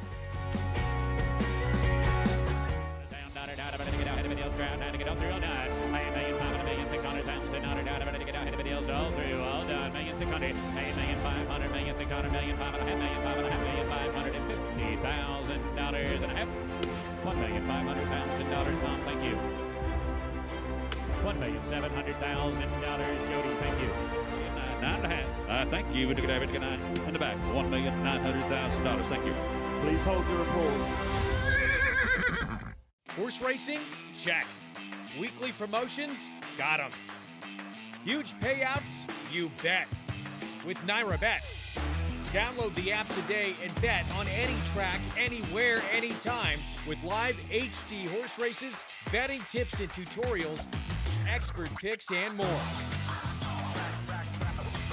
You bet with Naira Bets. Join now for a new member bonus at NairaBets.com.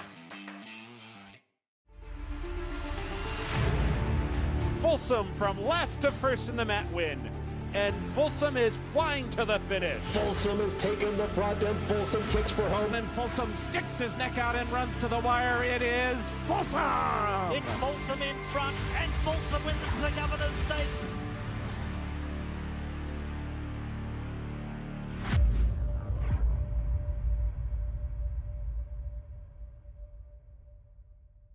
Racetrack Television Network brings you every race, from every track, on every screen, every day. With monthly packages starting as low as $5, RTN gives you great value and access to more live HD streaming and race replays than anyone. Visit RTN.tv today to sign up and watch on almost any device, including Roku and Amazon Fire. RTN has packages that start at $5 per month.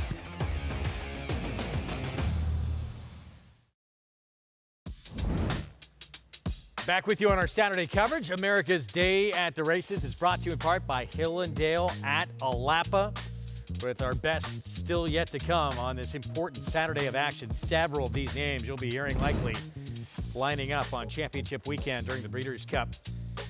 Laconia, it's Paco Lopez at Monmouth at 4-5 in the 7th. Second win on turf in 5 tries.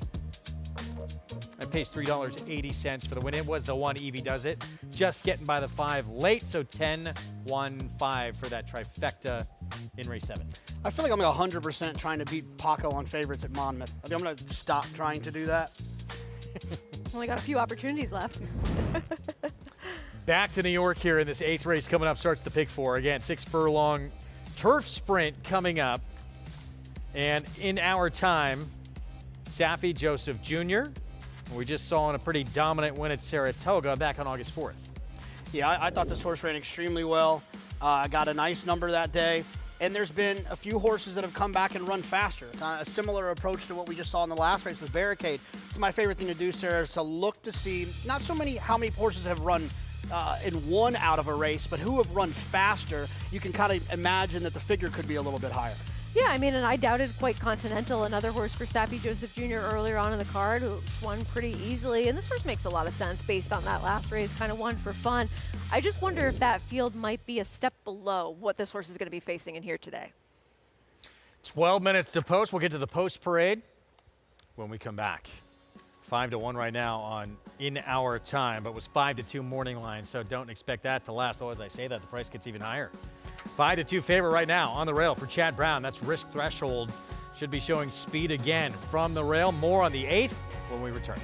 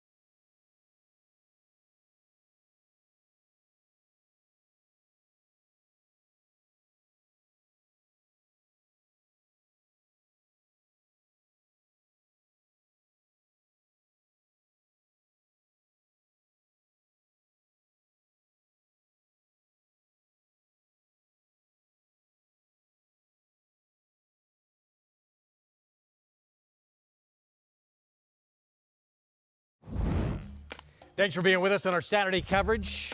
Hopefully you join us this coming Thursday for a big one of the jewels of the Triple Crown of harness racing, the Premier Pacing Classic for 3-year-olds, the Little Brown Jug. We will have live coverage this Thursday, 1 to 3 and 4:30 to 7 on Fox Sports 2 from the Delaware County Fair. You don't want to miss it, so we look forward to that coming up later next week. First things first, back with us downstairs, reporting again with more as we get set for the Pick 4 coming up here on this Saturday card in New York, Acacia Clement. Hey again, Greg, and we'll start down to the inside with the number 1 risk Threshold, who was able to control things and wire the field to win last time out. I know that this is a horse that started out her career going a bit longer, but I think that every part of her just looks like a turf sprinter. And obviously she appreciated the cutback last time out as well. She actually ran okay, pretty well, in fact, going a mile at Keeneland 2 back. But like I said, got very comfortable last time out, but she's that quintessential turf sprint build. She's smaller, she's compact, she's very powerful, she's stout, and she kind of has that energy bubbling beneath the surface that you love to see. With my sprinters, I want them to be on it a little bit and to be a bit forward. So honestly, everything about her just makes quite a bit of sense. Now, I do wonder what kind of tactics the others in this field will employ, as she will likely be forward from the inside yet again, but we have seen on the turf course so far that the paces are holding together, so that actually could bode quite well for Risk Threshold. The number 7 in our time got a similar type of trip to win last time out, able to wire right out to the lead, and that was making her first start for Saffie Joseph Jr., and she'd actually faced some good company prior to that in the Coronation Cup when sprinting, and she just was kind of the class of the field. Now, I really didn't warm to her much last time out because I thought that she just lacked a bit of strength in her top line. She moved beautifully out on the track and warmed up nicely. Just really thought that she could have some developing to do. And I've seen a progression. She's stronger in her hind end. In her top line, she's a lighter frame type of filly, so she's never going to be kind of that physical of the 1 Risk Threshold. But I have seen improvement from last time to today, and especially since she ran well last time, that's very encouraging. But if there is some pace, and if there is going to be a horse that's closing, you'd have to imagine the number 8, Lamorna, will be very happy to see any sort of setup, as she was able to come from off of it last time out and get the win. Sorry, these lantern bugs are all over the place in the paddock, but she was able to come from off of it and beat Satin Blue, who would come out to win with an 80 Beyer speed figure in her subsequent start, kind of swapping leads several times in the stretch. Now, she does wear that cage bit or Houghton bit, but she's had that on for a while to give her rider more control, because she is one that sometimes can kind of lean in or out a little bit. So watch that with Lamorna. I do think her coat is starting to get a little bit long this time of year, and she is a lightly framed type, but carrying good weight for her standards. We'll see what kind of trip she can get in here, Greg. All right, Acacia, thank you. I want to remind everyone playing with Naira Bets, you can get the inside track on handicapping. Want to know how many closers are winning sprints at Belmont at the Big 8? Track Stats has the answer. For more stats on tracks across the country, visit NairaBets.com. So 5 minutes away from this 8th coming up. We hear the call to post in the background. Post parade here coming up, and we'll begin here in just a moment with the speedster from the rail who cut back in distance last start for Chad Brown and Klarovich and went gate to wire for the win. Risk Threshold. Yeah, this horse ran extremely well last time. The problem is I got an easy lead. I don't think the lead will come that easy. Doesn't mean Risk Threshold won't win, just won't get that easy lead. Speed going longer, but this one's going to cut back in distance today. Toasted Roll. Always turf intentions for this horse from the beginning, really, and did run well to finish second over a horse that we'll see later on in that Jockey Club Oaks. It's an old veteran, and she usually gets a piece of things. Master of the tunes. Yeah, she gets a lot of pace to close into in her last 2. She might get that pace here today. Just don't think she's good enough to win. Implosion. Melanie Giddings with Katie Davis. Seems to be off form a little bit over the last 2 races, but has some races to go back to that could fit into this group. Jose Lizcano for Mark Hennig on Proud Mary. Yeah, another one whose style is going to hope that they go fast in front and they can pick up the pieces. Another one I just don't think is quite good enough to win. Fantastical, interesting here, cutting back for Joe Sharp. Yeah, another turf cutback for Joe Sharp. Not something he has strong numbers with, but it seems like this one maybe was intentioned to be sprinting on the turf all along. And looking at the doubles, this one probably will be favored at post time here in our time. Yeah, I just thought this horse ran well, and last time got that starter optional and ran away from him. I think the same could happen here today. Very quick, early. Lamorna, Bill Mott, Manny Franco. She got the pace set up last time to close in, but she had had some ridiculous trips before that, coming from off the pace and being in a lot of traffic. Christophe Clement Barn, Leslie's Humor for LSU Stables. This horse ran extremely well last time, 2 times back on the turf, then ran really well on the dirt, now getting back to what I believe is the preferred surface for a horse that's doing very well. The only turf start was a win. And then Artemis Sound, Todd Pletcher, Has Jose Gomez at 43-1. Yeah, big price if you like this one. I didn't really see a ton to recommend, but seems kind of to have that same looking form as some of the other types in here, cutting back. So that's your field. Let's go back to risk threshold. Junior Alvarado gets the call this afternoon. And let's go back to that cut back in distance and the speed she showed to get that victory in Breaker Maiden. Yeah, she popped away from there. She made the lead. You can see Irad's just kind of sitting chilly, waiting to the last minute to ask. The horse chasing is already asking. Irad hasn't even shook his hands up yet. She was much the best in here. She got an easy, comfortable lead. I just don't think that's going to happen here today, Sarah. I'm with you, and I mean, she does draw well towards the inside. We've seen the inside be where you want to be on the turf courses over the first 2 days that we've had of racing here so far, but I don't see the same type of easy setup as she did get in that race, and I think that with a little bit of pressure, we're going to see what this horse is made of, and that could help set things up for a horse that I like a little bit, Lamorna, who was very far back in that race, but also coming off a layoff and had a crazy trip. And there is Lamorna, Manny Franco, Bill Mott. So, yeah, would love to see the 1 risk threshold and the 7 in our time duke it out up front. I can't tell if this horse has some ability or is just one of those types that continues to get herself into trouble, because when you don't have speed in these turf sprints and you depend on pace to develop, you're always going to be behind the 8 ball a little bit. I think this horse might have some ability. I'm willing to give her yet another shot as a horse who's not going to be the favorite. If you agree, or you feel free to disagree, if you agree that risk threshold had a nice, comfortable, easy lead in that race, you have to love Lamorna's race against her, where she was way out of it, trying to close into risk threshold, who had a really easy trip while she had a bad trip. So she's actually never really run a bad race if you look at that race 2 back as a major excuse. And that was off a long layoff, too. She had every right to have needed that race. 4-1 right now in Lamorna. Well, it's going to be interesting to see what happens between the 1 and 7 pace-wise and who tries to take advantage early and take command in front. Let's go back to Acacia for more. And talking about horses who could potentially get a trip and who are taking some money, the number 9, Leslie's Humor, does get to go back onto the turf, which does appear to be certainly her preferred surface. Last time out, thought that she actually ran quite well on a wet track with the off-the-turf race there being quite game in that performance. But 2 starts back, and she's 1 for 1 on the grass. She was a little bit green in that race. She was kind of lugging in a little bit, but she, once able to straighten out, was pulling away and was kind of 3 wide throughout there. She has developed nicely and strengthened up behind too quite a bit. Once again, that kind of that turf sprinter build, relatively reserved warm up out on the track under Dylan Davis, but she's a horse who could kind of sit just off the pace and make that big run late. But the number 6, Fantastical, 1 of 2, as Sarah mentioned, for Joe Sharpen here, who are cutting back in distance. And just from a physical perspective, I actually much prefer Toasted Roll, because Fantastical, she is leggy, she's very light across her flanks, she doesn't carry a ton of conditioning, she's very long in her frame, and she's also gotten herself very hot. Maybe she is just going to be one who will appreciate the cutback, and maybe she's going to be able to channel that energy with a bit of a shorter race, but I just have some concerns about her facing this group, and thought that she ran okay last time at Ellis. The winner was drifting, she was 2nd best, but I did prefer some of the others that we talked about previously, Greg. All right, so 10-1 Fantastical, a pass for Acacia. And that number continuing to come down now, as we expected on the 7 in our time. And there is a look at the filly, who probably should be favored here when the gates open. Yeah, I don't disagree with that. I think that my only knock, and it's a very slight one against her, is that the horses that she defeated in that last start, when she was able to get the victory at Saratoga, you should be dancing in line, or are not winning types of horses. You look at 5.5 furlong turf sprints, too, to win by 3 lengths. That is a massive margin to win in a turf sprint. She was much the best in that field. I just kind of wonder if this field might be a little tougher. Doesn't mean she won't win. So loading up, she has become the favorite, 2-1 right now.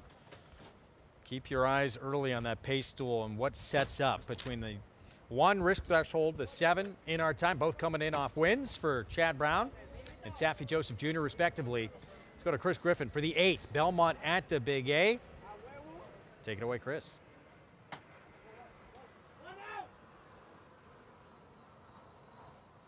Goes in, all set. And they're off. Artemis Sound breaks with early speed, so does Leslie's Humor in the early mix as well. In between horses, In Our Time joins them. And at the rail, there's Risk Threshold pushing on through. Risk Threshold is the leader, is up by a half length. Right towards the outside, In Our Time, and tucked in behind rivals now is Toasted Roll, is now a challenging third. Out wider, Leslie's Humor, Artemis Sound. They're back to fourth and fifth after breaking well on top. As the rest of the group is now catching up towards the inside. There's Implosion is in that mix. Proud Mary is trying to move forward. Proud Mary at the back end of the field is Fantastical is trying to move forward. Then comes Lamorna out wider, second to last, Master of the Tunes and Proud Mary. They're into the far turn. Risk Threshold is the leader in hand, doing it nicely. 22.60 for that opening quarter mile. In Our Time is ready to challenge towards the outside, and Toasted Roll is looking for a way through down at the rail in third. Risk Threshold has not been asked yet, reaches the top of the lane and is just galloping along here, and now gets asked the question, and Risk Threshold immediately is up by 3 lengths. It's Risk Threshold sprinting away from the rest of the field. Toasted Roll is now taking a clear second. On the far outside is Fantastical. No doubt, though, Junior Alvarado, Risk Threshold. Much the best, win this one easily. Up for second there was Fantastical. Then came a photo. That's Leslie's Humor with Toasted Roll in 1 minute 8 and 3. Risk Threshold just way too good for this group. Back-to-back wins now, and it was Fantastical getting up for second. Yeah, look, when she makes the lead, she's going to be tough to beat. You know, she's done it impressively, too. It's like, it looks like no one's even really coming to her. Irad's not even really asking very much. Excuse me, Junior's not very asking very much. Irad in the last time. She's pretty darn good right now. This was a confident ride from Junior Alvarado on this horse. He knew that he had plenty left in the tank turning for home, and he took his time to really set this horse down, just barely asking her to just quicken a little bit and have that slight turn of foot to put that separation between her and the rest of the field. Fantastical running on for second, really the only one making up any ground from the back in here, but this race was over when she was able to get that easy first quarter and really kick on with things impressively. Again, when you win by that kind of margin, sprinting on the grass, and that is a dominant performance. Go back to the start. Keep your eyes on the 1 and the 7, the 2 speeds, and how it played out early, JK. Yeah, the 1 broke a little bit awkwardly from the inside, but before it was over, made the front here, and the 7 In Our Time and Eric Cancel were seemed like they were comfortable sitting right off. But when Eric kind of unleashed In Our Time a little bit to make a little bit of a run at Risk Threshold, Risk Threshold just opened up. And there was no looking back. Yeah, 108 and 3. Risk Threshold, first time in against winners, and just absolutely dominant here. So sprinting on the grass, I think she is, Chad Brown and company have found where she wants to be. Yeah. She ran well enough. I just got to say, at Keeneland, she didn't run too bad going a mile. She was a little bit aggressive in that race, and that's probably why they made the decision to let her run shorter. Then she can just run. They don't have to fight with her. She can be comfortable. But I wouldn't say that she's impossible going a little bit longer. 1-6-9-2, 2-1 here. Risk Threshold, Junior Alvarado in those Klarvich Stable Silks for Chad Brown. Well, the prices when we come back. And Moira, former Canadian Horse of the Year. Runner-up in the Diana at Saratoga early on in that meet. Trying to go back-to-back with that Beverly D win last start.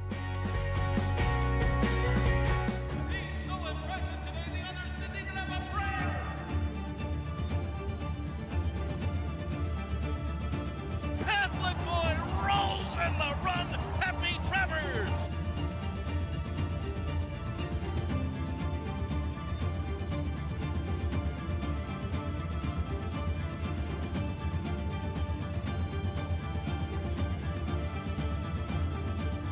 Catholic boy standing at Claiborne Farm.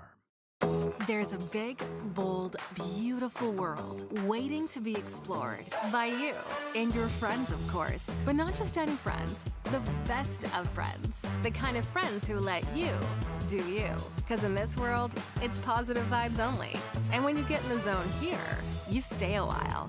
These aren't just good times, they're the best of times. And your time is now. So come explore. Resorts World. but it's all Pinehurst. Grade 1 winner at 2. Very impressive in the runaway Delmore Futurity. Graded stakes winner at 3. Pinehurst so gutsy. The highest earning son of Twirling Candy. Pinehurst last it home to win it for the United States. Bred on the same cross as Gunrunner. Pinehurst, standing at Womack.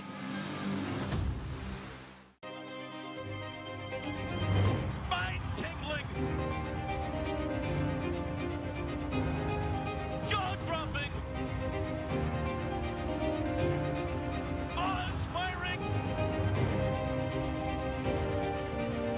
Secretariat-like.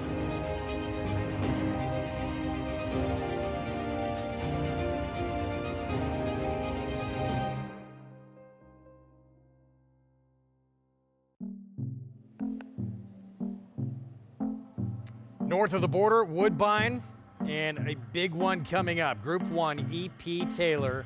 Woodbine Mile still ahead. Summer Stakes. That one a win and you're in. For the Breeders' Cup, Juvenile Turf. Big action ahead in this next race to come. 2 former Canadian Horses of the Year who know each other well. Moira and Fev Rover going head to head. And let's not forget about Blue Rose Sen, who is a 4-time Group 1 winner overseas. Compact group, but it's competitive, even with Cinderella's Dream scratching out of this race, because you have horses that we've seen so much of that are graded stakes winners, and this is a true grade 1 with those 3 in it. Moira, how much did she impress you in that Diana, considering, too, that was her first start off the bench? Yeah, off the bench, like I think, what, 252 days in between her start, her Breeders' Cup start, and the Diana. I thought she ran extremely well. I knew wherever she showed up next, she was going to win, and she did. She did that in the Beverly D. I think she's very, very talented, but we know who she is. I was looking for a 3-year-old in here. I was going to play the 6 Cinderella's Dream before she scratched. I ended up landing on the 1 Blush, who I think is very interesting to take another step forward. Back to Belmont at the Big A, Risk Threshold. Back-to-back wins now, and this one even more impressive than the last. First time in against winners, and she was absolutely dominant, Sarah. Yeah, this was such a confident ride from Junior Alvarado. Once he had really secured the front end with this horse, who did not break on top, but was able to get into position very quickly, it was over. I mean, she really had this field over a barrel and really opened up on the rest of this group. Not a ton coming from the back. So this late pick 5 carryover, formful so far, but we got a long way to go. Yeah, Barricade's gonna probably play in that pick 5 as like the 3rd choice, so that's always helpful when you're trying to pick up some value along the way. And Risk Threshold feels like a horse that, although was right there as favoritism, should probably pay a little bit better than the 640 you're seeing in that pool. So if you're alive still, and I know there's some short price horses, only takes 1 to spice these things up. Back at Monmouth, race 8, 6 furlong sprint. Fillies and mares 3 and up, allowance optional claiming field for State Bred Company. And a Tiger Lily, 9-5 right now for trainer Tony Wilson, coming out of a stakes race last time out where she was a huge number that day. Yeah, I mean, you know, she was trying to close on a slow pace, but they ran away from her late. I don't necessarily, I know there's a little bit of there's a drop, but I don't necessarily feel warm and fuzzy about her short price. I thought the 7 Beachfront Breeze does come in here off a long break, but there's that guy Paco again, and I told you last time, I'm done letting him stuff me into a locker. He does it quite a bit. It's amazing. He does. He's winning at almost 30% at the meet. What do you think of Beachfront Breeze, Sarah? Yeah, this horse has a chance. Seems like the other horse coming into this spot. And I know we haven't seen this horse in a while, as Jonathan touched on, but there isn't exactly a ton of overwhelming form to bully over in this race. I think with the Tiger Lily, I like this horse on Lasix a little bit more than in her starts where she hasn't had it. And she's also been facing tougher company in those listed stakes races. She runs some of her better numbers when she's able to get that Lasix and face types like this. I'm going to have to be put in a straitjacket if I tried to beat Paco last time and he beat me. This time I'm on Paco. If I lose here on the 7, I might. This game can just make you mad, can it? There's the favorite, the 9, the Tiger Lily, 8-5. 3-time winner, getting certainly an easier company today. And we'll see if that equals picture time. Dantastic on the outside, taking some support as well, that 12. for trainer Silvino Ramirez. 6-time winner, 3 of those wins, including last time out, came right here at Monmouth. So that was second off a long time away, 2 years away, and got back to the winner's circle. Matt Dinnerman with the call. Here's the 8th from Monmouth. And Jorge Gonzalez. 11 runners, New Jersey breds. Going the distance, 6 furlong to kick off the late pick 3.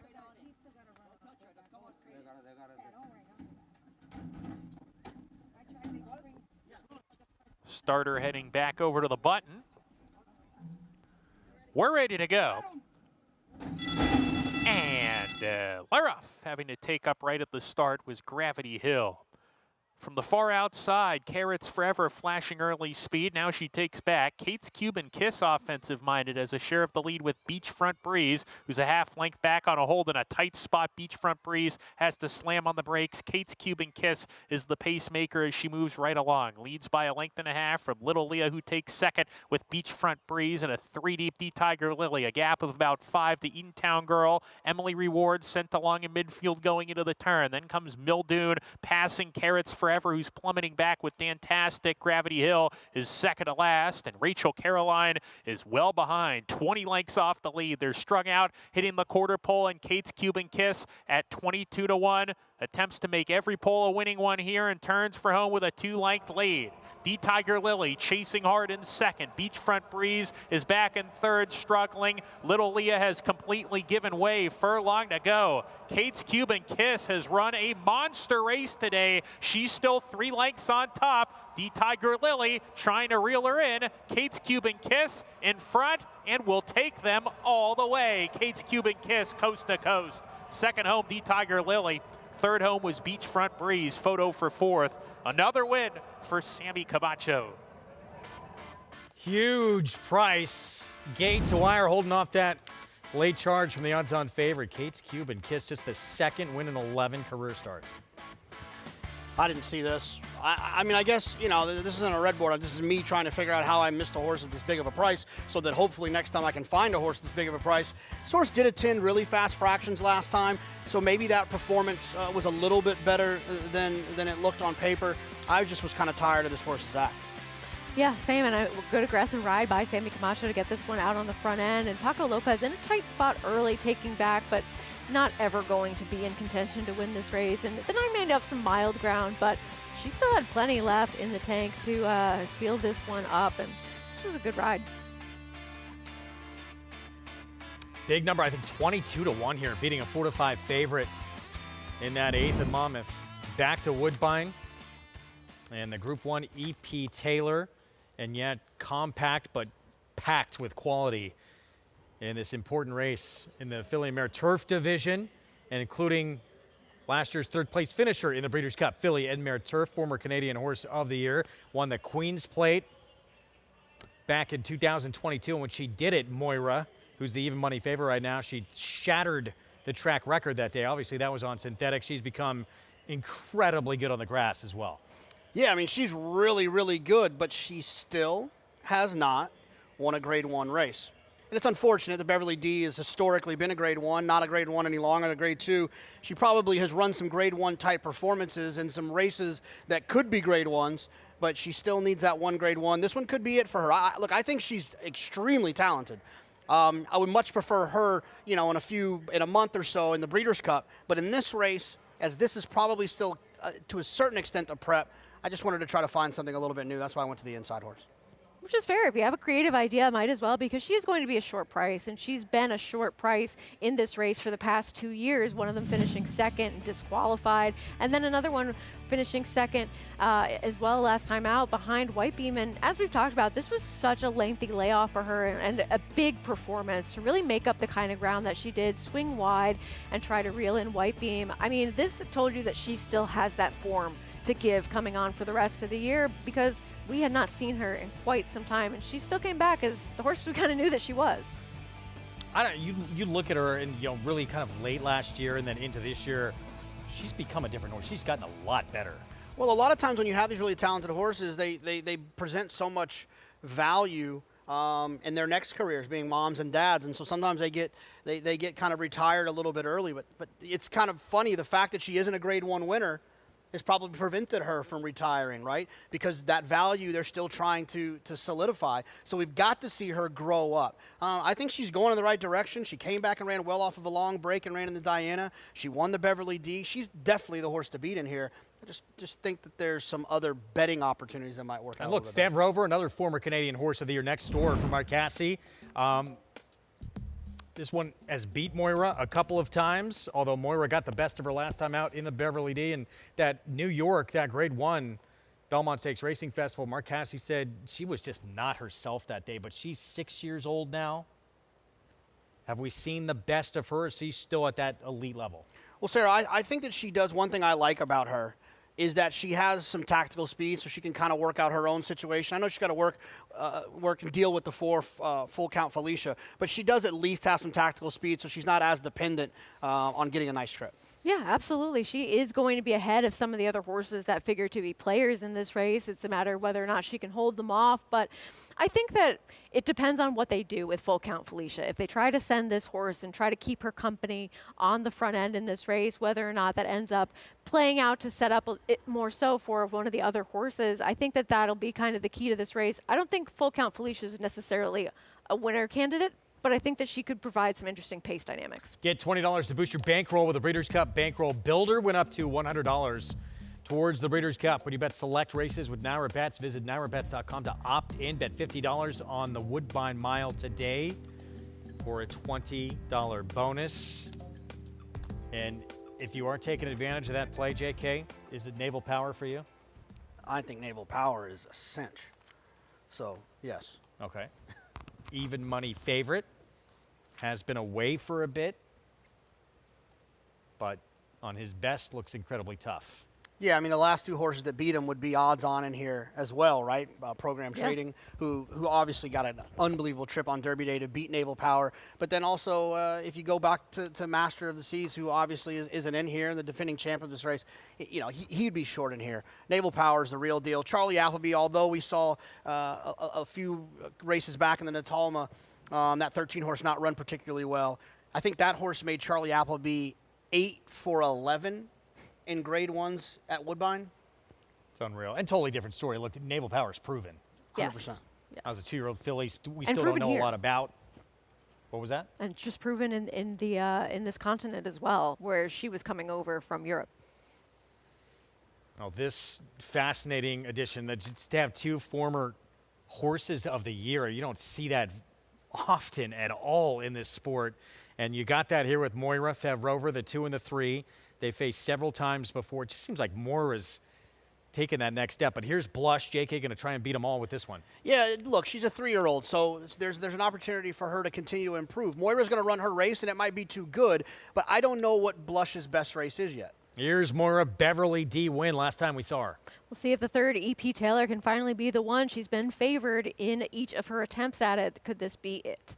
Moira just got by Fev Rover late, and it was trying to go gate to wire in that Beverly D. Yeah, beat her in this race prior. Fev Rover beat Moira. I just think that Fev Rover has some tactical advantages in this race. The speedy Full Count Felicia for Kevin Attard.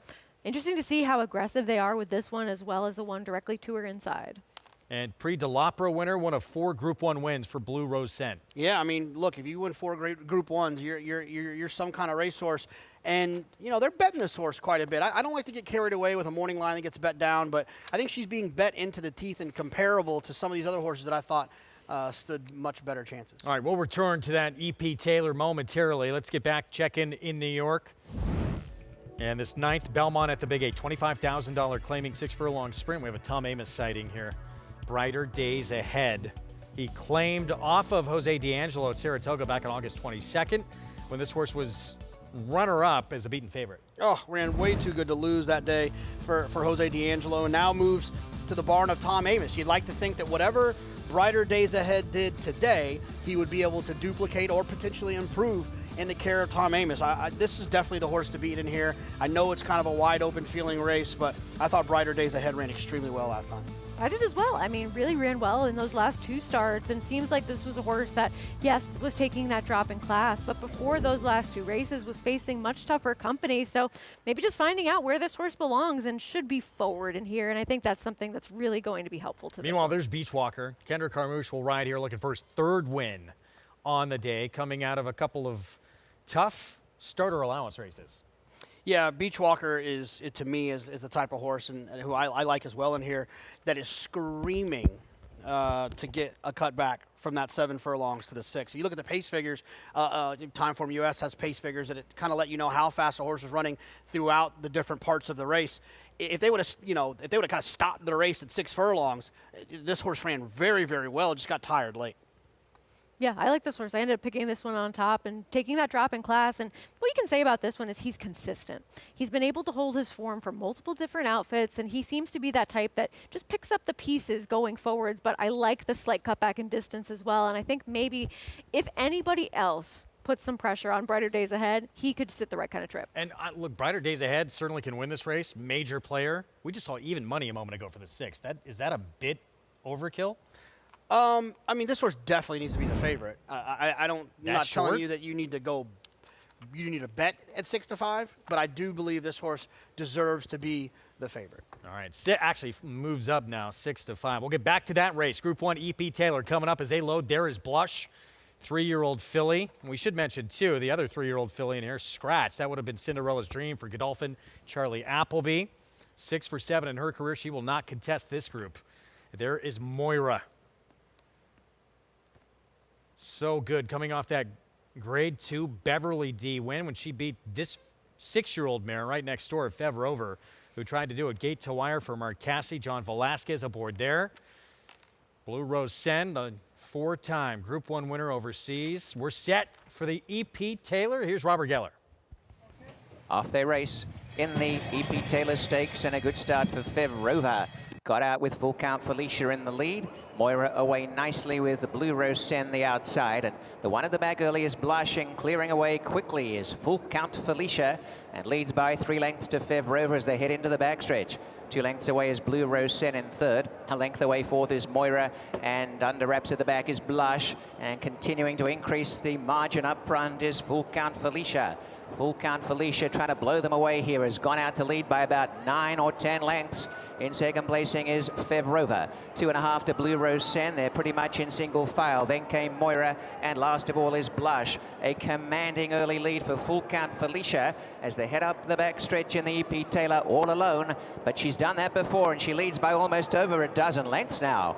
It's Full Count Felicia well ahead of Fev Rover. About 2.5 to Blue Rose Sen. Blush on the inside, still with the ears pricked, and ahead away last Moira. They've made no effort at this stage to go after this leader. And it is KK Kazushi Kimura who's trying to steal it.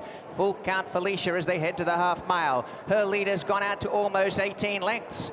In second placing, Fev Rover. Moira started to come on, is just a length and a half away in 3rd, and behind them, second last, Blue Rose Sen, and last is Blush. Full Count Felicia still well ahead, hasn't come back to the field at all, and they swing inside the 5/16, and Full Count Felicia marching away from them still, out by about 12 lengths to Moira. Fev Rover on the inside, and now we'll see what's left in the tank for Full Count Felicia as the stablemate Moira, and in the center Fev Rover trying to make up the ground. There's 7 behind.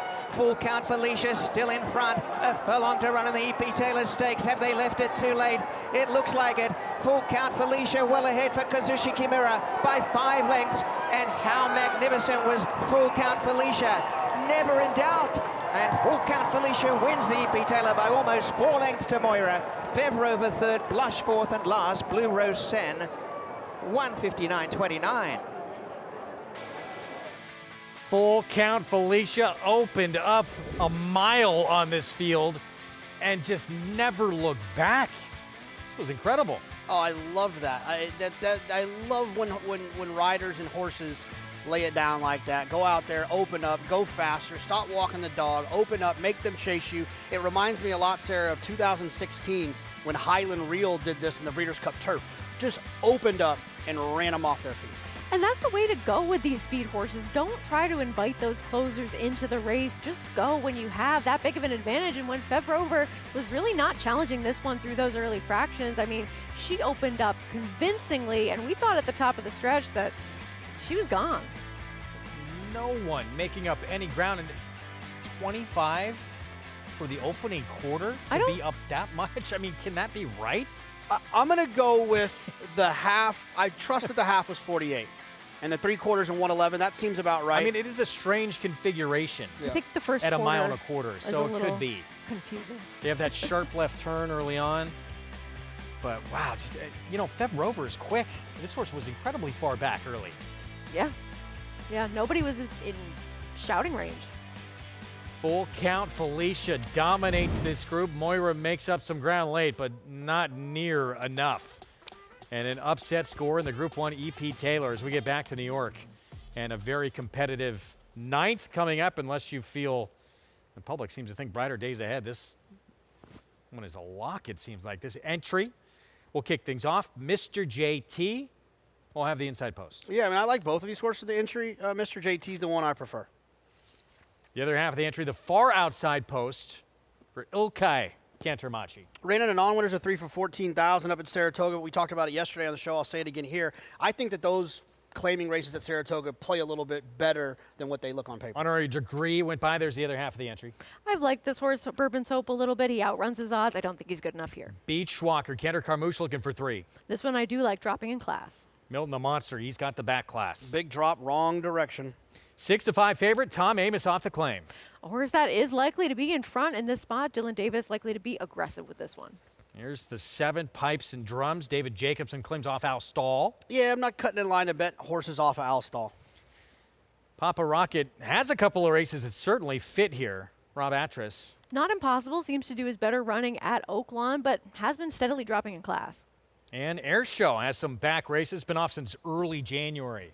Last 2 starts broke slowly, then gets a long break. Sometimes that break can resolve the slow getting away from the gate slowly. Yeah, Christopher Elliott on board there on the 9. Stuart Elliott's son, won earlier on the card to get that first win in New York. Good for him. 2 minutes to post here in this 9th coming up here as we get a look at Beach Walker. And Michelle Giangiulio, Kendrick looking for 3. Sarah, Acacia both going with the 4. And JK talked about the cut back from 7 furlongs to 6. Will that make the difference here? Let's go to Acacia for more. Yeah, Sarah and I are on the same wavelength here with Beachwalker, but simply from my vantage point, he just looks best in this field. Immediately grabbed my attention walking into the paddock. It seems like Michelle Giangiulio just has him doing really well right now. Looked terrific in his coat, in his weight. He was forward without doing too much, and I thought he actually ran pretty well in his last 2 starts behind horses in Reddington and Print Track, who are just much tougher than what he's going to face in here. That was some salty competition, and like I said, it just looks like he's doing well. And to Jonathan's point about the slight cutback from the 7 furlongs to the 6, it may seem like it's just an 1/8 of a mile, and it's not that big a difference, but I really do think that it is. And while he is a horse that has won at the 7/8, I love the slight turn back for him in the way that he runs and kind of his tactical running style. So I just think that he's a generous price right now, and one that I've always kind of been chasing and always had a bit of an affinity for. As far as the 6 brighter days ahead does go, I wasn't in the paddock for his last 2 races up at Saratoga, so I haven't actually seen him in the flesh since last year, but he used to be a very keyed and energetic and washy and tough to saddle. He's very hot once again today, and watching his replays, it seems like he was that up in Saratoga as well, but much more mentally professional. Just him getting hot is normal for him, so do take that with a grain of salt. One thing that I have a bit of a concern about, though, is that I just really wish that he was carrying more muscle mass in his hind end and just more condition overall.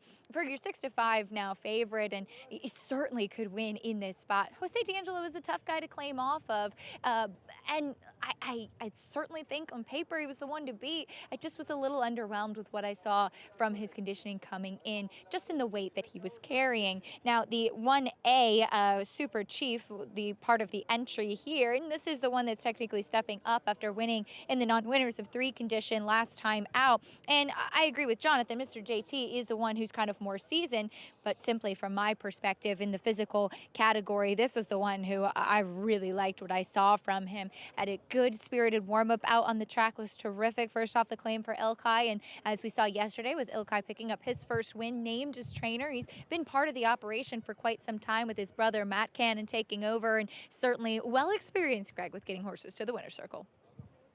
Yeah, Matt Cantramachi going to have his final start as a trainer with Evie Jets and Keeneland, handing over the reins to his brother. Yeah, I'm a huge fan of both of them, and if you weren't with us yesterday, the interview, Ilkay just seemed happy for his brother to take this step away and to live life in the way that he chooses for a little while, whether it be traveling or pursuing some other interests. It was nice to watch. Absolutely, and it's always been a team operation with both of them really having that hands-on approach with the stable, and so with one of them stepping away, one of them now taking over as listed trainer, it's not as though he's a new trainer. He's been a part of that operation since the beginning. E.P. Taylor, Full Count Felicia, it looked like Voodoo Song back at Saratoga a few years ago, opening up so many lengths on the field, just the field had never caught up. So big upset in that Group 1. In the filly and mare turf division, Moira Favrover, 2 former Canadian horses of the year, unable to run her down, wind up second and third. Yeah, she was outstanding. She really stuck it to him, and she's interesting. She's an interesting addition to what you would think would be the Breeders' Cup filly and mare turf if they choose to ride her aggressively like that. I mean, maybe they found out that's what she wants to be doing. No prisoners and just run around there. It could make for an interesting race. Meanwhile, back to even money here on Brighter Days Ahead. It's getting a little short, but wow. Without a doubt, in my opinion, the most likely winner in here. I just don't know if it's too short. Let's go to Chris Griffin.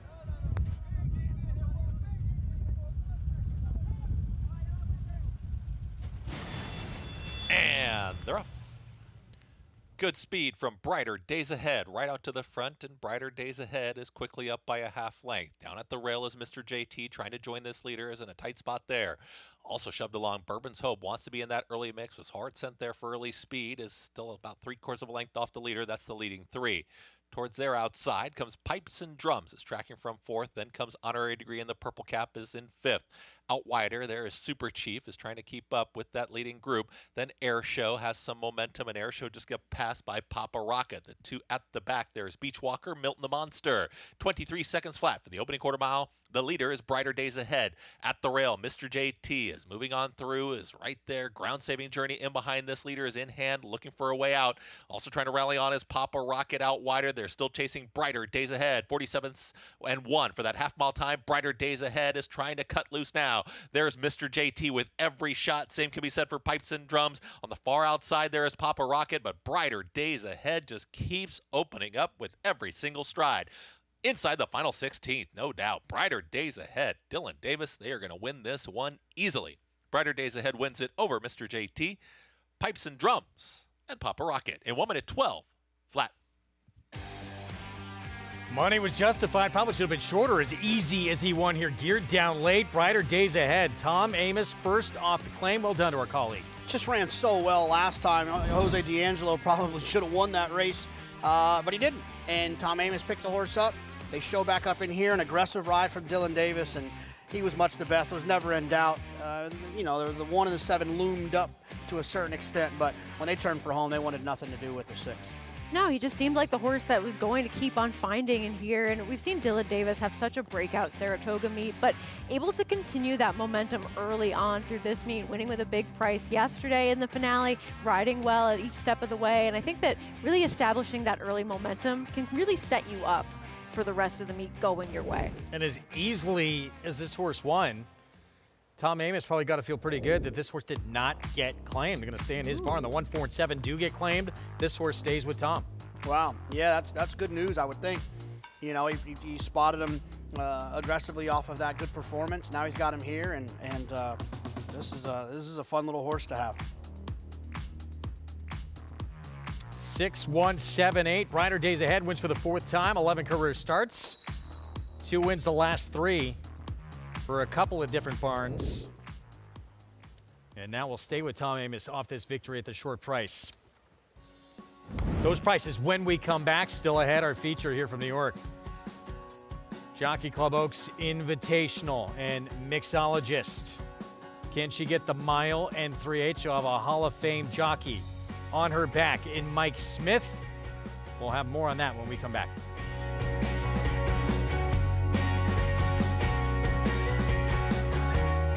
Curlin's Grade 1 son, Solomini, New York's leading sire of 2-year-olds in 2023 and sire of Grade 2 winner Winstock. Winstock's just the leader from Stronghold and Coach Prime and Winstock. New York Stakes winner My Shady Lady. My Shady Lady gets the victory. 2024 Stakes winners Solo Shot. Solo Shot and also Geopolitics in a tight photo. And Doc Sullivan. Doc Sullivan dominates the Mike Lee. Solomini, standing at McMahon of Saratoga Thoroughbreds.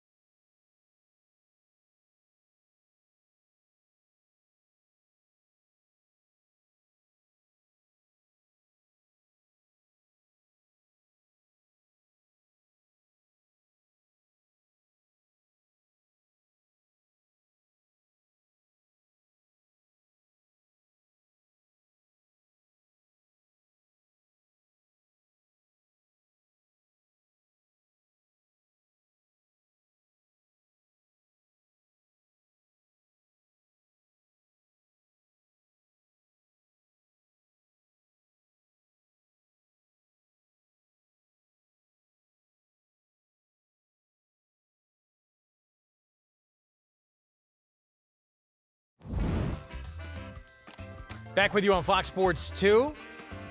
Dylan Davis.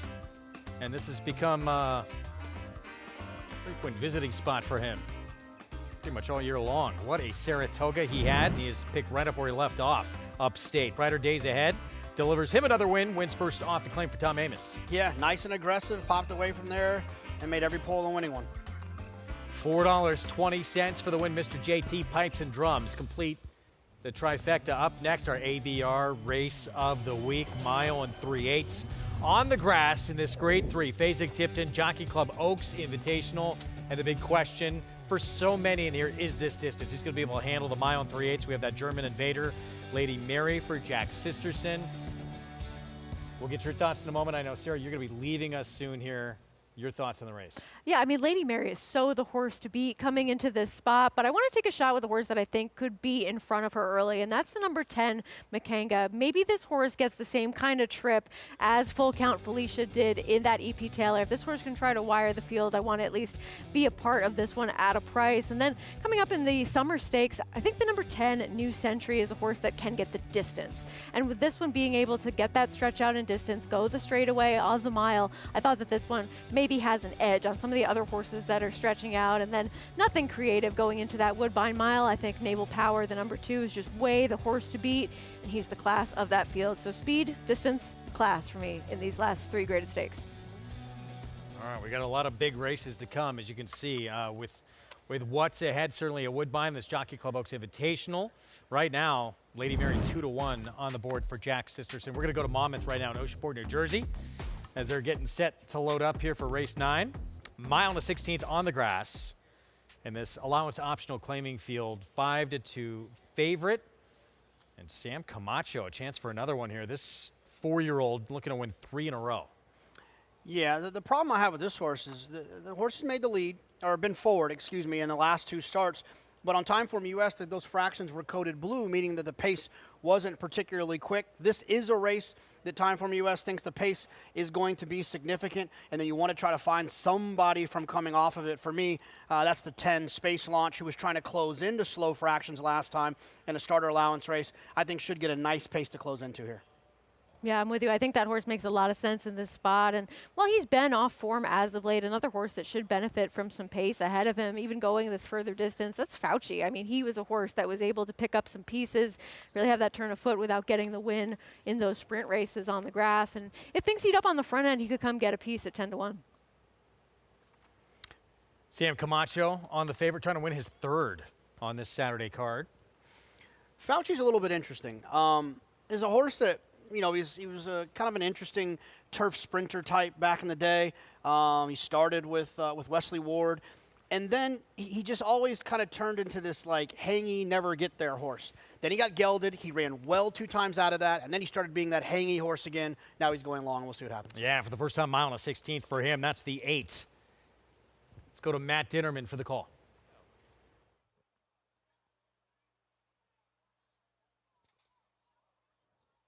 La Grifone was the one who opened the front of the gate there. Didn't get out. Good job by our assistant starter there. They're going to close the gate now. And we'll take 2. Try again here.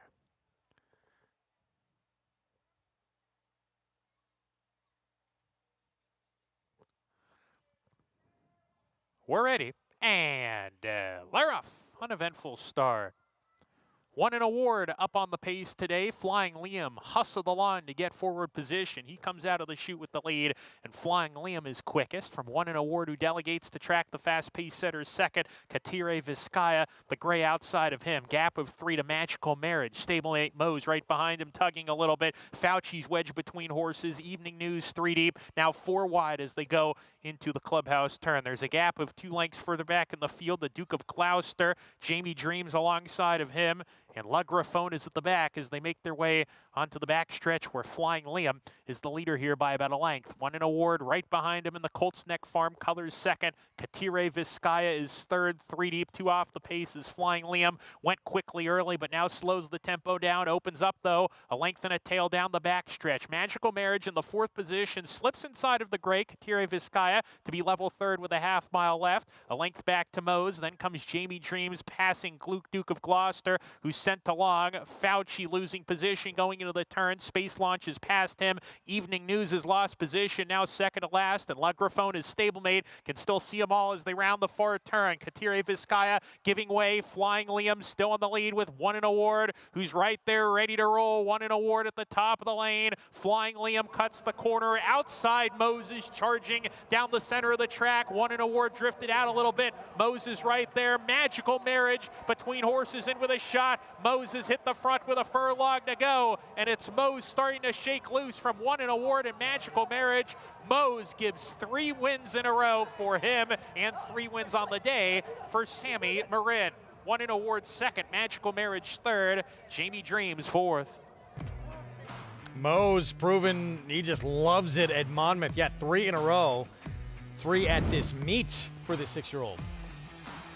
Yeah, look, Timeform projected this horse to come from out of it, even though this horse was second early in his previous race. He got a nice little setup. They ran out in front of him a little bit, and the favorite just got tired, won an award, and Mose picks up the pieces down the middle of the track.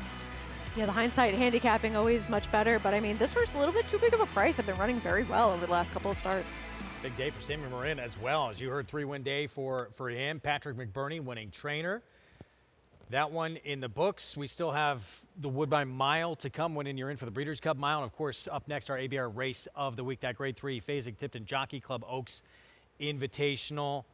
We don't know what's going to happen in this race, but it's still the one who at least has shown the ability going longer who's favored. We probably expect that to be the case. Yeah, I mean, look, you get these horses that are coming in from overseas. It's not you know, people don't typically get too concerned, especially German breds, right? They can run all day. But I do think Mixologist the 9 is very interesting at a 7-2 right now on the board. Going to be saying goodbye to those watching on Bally Sports SoCal, and goodbye to Sarah as well. Sarah, it was fun. Taking a whole network with me, I guess. Sticking around, though, on Fox Sports 2, so you can flip your coverage over there and catch our ABR Race of the Week and more Group 1 action, including the Woodbine Mile from Woodbine. After this quick timeout, we'll be joined by the MIG right after this.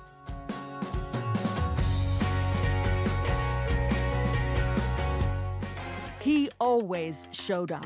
From June at 2 and through 2 championship seasons, week after week after week of consecutive works. That's toughness. He always showed off. You know all about those 4 G1s. Here's his maiden on the Derby undercard. That's brilliance. Now his yearlings are at the sales. That's opportunity. Essential quality. Showtime. You have to be here to feel the rumble from 40,000 race fans. Mixed with the Pacific breeze, you have to be here to taste extravagance and witness greatness race after race after race. You have to be here to witness unforgettable and to believe the unbelievable. This November, be at Del Mar for an experience that's truly a breed apart.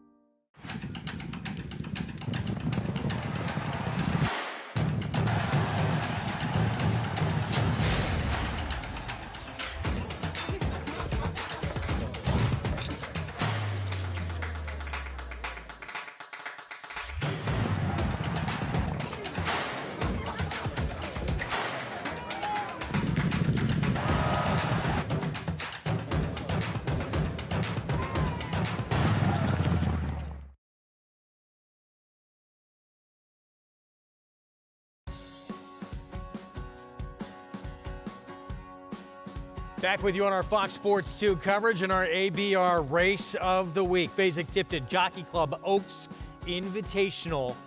3-year-old fillies going 1 mile 3/8. It's just 17 minutes to post. Greg Wolf, Jonathan Kitchen, and rejoining us, champion jockey Richard Migliori. The MIG, good to see you. Been doing it all for us this afternoon. Good to have you on the desk. Yeah, I was downstairs in the paddock, had some fun there, and got caught up in the elevator. I don't recommend taking that one elevator coming up here. It was a little slow getting here, but I made it. We're glad you survived. You came just in time. If you got stuck, don't worry, we would have sent help. German Invader, Lady Mary, still favored right now at 2-1 in here. We're going to go back to last year, take a look at what happened in the Woodbine Mile. No, this is Eternal Hope in the Jockey Club Oaks. We'll get it right. And the win for Godolphin. Yeah, I mean, look, this is one of many Charlie Appleby's. It's the theme on this show today. At some point, one of these Godolphin horses is going to win. I can almost guarantee that. I just don't know which one of them. But Eternal Hope was pretty good back here in 2023. Yeah, came widest of all, made the last run. She beat a pretty nice runner-up there, right? It was that Nietzsche Marie who got terrific trip and ride. And they were 1-2 again next time out in the Sands Point as well. Yeah, Nietzsche Marie has turned into a very good turfer in this Filly Mare Turf division for Butch Reed. So this year's edition just seems, again, beyond this German horse coming in completely wide open because the distance is that massive question mark for everyone but this 3-year-old filly right here. Absolutely. I mean, these German-bred horses are bred to run all day. You see Jack Sisterson there with the white hat on. And it's at least one big question that she's answered is going this far. Yes, and that's a big question with several of, I think, the contenders in here is how far do they really want to go? That's not an issue with Lady Mary, who's grade 1 place going 1 mile and 3 furlongs. Really interesting, the rules about breeding in Germany, and very stringent about what horses can reproduce. And honestly, they give very sound horses because of that stringent approach. So she is the 2-1 favorite. Manny Franco will be aboard for the state's debut coming up. Let's head downstairs to Acacia. And we'll start there. And I thought what Richie's point was is well taken, because you do see very durable horses coming from Germany. And oftentimes, too, they'll be running over some pretty heavy going and pretty soft turf courses there. So a lot of the ones that I've been around are much more lightly framed. So I'm very impressed to see Lady Mary coming here to America. And for a horse that is coming in from another country, and you look to see them stack up with kind of the typical American thoroughbred build, and sometimes, like I said, they're much lighter. That's not the case with this filly. She carries terrific weight, great condition, especially after having just run at the beginning of August. And so shipping here to America, going through the quarantine process, being able to kind of get acclimated to the stateside, and now making her first race here and with a new barn. A lot of changes, and she is handling them all in stride. She's been forward, but incredibly professional. Like I said, I'm very impressed with what we've seen from her here in the paddock, and she's shown in her races so far, distance is no problem,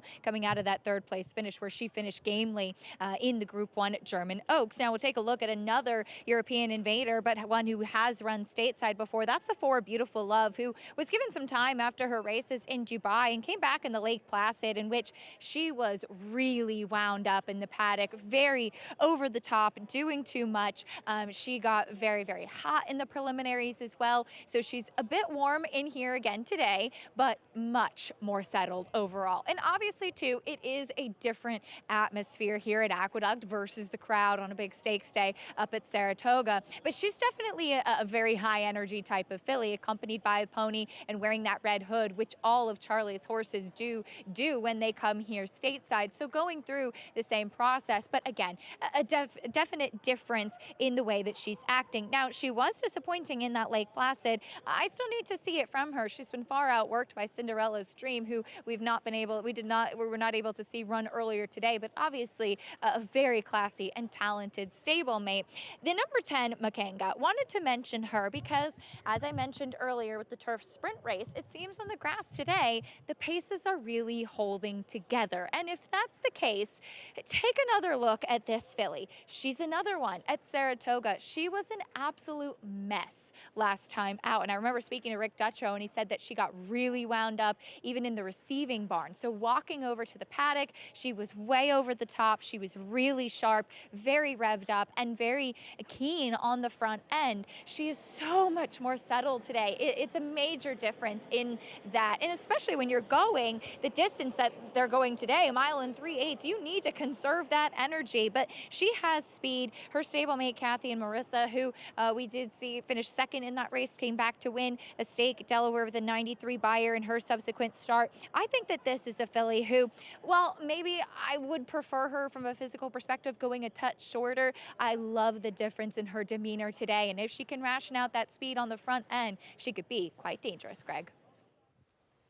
Thank you, Acacia. She should be alone in front. Makenga, can she nurse out, that speed, going a mile and 3/8. Meanwhile, mixologist for one of the top trainers in the sport, Brad Cox, and he has got the Hall of Famer Mike Smith in town to get the pickup mount on mixologist, who comes in off a win via disqualification last time out. Mike Smith has ridden some of the best fillies and mares in the history of the sport. He'll hop on mixologist in our ABR Race of the Week when we come back on our Fox Sports 2 coverage. When you can bring over a champion like this to the Night of the Star sale, it's exactly what we dream of and what you hope for. Anytime we've got a marquee filly that is ready to be brought to market, we know that the Night of the Stars is the venue. It really wasn't a question as to where we were going to sell her. We have had a long history of selling 7-figure mares here at Night of the Stars. Boyd Browning and his team just do such an exceptional job promoting these mares, getting them sold.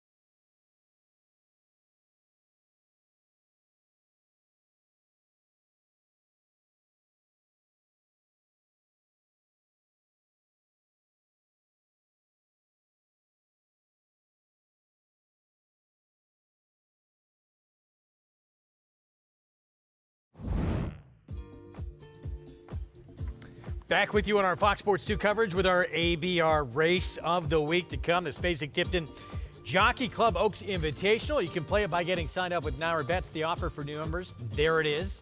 When you punch in that code right there, match 200. So get that $200 deposit match sign up bonus right there at nairabets.com and bet any track, anywhere, anytime. Riders up, and we're going to meet this field coming up here.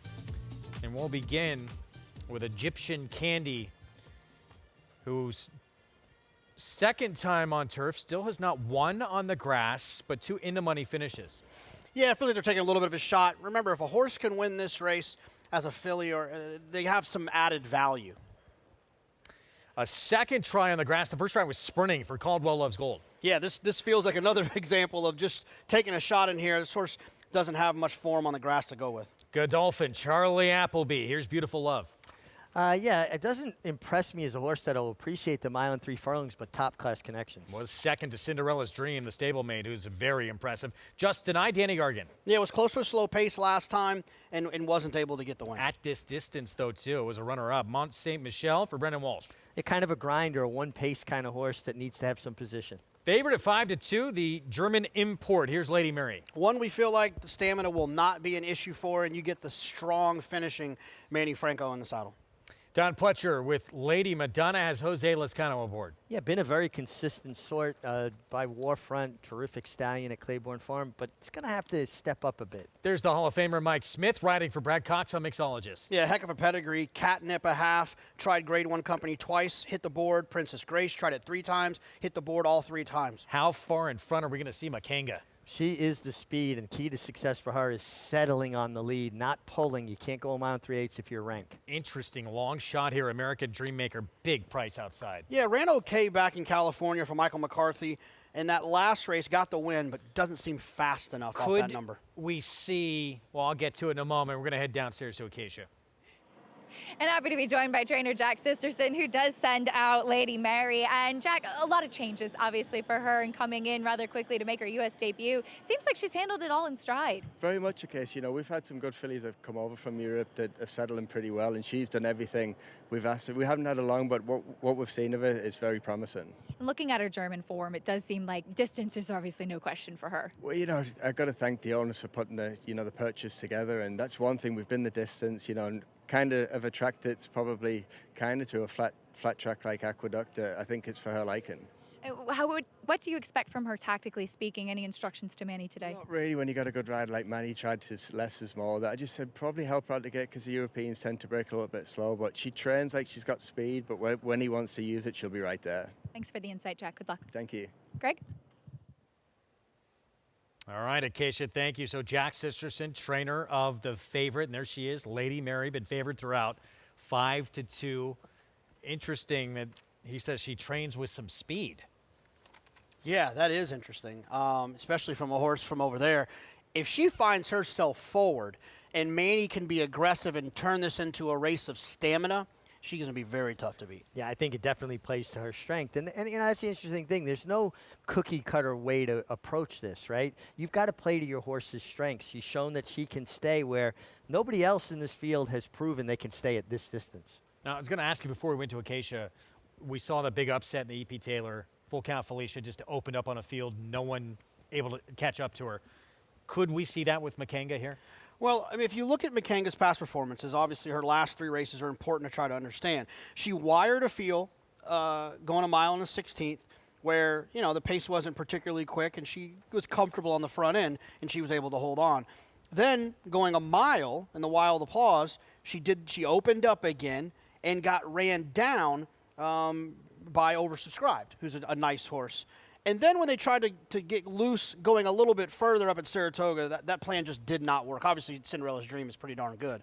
I just worry that going this far, it just isn't her thing. I understand taking a chance because she definitely has a weapon in speed. I just don't think she's good enough. Yeah, and speed has been good on the turf course. The key to this is Lane Luzzy, who has nice hands, a lot like his dad, Mike. Get a break quiet. Just like a whisper. You don't want to get into her mouth and then pick a fight with a 1,000-pound animal, and you don't want to let her get too free where she does too much. If he can get her to go to the lead and throw her ears up and settle, then she's got a chance to stay. But if she gets keen the way she did last time in the Saratoga Oaks, she has no chance. Yeah, she was not happy in that race last time out early on. 9-1 right now on that filly right there, the lone speed of this race. Meanwhile, there's the Hall of Famer, Mike Smith, mixologist, won first time out, going long at a mile on the turf at Churchill Downs to Breaker Main. Anytime you win first time out, you have quality, and win going around a ground too. Shows you have some ability. And then this performance, she got moved up to the win via DQ. Yeah, this is a situation where I feel like this allowance race was a grade 3 that they forgot to put the grade 3 on. Yeah. These are all really nice horses, lightly raced horses, but I feel like there's probably 3 or 4 stakes winners in this group, and I just feel like Mixologist is pretty darn good, and I think she's going to appreciate the added distance. I agree. I was down in the jocks room earlier. I went to talk to Mike Smith. I hadn't seen him in a while, someone I competed with on a steady basis for a number of years. And it's just interesting, right? He's a Hall of Famer. The homework that still he does and the insight. And he said, yeah, I watched her replays, and 2 starts back, she got a little keen, but watching the head on, he said, Florent Drew kind of just asked her a little bit, and then she jumped on him. He said, I just got to be careful that I keep her switched off. And I just love when a rider at the, his success, his caliber, still leaves no stone unturned in the pursuit of their homework and how to approach a race. That's why he's one of the best to do it. Got to do that homework. Let's go back down to Acacia. And Richie set me up so beautifully here with that comment from Mike, because that's exactly what I was going to comment on about Mixologist. You could even see it a little bit last time out with Joel Rosario into the first turn, a touch keen, and then able to settle quicker. Even in the stretch, swapping leads when there was a little bit of bumping going on, though she was not the one that was most hindered with that disqualification of Rouge in that race. But she's a horse that I think is steadily getting stronger and better with each and every race. And I had even noted last time that there's a lot of length to her frame, and she certainly looks like a horse that can handle more distance. Once again, even more professional in the preliminaries today, and I'm sure with those comments from Mike, he's going to be really cognizant of what she's doing throughout the running of the race and how settled she's able to be for this added ground. The number 6, Mont Saint-Michel, broke her maiden up at Woodbine going a mile, but she, to my eye, kind of has that even running style. She's not the biggest and most imposing type, and her half-brother, Lopia Fernandez, did finish 3rd in the Breeders' Cup Mile and is certainly the best in that family. But with the Wooten Bassett, there's pedigree for distance as well. She's a very leggy type. I know that she has to improve, but if she's able to get the distance, I thought her running style could lend itself to a little bit longer, Greg. All right, Acacia, thank you. Wow, favoritism now going to Mixologist, the 9, with Mike Smith for Brad Cox. Yeah, look, I mean, she's got the pedigree to suggest she wants to go a little bit further too, and I kind of rushed through that in the post parade, but I'll reiterate it here. This horse has 2 half siblings. Catnip tried Grade 1 company twice and hit the board in both of those starts. Princess Grace tried Grade 1 company 3 times and hit the board in all 3 of those starts. So every sibling to try Grade 1 company has hit the board. I just feel like Mixologist has a lot more upside, is going to continue to get better, and I love the idea that Mike's got a plan to not set her off to try to get her to relax. Yeah, and again, I always get a kick out of that, especially, when a rider has got to the level that Mike has got, Hall of Famer. I think it's easy to maybe sometimes rest on your laurels and not do the due diligence. Come in with a plan, not a concept of a plan. And I think Mixologist with Mike Smith is really going to be well-placed early. What about, stateside here, the filly who has gone a mile and 3/8? It's just a night for Danny Gargan. I know it was not the quickest time in the world, but she was second, a distant second, at a mile and 3/8 at Saratoga last time out. 7-1 right now, and there she is on the screen. Yeah. Last time she was close at a slow pace race and wasn't able to see it out. I feel like I feel like if not then why now? She does own a win at this distance on this course. That's fair. It's fair. But she didn't face someone like Lady Mary or Mixologist in that race either. Yeah, I just think there's a couple better horses in here. And like I said, she got a great trip last time. How much better can it? If she's facing tougher here, and she got a great trip last time, so what's going to happen if she gets a great trip here and she's facing better? Yeah, I mean, that's the question. She'll stay, but the competition is certainly much stiffer. It's our ABR race of the week. Grade 3, Fasig-Tipton Jockey Club Oaks Invitational. And it's mixologist, Hall of Famer Mike Smith in town to ride for Brad Cox, as so many others are in this field trying this distance for the first time. Let's go to Chris Griffin for the call. American Dreammaker. Lasalo to the outside. Jose Gomez moving forward.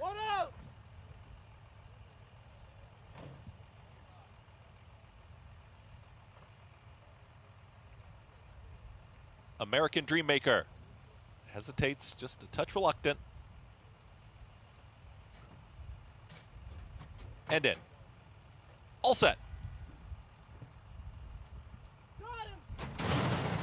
And they're off in the Fasig-Tipton Jockey Club Oaks Invitational. And speed immediately from the outside from Makenga. And Makenga goes right out to the front, is up by a quick 2. Now 3 widening lengths moving into that turn. Caldwell Loves Gold is going to be in that early mix, but this leader is really sprinting away. Makenga is well clear. Now alone in second is going to be Caldwell Loves Gold, is patiently ridden now. Will be Jose Liscano and Lady Madonna, and Justin I is at the rail, is in 4th. And Mixologist is tracking from the 5th position. Makenga is up by 6, 7 lengths early. Going to be mid-pack there is Egyptian Candy, is towards the inside of American Dreammaker. The 3 at the back, Beautiful Love. Second to last will be Lady Mary, and the trailer at the back end of the field, Mont Saint Michel. But Makenga, no doubt, is the clear leader, is up by 8 lengths, passing the wire for the first time. There is Makenga, and Lane Leslie doing it easily. Now moves into that turn, went 47 and 1 for a half-mile time. Caldwell Loves Gold is comfortable, is patiently ridden in the second position. Then comes a group in behind that. Justin I starts to move forward. Outside of that rival comes Lady Madonna. They're now a shared 3rd and 4th. In behind them, Mixologist. Mike Smith and Mixologist still about 15 lengths off this runaway leader who still sprints away. In behind them comes American Dreammakers in the pink cap with Egyptian Candy. Starting to move forward is Beautiful Love. Moves in tandem with Mont Saint Michel, and Lady Mary is the trailer. Makenga is still about 10 lengths clear from the rest. 1 minute 12.32 seconds for 3/4 of a mile. Makenga trying to take them all the way. Caldwell Loves Gold is still in front of that second grouping as they start to inch closer to the leader. Justin I is trying to make up some ground. Mixologist is tightly at the rail. Also moving forward is Lady Madonna from the back. Here comes some moves from Mont Saint Michel, is now sprinting. Lady Mary from the back. Egyptian Candy is tailed off. Beautiful Love is in traffic as they reach the top of the lane.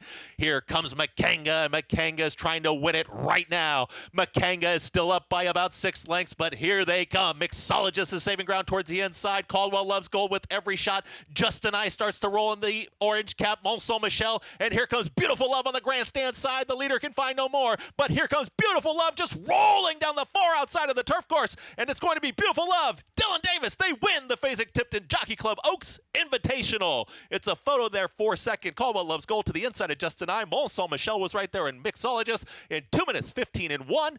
It's Beautiful Love in the grade 3 Fasig-Tipton Jockey Club Oaks Invitational. Familiar sight in a big race here on the turf.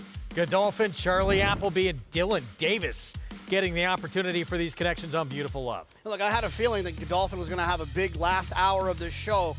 I just didn't know that it was going to be with Beautiful Love. She got a great setup, but a lot of them got a great setup. She was really the only one that really was leveling off late. She made the last run, got to save ground before tipping out to the far outside on the straightaway, and she kicked it into gear. And I questioned this filly's ability to stay the mile and 3/8 because of her size. Her sire was a graded stakes winner, a grade 1 stakes winner, but that was sprinting. That last run and Dylan Davis's confidence level and the way he's been riding, this was all of his skills on display here. She'd shown ability to her much more highly regarded stablemate, Cinderella's Dream. It was scratched out of the EP Taylor earlier today. Now a big one in her own right here for Beautiful Love. It picks up the 3rd win of her career, and this, no question, the biggest. Proving that a mile and 3/8, these longer distances, she excels. And she showed a turn of foot. Now, listen, we had Makenga, who was keen. Lane Leslie did the best he could under the situation. It looked like Mixologist was getting that good run up the fence. She kind of just bogged down a little bit mid-stretch, but it was the last run that gets it done for Beautiful Love. And Justin I, nice effort from her to finish second. How about Caldwell Loves Gold hitting the board at 32 to 1, getting on turf for just the second time. for Brad Cox. 4, 5, 3, 6, 7-2. Beautiful Love the win, and a no show effort here from that German invader, Lady Mary. No, she didn't really do much running, and she didn't really have an excuse either. I mean, she was back there and had plenty of opportunity to make a run and just never really did. 3-win day for Dylan Davis, coming off by far the best Saratoga he has ever had, continuing to turn heads with the way he's riding. Dylan Davis has turned into a race rider. He was a jockey for a number of years, but now he is a race rider, and he is consistent. His approach, his preparation, it's obvious. He has turned into a very mature professional, and it's been fun to watch that evolution.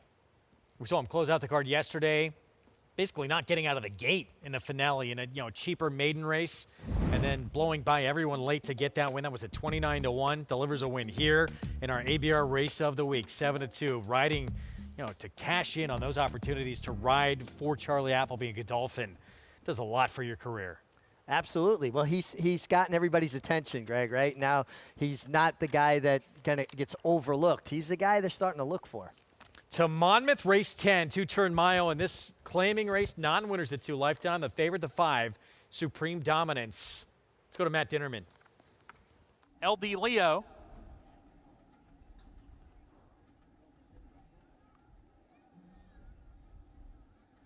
And to the outside post, Nicole's King to round out the field. Here's Nicole's King, Paco Lopez. We're ready to go in the finale.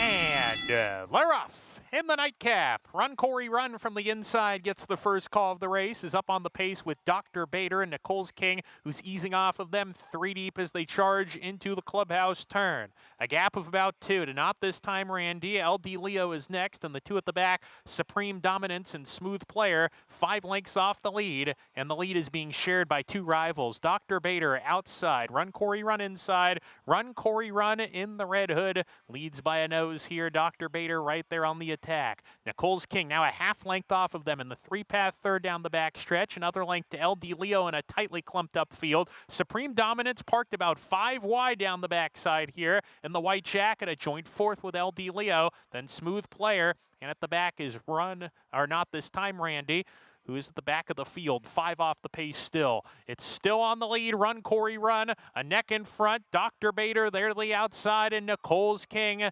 3 wide, poised to pounce. There goes Nicole's King and Paco Lopez to challenge Run Corey Run. Dr. Bader out of the leading trio, the first one to blink. LD Leo's making a run on the outside, park deep, and the swing for home. Nicole's King, loose rein here by Paco, leads by a nose. Run Corey Run still right there as they come to the top of the lane, and these 2 are going at it down the lane. Nicole's King on the outside. Inside it's Run Corey Run.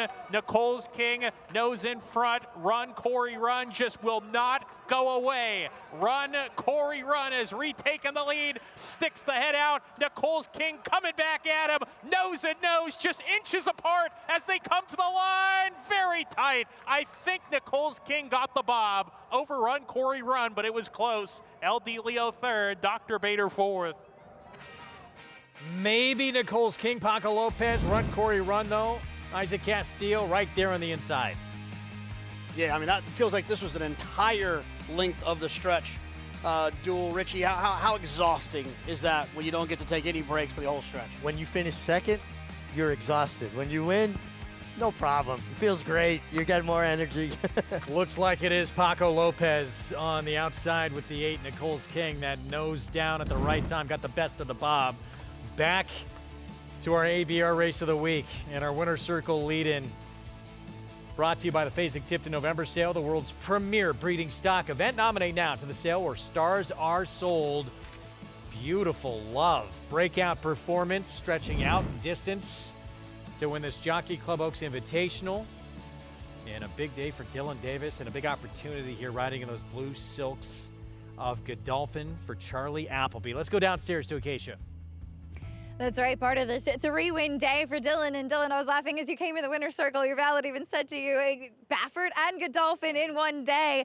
Has to be pretty exciting to kick off this Belmont at the Big A meet like this. Yes, it is. You know, always doing my best out there, but for winning for very good outfits, it tops the charts. But again, today, I thought we were going to break a little better. We were trying to get a little better position, but she just hopped out of the start there. So just biding my time. And I knew going into that first turn, I had a lot of horse, and just really to work with her and relax her. And then once out to the last turn there, tipped her out to the outside, just give her a clear run. And I got to get into her at the 3/8 pole just to get her gear going. And once she got into daylight down the lane, she really took it to him. And I could have asked for more, but she was already doing enough for me. So I just really taken care of her down the lane. And I was really happy to win for the Godolphin team. Yeah. As you should be. And you and I were discussing just the difference between last time and today mentally, how much more settled she was. And when you're going this distance, that really is a big key. Of course, yeah. So, I mean, a big difference. The crowd over here is a lot quieter, and second start in the States, so I think it has a lot to do with it. And, you know, I had some insight with the pony, Bam, out there. He said that she's handling the track and she's handling herself well. So it was good to hear that, and just working with her and trying to get the right trip out there. But really happy to win for the team.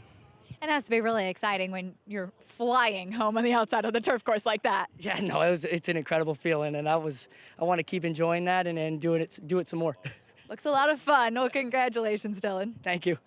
Dylan winning in those Godolphin blue silks, and yeah, definitely looked like a fun finish today, Greg. It has been incredible to see Dylan Davis grow up and see his career just take off right in front of our eyes over these last couple of years. He's always been super talented, and at times he would frustrate me because it was inconsistent. He'd be brilliant, and then you'd kind of scratch your head, what was that? He is matured, he is consistent, and he is extremely good at what he does. And, you know, interesting, you talk about, you know, those blue colors of Godolphin, the Pegram colors earlier. As a jockey, you feel special when you ride in those high-profile colors. For me, you know, riding for Green Tree, Mrs. Whitney's colors, the Phipps family, and then certainly the end of my career, Godolphin. The last 2 Grade 1s of my career were for Godolphin in those blue. And you walk out of the room and you feel pretty confident. It's special to get to wear those silks, and then to get that opportunity, JK, and to deliver for those connections. Just so huge for your confidence and for getting more mounts going forwards on the big stage. Well, I mean, you'd be silly to think that Charlie Appleby wasn't paying attention to Saratoga this summer, seeing all the races that Dylan was winning. And then when he needed a rider for this race, he said, hey, how about that guy who won a bunch of races at Saratoga, 36 of them? I'll take him. If you don't have that summer that he has, Dylan's probably not on this horse. 100%. Success breeds success, and Dylan got people's attention this meeting in Saratoga this summer. Close out this Saturday card here in New York with this race on the turf. Mile and a 16th, $40,000 maiden claiming race. And Chad Brown will have a class dropper here, the 7 out of favor. Manny Franco rides. That should be the one to beat. Right now, a modest 3-1 favorite. You also have Truly Warrior, the 1. Class dropper, Flicker, the 3. Ran at this level last start, but has faced better as well. We got more Group 1 action and more Winning You're In action at Woodbine. As well, the Summer Stakes, Winning You're In for the Breeders' Cup Juvenile Turf. When we come back at Woodbine right after this. Stay with us.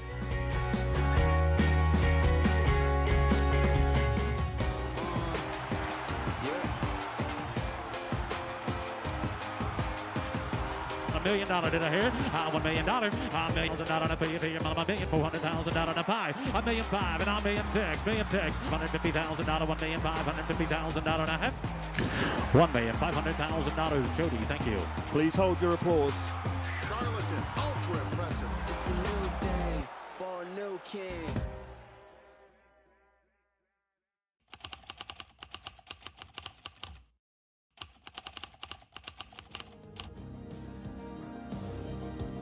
Complexion. Phoebe in Wonderland. Galibrand asserts herself. Poppy Flowers putting in a late burst here. Poppy Flower with the momentum.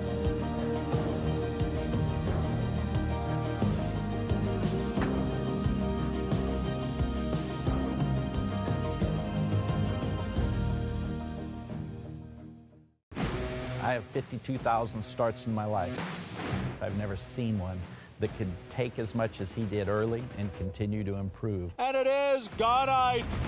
He's strong, he's attractive. And he's going to win, the hopeful. He's extremely smooth and fluid. Gunite is a tough customer here as they come on for the finish. How sound he is. Gunite got the jump. Consistent, mentally, physically. He will defeat Elite Power in the Forgo. Complete package.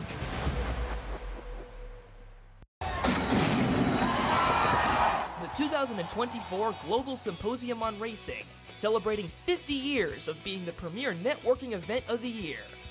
50 years of connecting the who's who of racing and collaborating face-to-face with key decision makers. Discover the latest technology and innovation while being a part of the international conversation. Join us December 9th through 11th. Register at racingsymposium.com. Back with you on our Fox Sports 2 coverage on a big Saturday in the sport, especially at Woodbine. Several win-and-you're-in races and 2 more to come. Last year in the Summer Stakes, what an effort this was. We're going to pick it up late here, but if you could see how wide Carson's run was heading into the stretch, this was a wow performance. This was a wow performance and a harbinger of things to come. Dylan Davis celebrating under the wire there. His second Grade 1 victory up to that point, both north of the border. And now Carson's run provided him with his first Grade 1 stateside in Saratoga this past summer. Yeah, that Saratoga Derby Invitational win. So that was last year for Christophe Clement. This year's edition, we have the top 3 finishers coming out of that soaring free stakes, sprinting 6.5 furlongs, obviously going a mile in this spot. We have, again, that Godolphin Blue Silk, Charlie Appleby. We'll have William Buick on Al Quadra, who right now is the even money favorite, JK, deserving to be that short. Yeah, I mean, look, the success that Charlie Appleby's had at Woodbine in Grade 1s on the show. I mean, he just won a race 4 minutes ago. It definitely leads people to believe that when he brings one over here, they're well meant. And Al Quadra ran well last time. I thought New Century has run well as well. Here's our post parade. We start with Dream On Marcassi. Yeah, Marcassi, several runners in here, and this is a horse that should be forward. It's been in front sprinting. First Resort, his mom was actually third beat a neck in the Natalma. Yeah, hasn't run on the turf yet, making the turf debut. Cool Collected, stretching out for Patrick Dixon. Yeah, Cool Collected is another one who ran well on the turf last time, but does need to get a little bit faster. Cairo Caper was the best of the bunch in that soaring free. Yeah, undefeated on turf now, 2 for 2, sprinting. Has a pedigree, should stretch out. Marcassi with a big price here. John Velasquez special session. Yeah, with a maiden, but you get Hall of Famer Johnny Velasquez, Tracy Farmer, homebred. Here is the favorite for Godolphin, Charlie Appleby, William Buick. Yeah, Charlie Appleby is 8 for 11 in Grade 1s at Woodbine. And he beat this one pretty handily last time out, New Century. Yeah, he did. That was going 7 furlongs. The New Century came back and won going a mile. Oyson Murphy, a rising star in Europe. Thread, 47-1. And here's Winterberry. Marcassi, Patrick Husbands. Was very impressive on synthetic and comes in off a real solid work on the turf for Mark DJ Stable. And I Am Groot draws in off the also eligible. Yeah, seems to lend some speed to the affair as well. This is a maiden who is trying turf for the first time after being on synthetic. I guess you're not Guardians of the Galaxy fans. I got it. Okay, good. Yeah, I got it. This is what's on the line for the Summer Stakes. I heard silence. Automatic entry into that Breeders' Cup Juvenile Turf, November 1st at Del Mar. Entry fees of $30,000, $10,000 nominator award, and $10,000 travel allowance for horses stabled outside of California. We don't know who's going to step up. So many of these horses stretching out in distance for the first time, taking on graded stakes company for the first time, Mig. And as we've talked about, top 3 finishers coming out of this stake here, that soaring free. Yeah, listen, they're young horses. They're changing all the time. And what you see 1 week is going to be completely different the next week, if you will. So I think it's very interesting to watch them develop and change. Also interesting that the European horses have more experience than the North American horses. But Cairo Caper was very good. I like the way he traveled into the stretch. He gives you the impression going further is going to be right in his wheelhouse. Undefeated on the grass in 2 sprints, JK, and now gets a mile. Yeah, it gets a mile, but it is a one-turn mile at Woodbine, so it's not going to be at least that you got that to lean on in terms of nothing. You're not throwing a ton of new stuff at him. It's not like it's 2 turns and the mile. Both going with the 10, but New Century, who's got to make up 2 1/4 lengths on the 6-5 favorite. He does, but that was going 7 furlongs. Then New Century came back and ran well going the mile. So maybe New Century figured it out between the last time they met. Got a little bit better between the last time that they met. I like the 4-1 in this spot. This is how I got through 8th grade. I just copied him. We'll see if he can turn the tables. Maybe it's a distance, but maybe he looked impressive in that race because Quadro was not in that race. No, I think it's a fair point. And, they're coming off of races where they were running straight away. Now they're going left-handed. Both of these horses have run left-handed once in their career. And it's such a sweeping, gentle turn at Woodbine. I don't anticipate it being an issue, but it's always something to look at. What about pace, too, with this one of several Marcassis who gets in Winterberry, the 14? This will be the turf debut. 1 start and now the stretch out. So, lacking a little seasoning, I guess, to try and get this mile. Well, based on the top 5 finish, the all super high 5 finish that Mark Casse had in the Natalma, you'd like to probably think you need to upgrade all of these horses that he has in here. The 13 and the 14 both have speed from outside draws. Now, it is a 1-turn mile, so they have the entire stretch to kind of find position. But when they get to that turn, I don't think they want to be 3, 4, 5 wide. So that makes me feel like these 2 horses should run away from there a little bit. There should be at least an honest pace. Minute to post in a win and you're in for the Breeders' Cup Juvenile Turf. And then, of course, we get to the big one, the Rogers Woodbine Mile. When we look at the Woodbine Mile, the Breeders' Cup Mile winners who've pulled off that double, Master of the Seas. Did it last year for Godolphin. They'll try and take the first step of that to do it again with Naval Power, Modern Games. And then the Great Wise Dan, you saw World Approval. Pulled it off for Marcassi. It's a pretty elite list.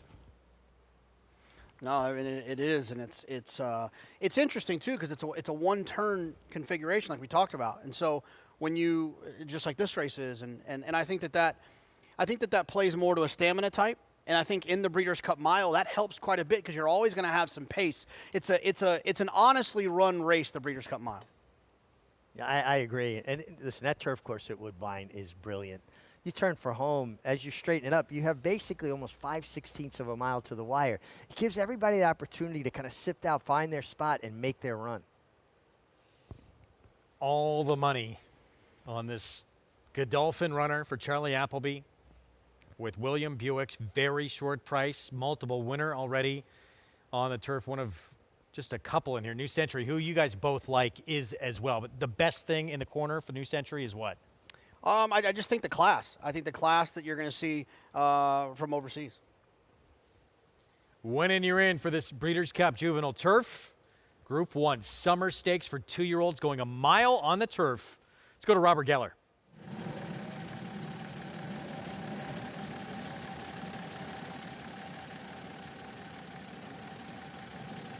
The field going in very nicely for the start with 40 and 5. Winterberry and Groot. Stand by for a start here as Groot comes to the outside gate and is the ride for Rafael Hernandez, and the favorite is Alcudra. It's the Bet 365 Summer Stakes. They're almost right. And goes in, they're ready to run. Locked up. Starter looks across. The field is on its way, and a very good start for Groot from the outside with Winterberry, and showing up is 40 and 5. And coming right through is Dream On the inside to join the leading pack, and Handy in the center. Right through goes First Resort, and they are in the top flight. Cairo Caper on the outside from Cool Collected. Alcudra's well back early, so too Special Session on the inside. And moving forward is New Century, and about 8 lengths covers the field, and showing up in front is Groot. Groot the leader, out by 2 lengths to Winterberry. Dream On is third, a length and a half away Cairo Caper, 40 and 5 on the inside. Mid-pack, Cool Collected picking up the bit. Over on the inside, First Resort has got back. Al Qudra is still well behind as third last from Special Session, and absolute last is New Century. They run down the side, a half mile to run, and the leader is still Groot by a length to Winterberry. A length away third, Dream On. Cairo Caper fourth, 40 and 5 fifth, and then Cool Collected. Starting to edge up into it, Al Qudra started to also pick up again as First Resort as they sprint. New Century is second last, and last is Special Session. As they turn in the bid, 365 Summer Stakes, and now they come after Groot. Up the inside, Dream On sneaks to the front. Winterberry launching down the center, then Cairo Caper, and right down the outside, here comes William Buick on Al Qudra and Oisin Murphy on New Century, and they're eating up the ground. Dream On in front, being chased by Al Qudra and New Century, and drifting a little bit here is the leader. It's still Dream On coming to the leaders on the outside. New Century, Al Qudra in the center, and Oisin Murphy will take honours with New Century by a length and a quarter. Al Qudra in the third spot. Dream On wobbled about in the stretch, and First Resort has run fourth from Cairo Caper, and the time is 1:32.80.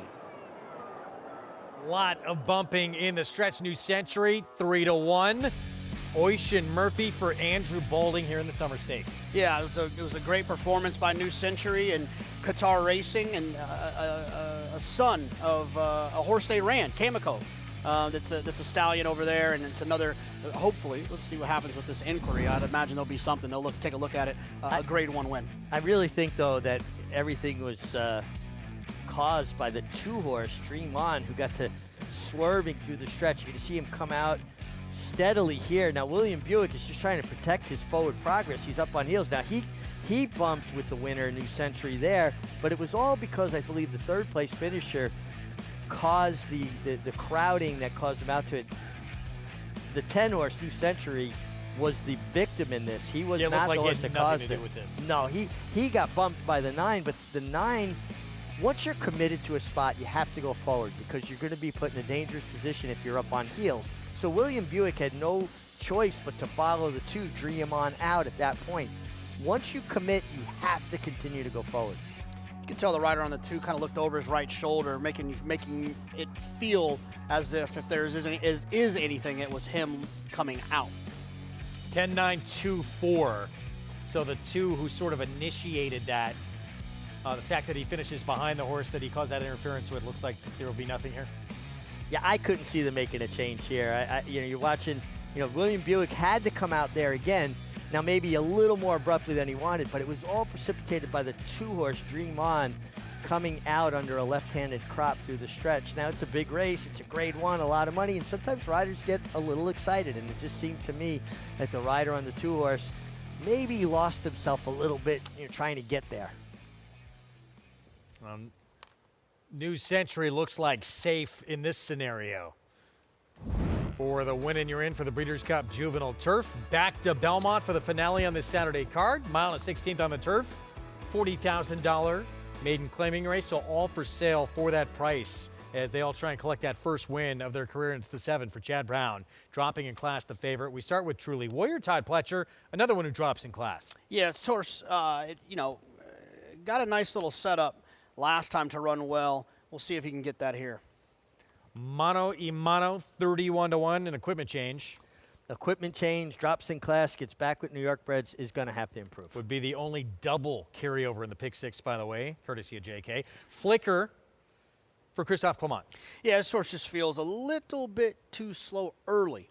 And we know this one's quick early, Victory Dash. Yeah, stepping up in company after showing that good speed at Ellis Park. Poker Joker, Clement Barn as well, has some efforts that really stack up with a favorite, although last start not as good. Yeah, this is where I'm going to go with Poker Joker. I think this horse is sitting on a big race. Blinker's coming off the 6, 31-1. Yeah, has had plenty of chances. Feels like another one just has to improve a bit. Here's the favorite, Chad Brown, Klarovich with Manny Franco out of favor. Yeah, Klarovich and Chad Brown won a lot of races. This is too short of a price on this horse for me. Salacious, this one's interesting. The Dam produced a multiple graded stakes winner on the turf, who's a Grade 1 winner on the grass as well. Yeah, tried turf one time, kind of on a par with the dirt races as well.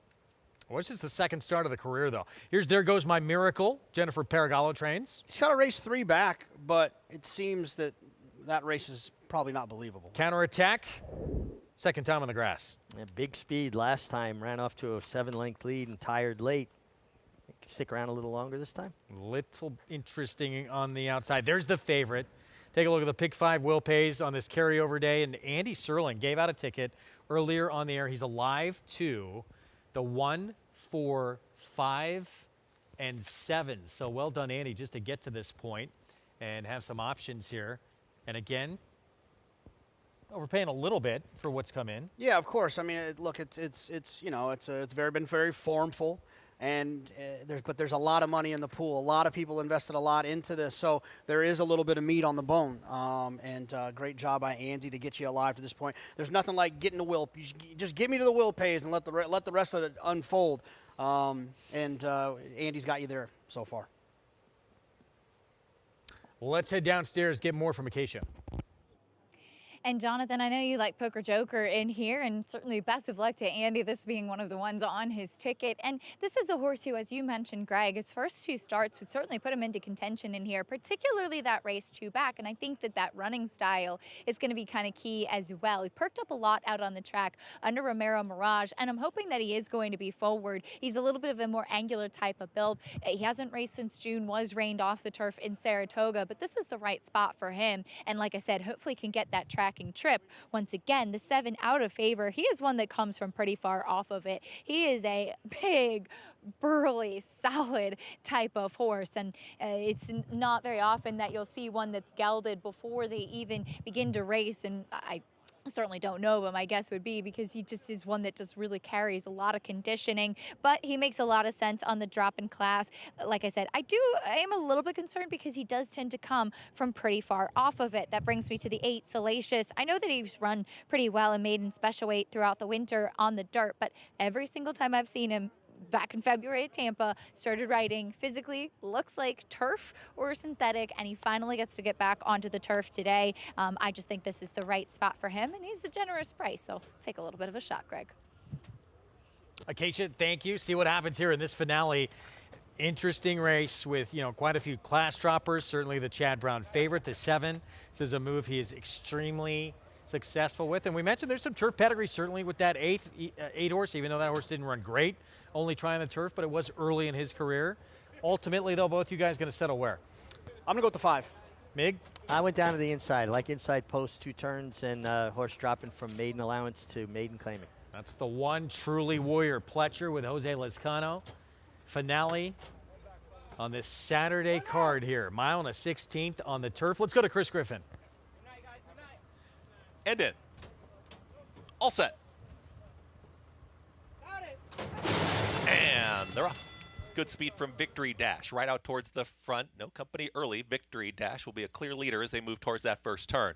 Truly Warriors joining down towards the inside now with Mano y Mano. They get in tight there as into that turn will be Victory Dash still clear, and now Salacious is joining this leader from second. Out wider comes There Goes My Miracle. No choice, but counterattack is going to be 4 wide around that turn. Saving ground to the inside is Poker Joker, is now tracking from 5th. In behind that comes Pujol, is now in the 6th position. At the rail, it is Mano y Mano, is now in 7th, and behind them comes Out of Favor.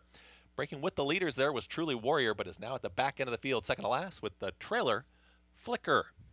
23-4 for the opening quarter mile. Victory Dash has the lead. It's Victory Dash comfortable on the front end, being chased by Salacious towards the outside, and there's counterattack, trying to save a touch of ground, but is still wide. And the center of the course now is tracking from 3rd. Losing ground quickly there was There Goes My Miracles back to 5th.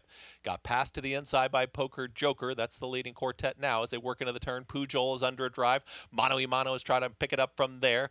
Out of Favor is still about 7 lengths off the lead, and from the back trying to rally on is Flicker with Truly Warrior. The leader is Victory Dash. They've got to catch Victory Dash. All in is Salacious. The rest trying to pick it up with Poker Joker. Also all in. Victory Dash is going to hug the rail. Eric Hansel is now cut loose, and Victory Dash looks very strong here in the lane. It is Victory Dash who's opening up with every stride, still 4 lengths clear. Victory Dash has a final furlong to get. They're chasing this leader, approaching the final 16th. A move down towards the inside from Flicker, also Out of Favor. Victory Dash almost there. Victory Dash takes them all the way. Flicker will get up for second. Then came Salacious and Out of Favor in 1 minute 42 and 3. Victory Dash closes things out with a bit of an upset here at 7-1.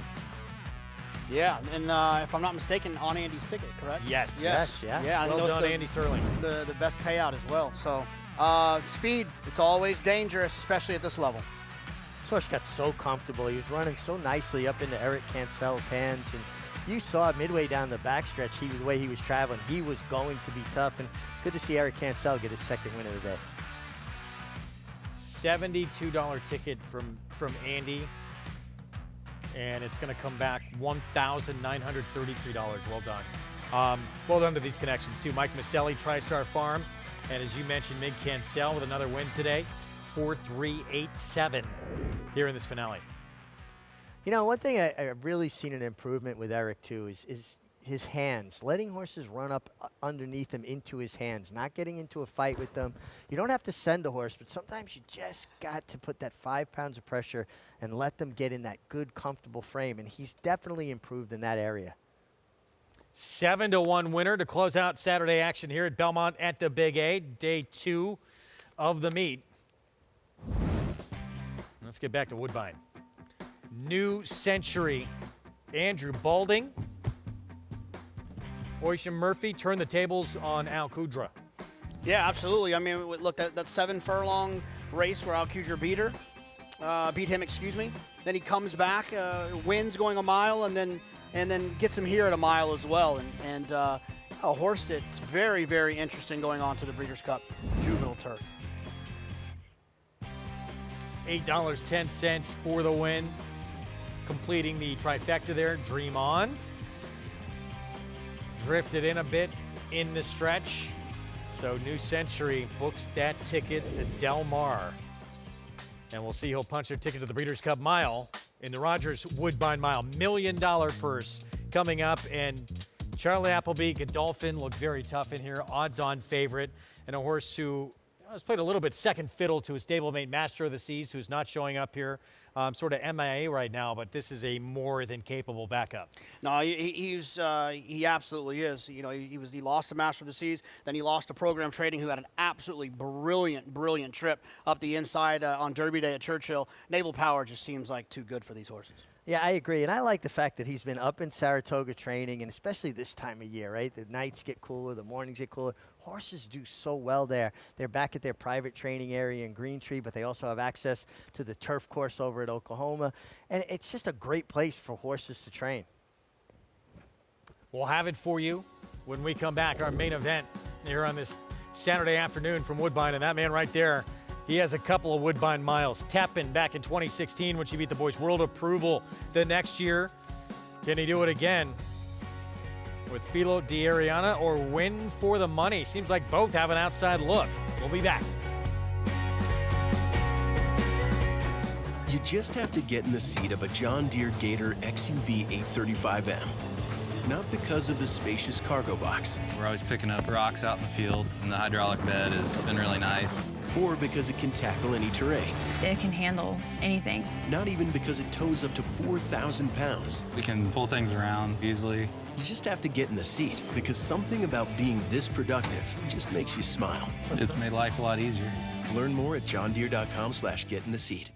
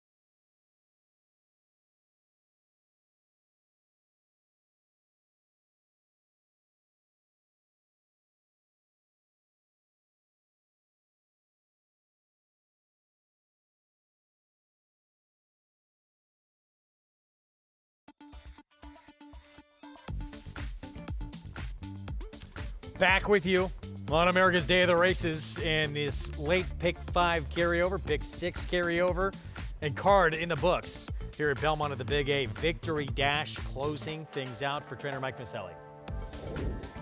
Mike Maselli does a terrific job, was a terrific jockey, won the Travers Stakes in 1974 with Holding Patton, and he's gone on to a very successful training career as well.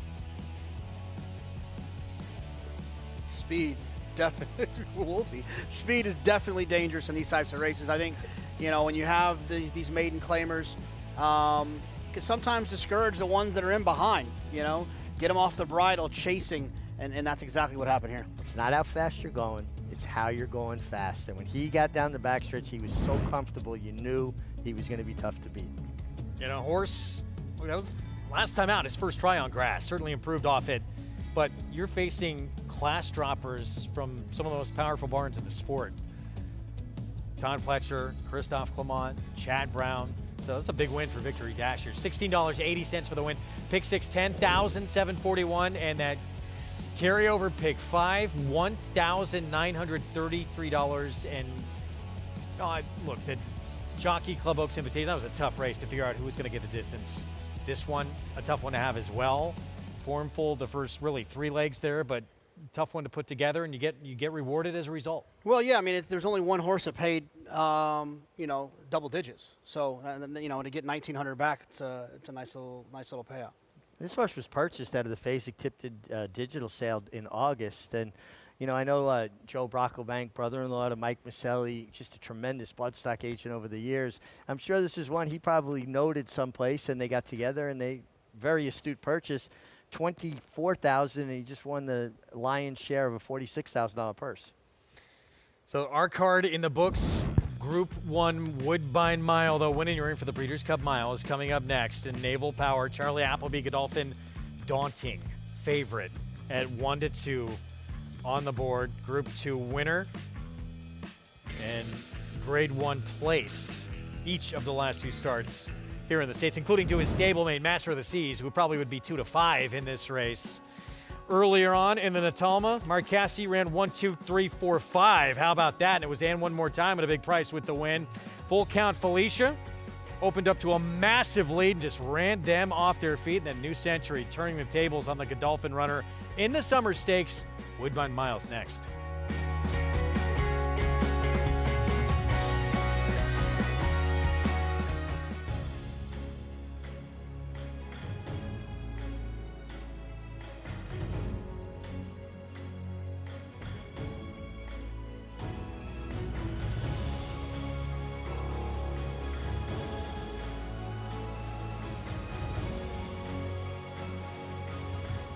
Olympiad leads American Revolution. Olympiad gets the gold in the Jockey Club Gold Cup.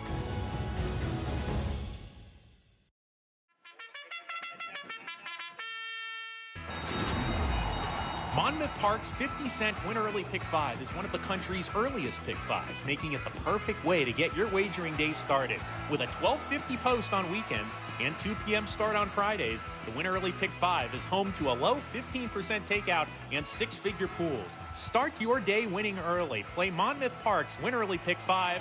Win early, win often.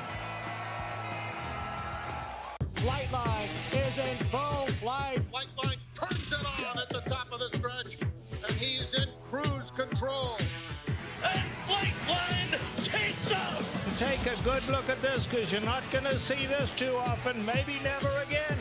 Flightline, 20 lengths clear. World-class racehorse, world-class performance at a world championship event.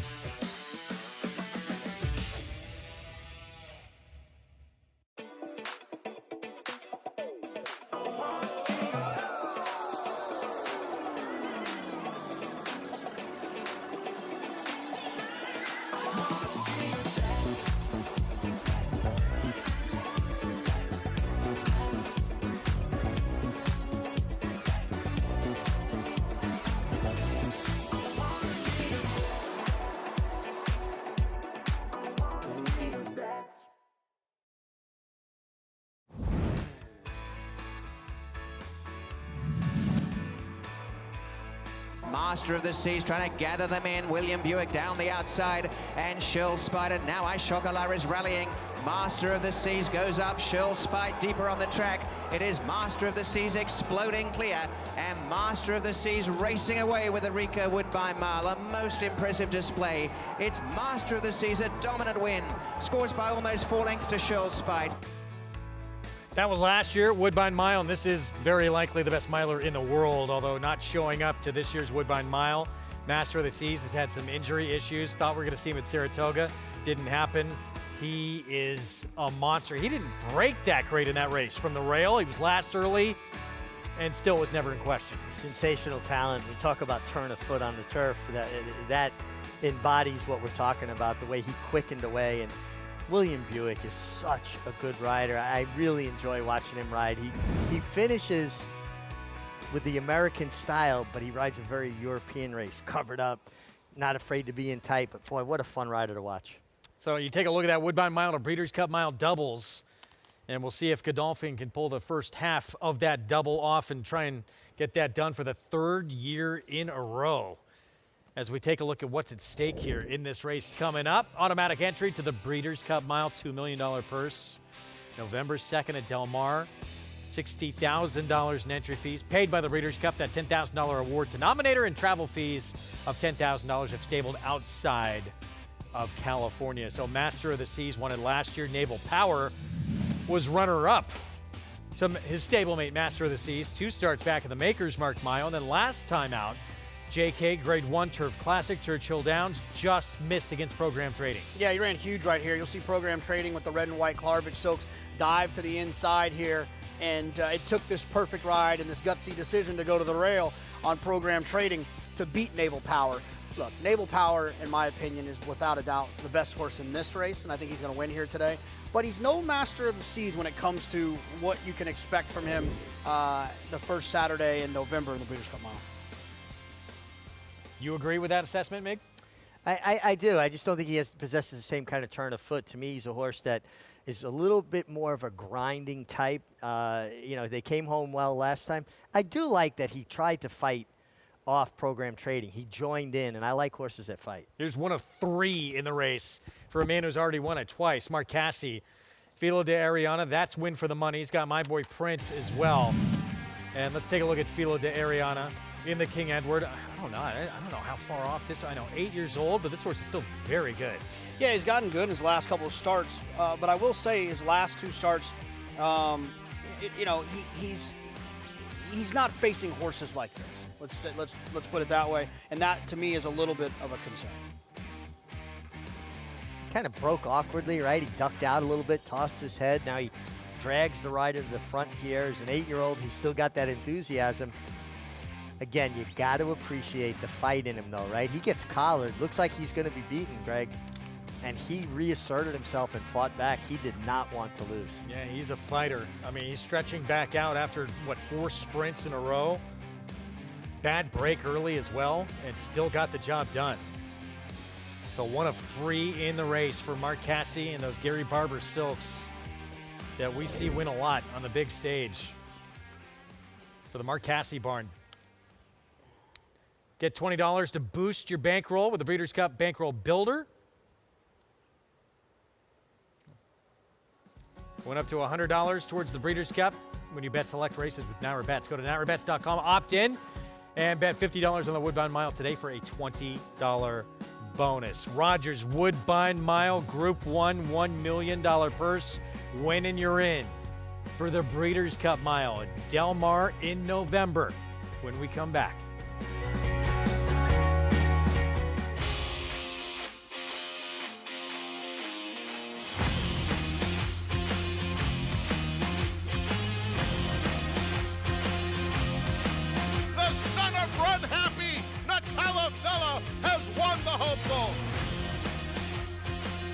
Rodney is widening the margin now. It's going to be Rodney to win the Affirmed Success. Eclipse champion Run Happy, price for value, and standing strong at Claiborne Farm.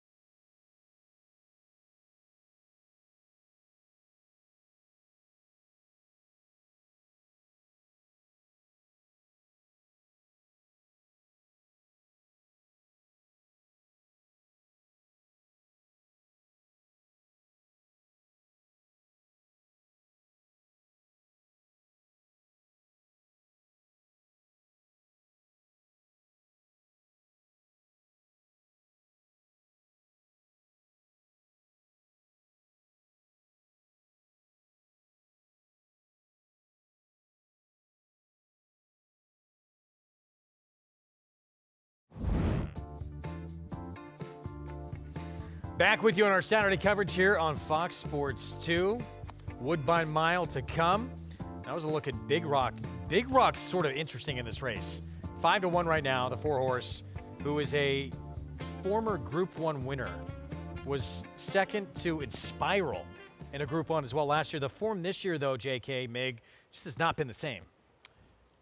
Yeah, go ahead. Leaves a lot to be desired this year because this horse kept, the best of company and handled himself well, and it's just been like a steady slide. Now they're adding blinkers. There's Naval Power, odds-on favorite.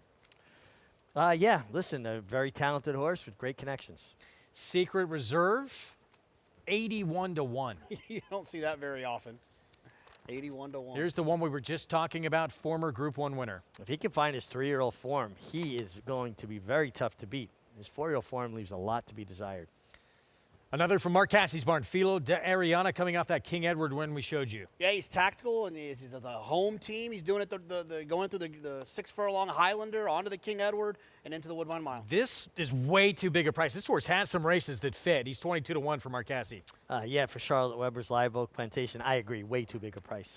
Niagara Skyline, another big price at 49-1. Yeah, just not fast enough, and if his style's good, it feels like Filo de Ariana would take advantage of that. And the last of the trio from Mark Cassie here, My Boy Prince. Yeah, the lone 3-year-old in this field was actually runner-up to Carson's Run last year in the Summer Stakes. He's going to have to improve to handle some of these. And we skipped over Play Me a Tune from the rail, won the first 2 starts of his career. He's getting on turf for the first time. Yeah, but he's run fast on the synthetic, and I know it's not an exact science or an easy conversion, but he does have some fast numbers, and if he takes to the grass or moves up on the grass, he could give Naval Power a run for his money. And he just missed against a horse who's running in the next race, by the way, who's a monster on synthetic. Patches O'Houlihan just missed against that horse. So he's got real ability, at least on synthetic. Dodgeball, yeah. I'm with you. There's the big favorite. So JK sticking with the odds-on favorite, Naval Power for Godolphin. Mig, you're going to go with this horse who, as a 3-year-old, he would have been right there with Naval Power probably. His 3-year-old races, listen, he won the Grade 1 Queen Elizabeth. He was runner-up in the Prix de Moulin in France. I mean, this is a world-class miler who just seems to have lost his way as a 4-year-old. Now, the fact that they've continued on with him because he is a Group 1 winner, so he has residual value probably as a stallion someplace, tells me that they still like the way he's doing. They add blinkers. So I'm just hoping that he finds his past form, because his past form... He's the really interesting horse in here if he can get back to that 3-year-old form. Yes, no he's actually better than Naval Power when he's on his good day. Now, is he going to be on his good day? I'm willing to take a chance and find out at 5-1. $1.7 million in earnings. Of course, the majority of that during that incredible 2023 campaign. Of the Mark Cassie runners, look, we talked about Filo de Ariana. What about Win for the Money, the 6? He's just a little light on numbers, and there's not anything that I could really do creatively to make him as fast as some of these other ones. It's simply just a math thing for me. I just don't think he's as fast as these other horses. I think the other Mark Cassie on the rail is more interesting because I can actually spin you a tale in which Play Me a Tune takes a step forward, wanted to get on the grass all the time. Excuse me, with Josie Carroll. I got my Canadian trainers mixed up. I will say about Play Me a Tune, I find this interesting when we prepare for the shows. The racing manager for Chiefswood Stable is Rob Landry, who was a terrific rider. He actually used to ride this horse's dam. Now he manages the stable. He won 6 races on the dam. And this horse looks like he's got serious talent. Now, is it going to translate to turf? That's the question. Yeah. And, first 2 wins of the career, dominant on synthetic. Then someone would say too soon. Patches O'Houlihan, who's in that next race. I know we're going to be off air. I believe 8 for 9 in his career. He is 9 for 11. Excuse me. He's a monster. Just misses against him. If he's better on turf than he is on synthetic, he could be a real challenge here. Yeah, I mean, he does have a couple more questions to answer too, though. Does he want to go the extra furlong and a half? But it's interesting that he shows up in here. It's Josie Carroll has done a lot of has won a lot of races at Woodbine. I think she knows what kind of horse can win a Woodbine Mile. And they have worked this horse on turf. You know, and like Jonathan said, it's not a perfect correlation, right? Horses that handle synth. But a lot of times if they handle synthetic, they tend to handle turf. And look, there's a question mark here. Obviously, Naval Power, 3 to 5, deserves probably to be that price. We haven't seen him since May 4th. Not a great sign. Well, yeah, no, you're right. Definitely not a great sign. But it could be one of those situations where, you know, this was kind of always the target. You know, he started working. He got back on the work tab August 2nd. At Saratoga. He worked on the turf, and he worked with Beautiful Love, who we just saw win that Grade 3 here. And then has had 5 works essentially every week since then. Yeah, and like I said, he's been training up there at Green Tree for Godolphin. But at the end of the day, he's a Group 2 winner. He's Grade 1 place multiple times now. There's only one Grade 1 winner in this race, and that's number 4, Big Rock. And I thought his last race actually was a step forward from his first 2 races back as a 4-year-old, and I find it interesting they add the blinkers. And, you know, obviously that's in Europe, but that's a horse, you know, talking about the 4, who it seems like a lot of his races he's been forward near the front early. I don't expect that to be the case here. I think there's some, you know, real speed in here. Some horses even, you know, stretching out like Play Me a Tune. So, but I think he can find himself lurking in behind the pace. Yeah, I just, you know, it's just tricky with him. And, you know, I think you're right. I think at 5 to 1 or 9 to 2, you know, I think that's a fair price to find out. But, you know, he won that Grade 1 in Ascot, and then he gets 210 days off, and he just hasn't really picked up his feet since then. No, so, you know, but maybe getting over here is going to help. Maybe you know, North American racing can kind of wake him up. I'll say this for Naval Power, too, and I know he got beat by Master of the Seas, fair enough. Maybe the best miler in the world right now. But in terms of horses he's finished ahead of, Filo de Ariana, Big Rock, would those be the best he's ever beat? Be close to it, wouldn't it? Yeah, that's what he's ever beat, yes. I see what you did there. Not the best he's faced, but the best that he's beat. 3 to 5 favorite, Naval Power, Charlie Appleby, Godolphin, William Buick. Winning, you're in for the Breeders' Cup Mile, $1 million purse. Let's go to Robert Geller for the call.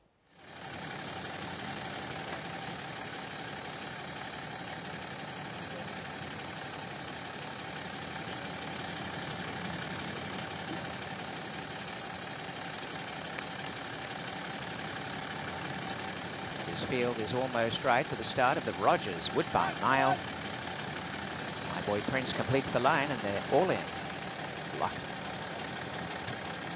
Off they race, and one of the best away, Fila de Ariana with Niagara Skyline, and My Boy Prince on the outside, and coming through nearer the rail is Naval Power to be handy right up on the pace, and it is also right through Play Me a Tune to stay handy, but going out in front, Fila de Ariana. 3 parts of a length to Naval Power. Secret Reserve has come flushing through in the center to push the pace. On the outside, Niagara Skyline. 1.5 lengths to Play Me a Tune. My Boy Prince got back about 4.5 off the lead. Win for the Money is second last, and the early trailer is Big Rock, 1.5 lengths away last. In the Rogers Woodbine Mile, Fila de Ariana shows the way. Traveling smoothly by 1 length to Secret Reserve. Naval Power tucked up on the inside against the hedge. Moving up is Niagara Skyline. In the center, Play Me a Tune. 1.5 lengths away is Win for the Money. My Boy Prince has got back to second last, and the trailer remains Big Rock. About 6 length covers this field, and Fila de Ariana opens up the lead to 1.5 lengths. In second placing, Secret Reserve taking off is Niagara Skyline, taking a shot at the leader. Waiting in the wings, though, is Naval Power and William Buick as they corner. And first for the judge is Fila de Ariana. Naval Power presented with a real run up the inside, and Win for the Money. They're coming, and down the outside, Niagara Skyline. Big Rock is starting to finish well from absolute last, right down the outside. Fila de Ariana in front. On the inside, Win for the Money. Kicking on is Naval Power, and here comes Big Rock right down the outside. Win for the Money's gone to the front. Down the outside, Big Rock, and Win for the Money goes on to win the Rogers Woodbine Mile by 2 lengths. Fila de Ariana second, Big Rock third, Naval Power fourth, then Play Me a Tune, My Boy Prince, Secret Reserve, and Niagara Skyline was last. 132.11. Win for the Money, Mark Casse, his 3rd win in the Woodbine Mile. Patrick Husbands. Yeah, what a turnaround on this form. right? He's down at Gulfstream Park. He wins for fun in a low, what seems not to be grade 1 tight stakes race.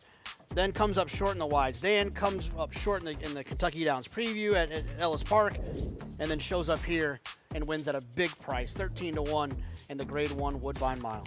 And but he just got a beautiful dream run under Patrick Husbands up the inside, and he finished. Now, it came home the last eighth of a mile in 11-4, a mile in 132. And this was a brilliant performance by Win for the Money. And nice Mark to Casse 1-2. Wow, what a day for Mark, huh? He Sent out the top 5 finishers in the Tolma earlier today. He's already in the Canadian Racing Hall of Fame and already in the American Racing Hall of Fame. What's next? I mean, that's a pretty strong day he's had. Indeed, and now potentially 2 candidates for the Breeders' Cup Mile. Win for the Money had a huge effort off the bench, going a mile and 16th at Gulfstream, and now able to beat the likes of this field. Naval Power, that Group 1 winner we talked about, Big Rock, not to mention Stablemate, the more accomplished Filo de Ariana. It's a nice win. Absolutely, and stamps his ticket for the Breeders' Cup as well. The Breeders' Cup Mile is a win and you're in. To be able to go out there to Del Mar and take a shot at history with a big race like the Breeders' Cup Mile. And on a big day like this, 2 of the biggest names, Moira and now Naval Power, get beat. Yeah, Naval Power had a good enough trip, right? He was sitting in the right spot in the pocket, came out, had his chance, and just kind of come up a touch flat. Big Rock, he ran okay, hung on his left lead, but it was an improvement for his current form. But no doubt about the winner. This was no mistake. Win for the Money was very good today. 13-1 upset in the Woodbine Mile. Winning you're in for the Breeders' Cup Mile. And it's Mark Casse, Patrick Husbands, Live Oak Plantation. Your winner with a 5-year-old by Mohaymen in a big one in that mile division on the turf. We'll be back right after this. War Dancer, New York's leading turf sire, is on fire at the Big A with Dancing Buck wire-to-wire in the elusive quality. Dancing Buck is almost there. Dancing Buck. Power Attack with back-to-back wire-to-wire wins. It's going to be Power Attack. As well as 26 Black. Here's 26 Black surging by them all to win it by a neck. And Roos. Torrigo trying to catch them both. Roos to the inside of the red blinkers. Roos gets the victory. Breed to a winner. War Dancer, proud to stand in New York. These New York bred foals represent many sires. War Dancer, Salamini, Honest Mischief, Central Banker. But they all have one thing in common. Starting in 2026, they'll be running for the same purse money as Open Company 2-year-olds at Naira Tracks. That's nearly 20% more than they run for now. Learn more about it at nybreds.com. It's America's original sport, and no one covers it better than americasbestracing.net. From the sport to the lifestyle, the best races, horses, and destination venues, cocktails, gambling, fashion, and more. americasbestracing.net is a sport for you.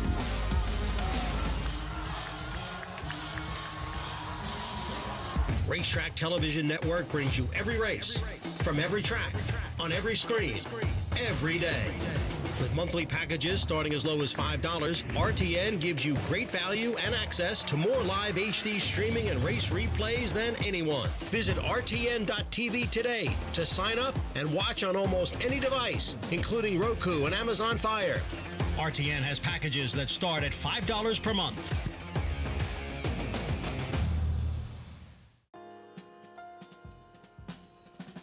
Back with you on America's Day of the Races here on our Fox Sports 2 coverage in a 13-1 upset here in one of the most prestigious turf mile races there is in the country here in this Woodbine Mile. Win for the Money. Mark Casse, his 3rd win in this race. Tepin, who beat the boys 2016 World Approval, and now Win for the Money. And he just has this huge hole on the inside open up to him.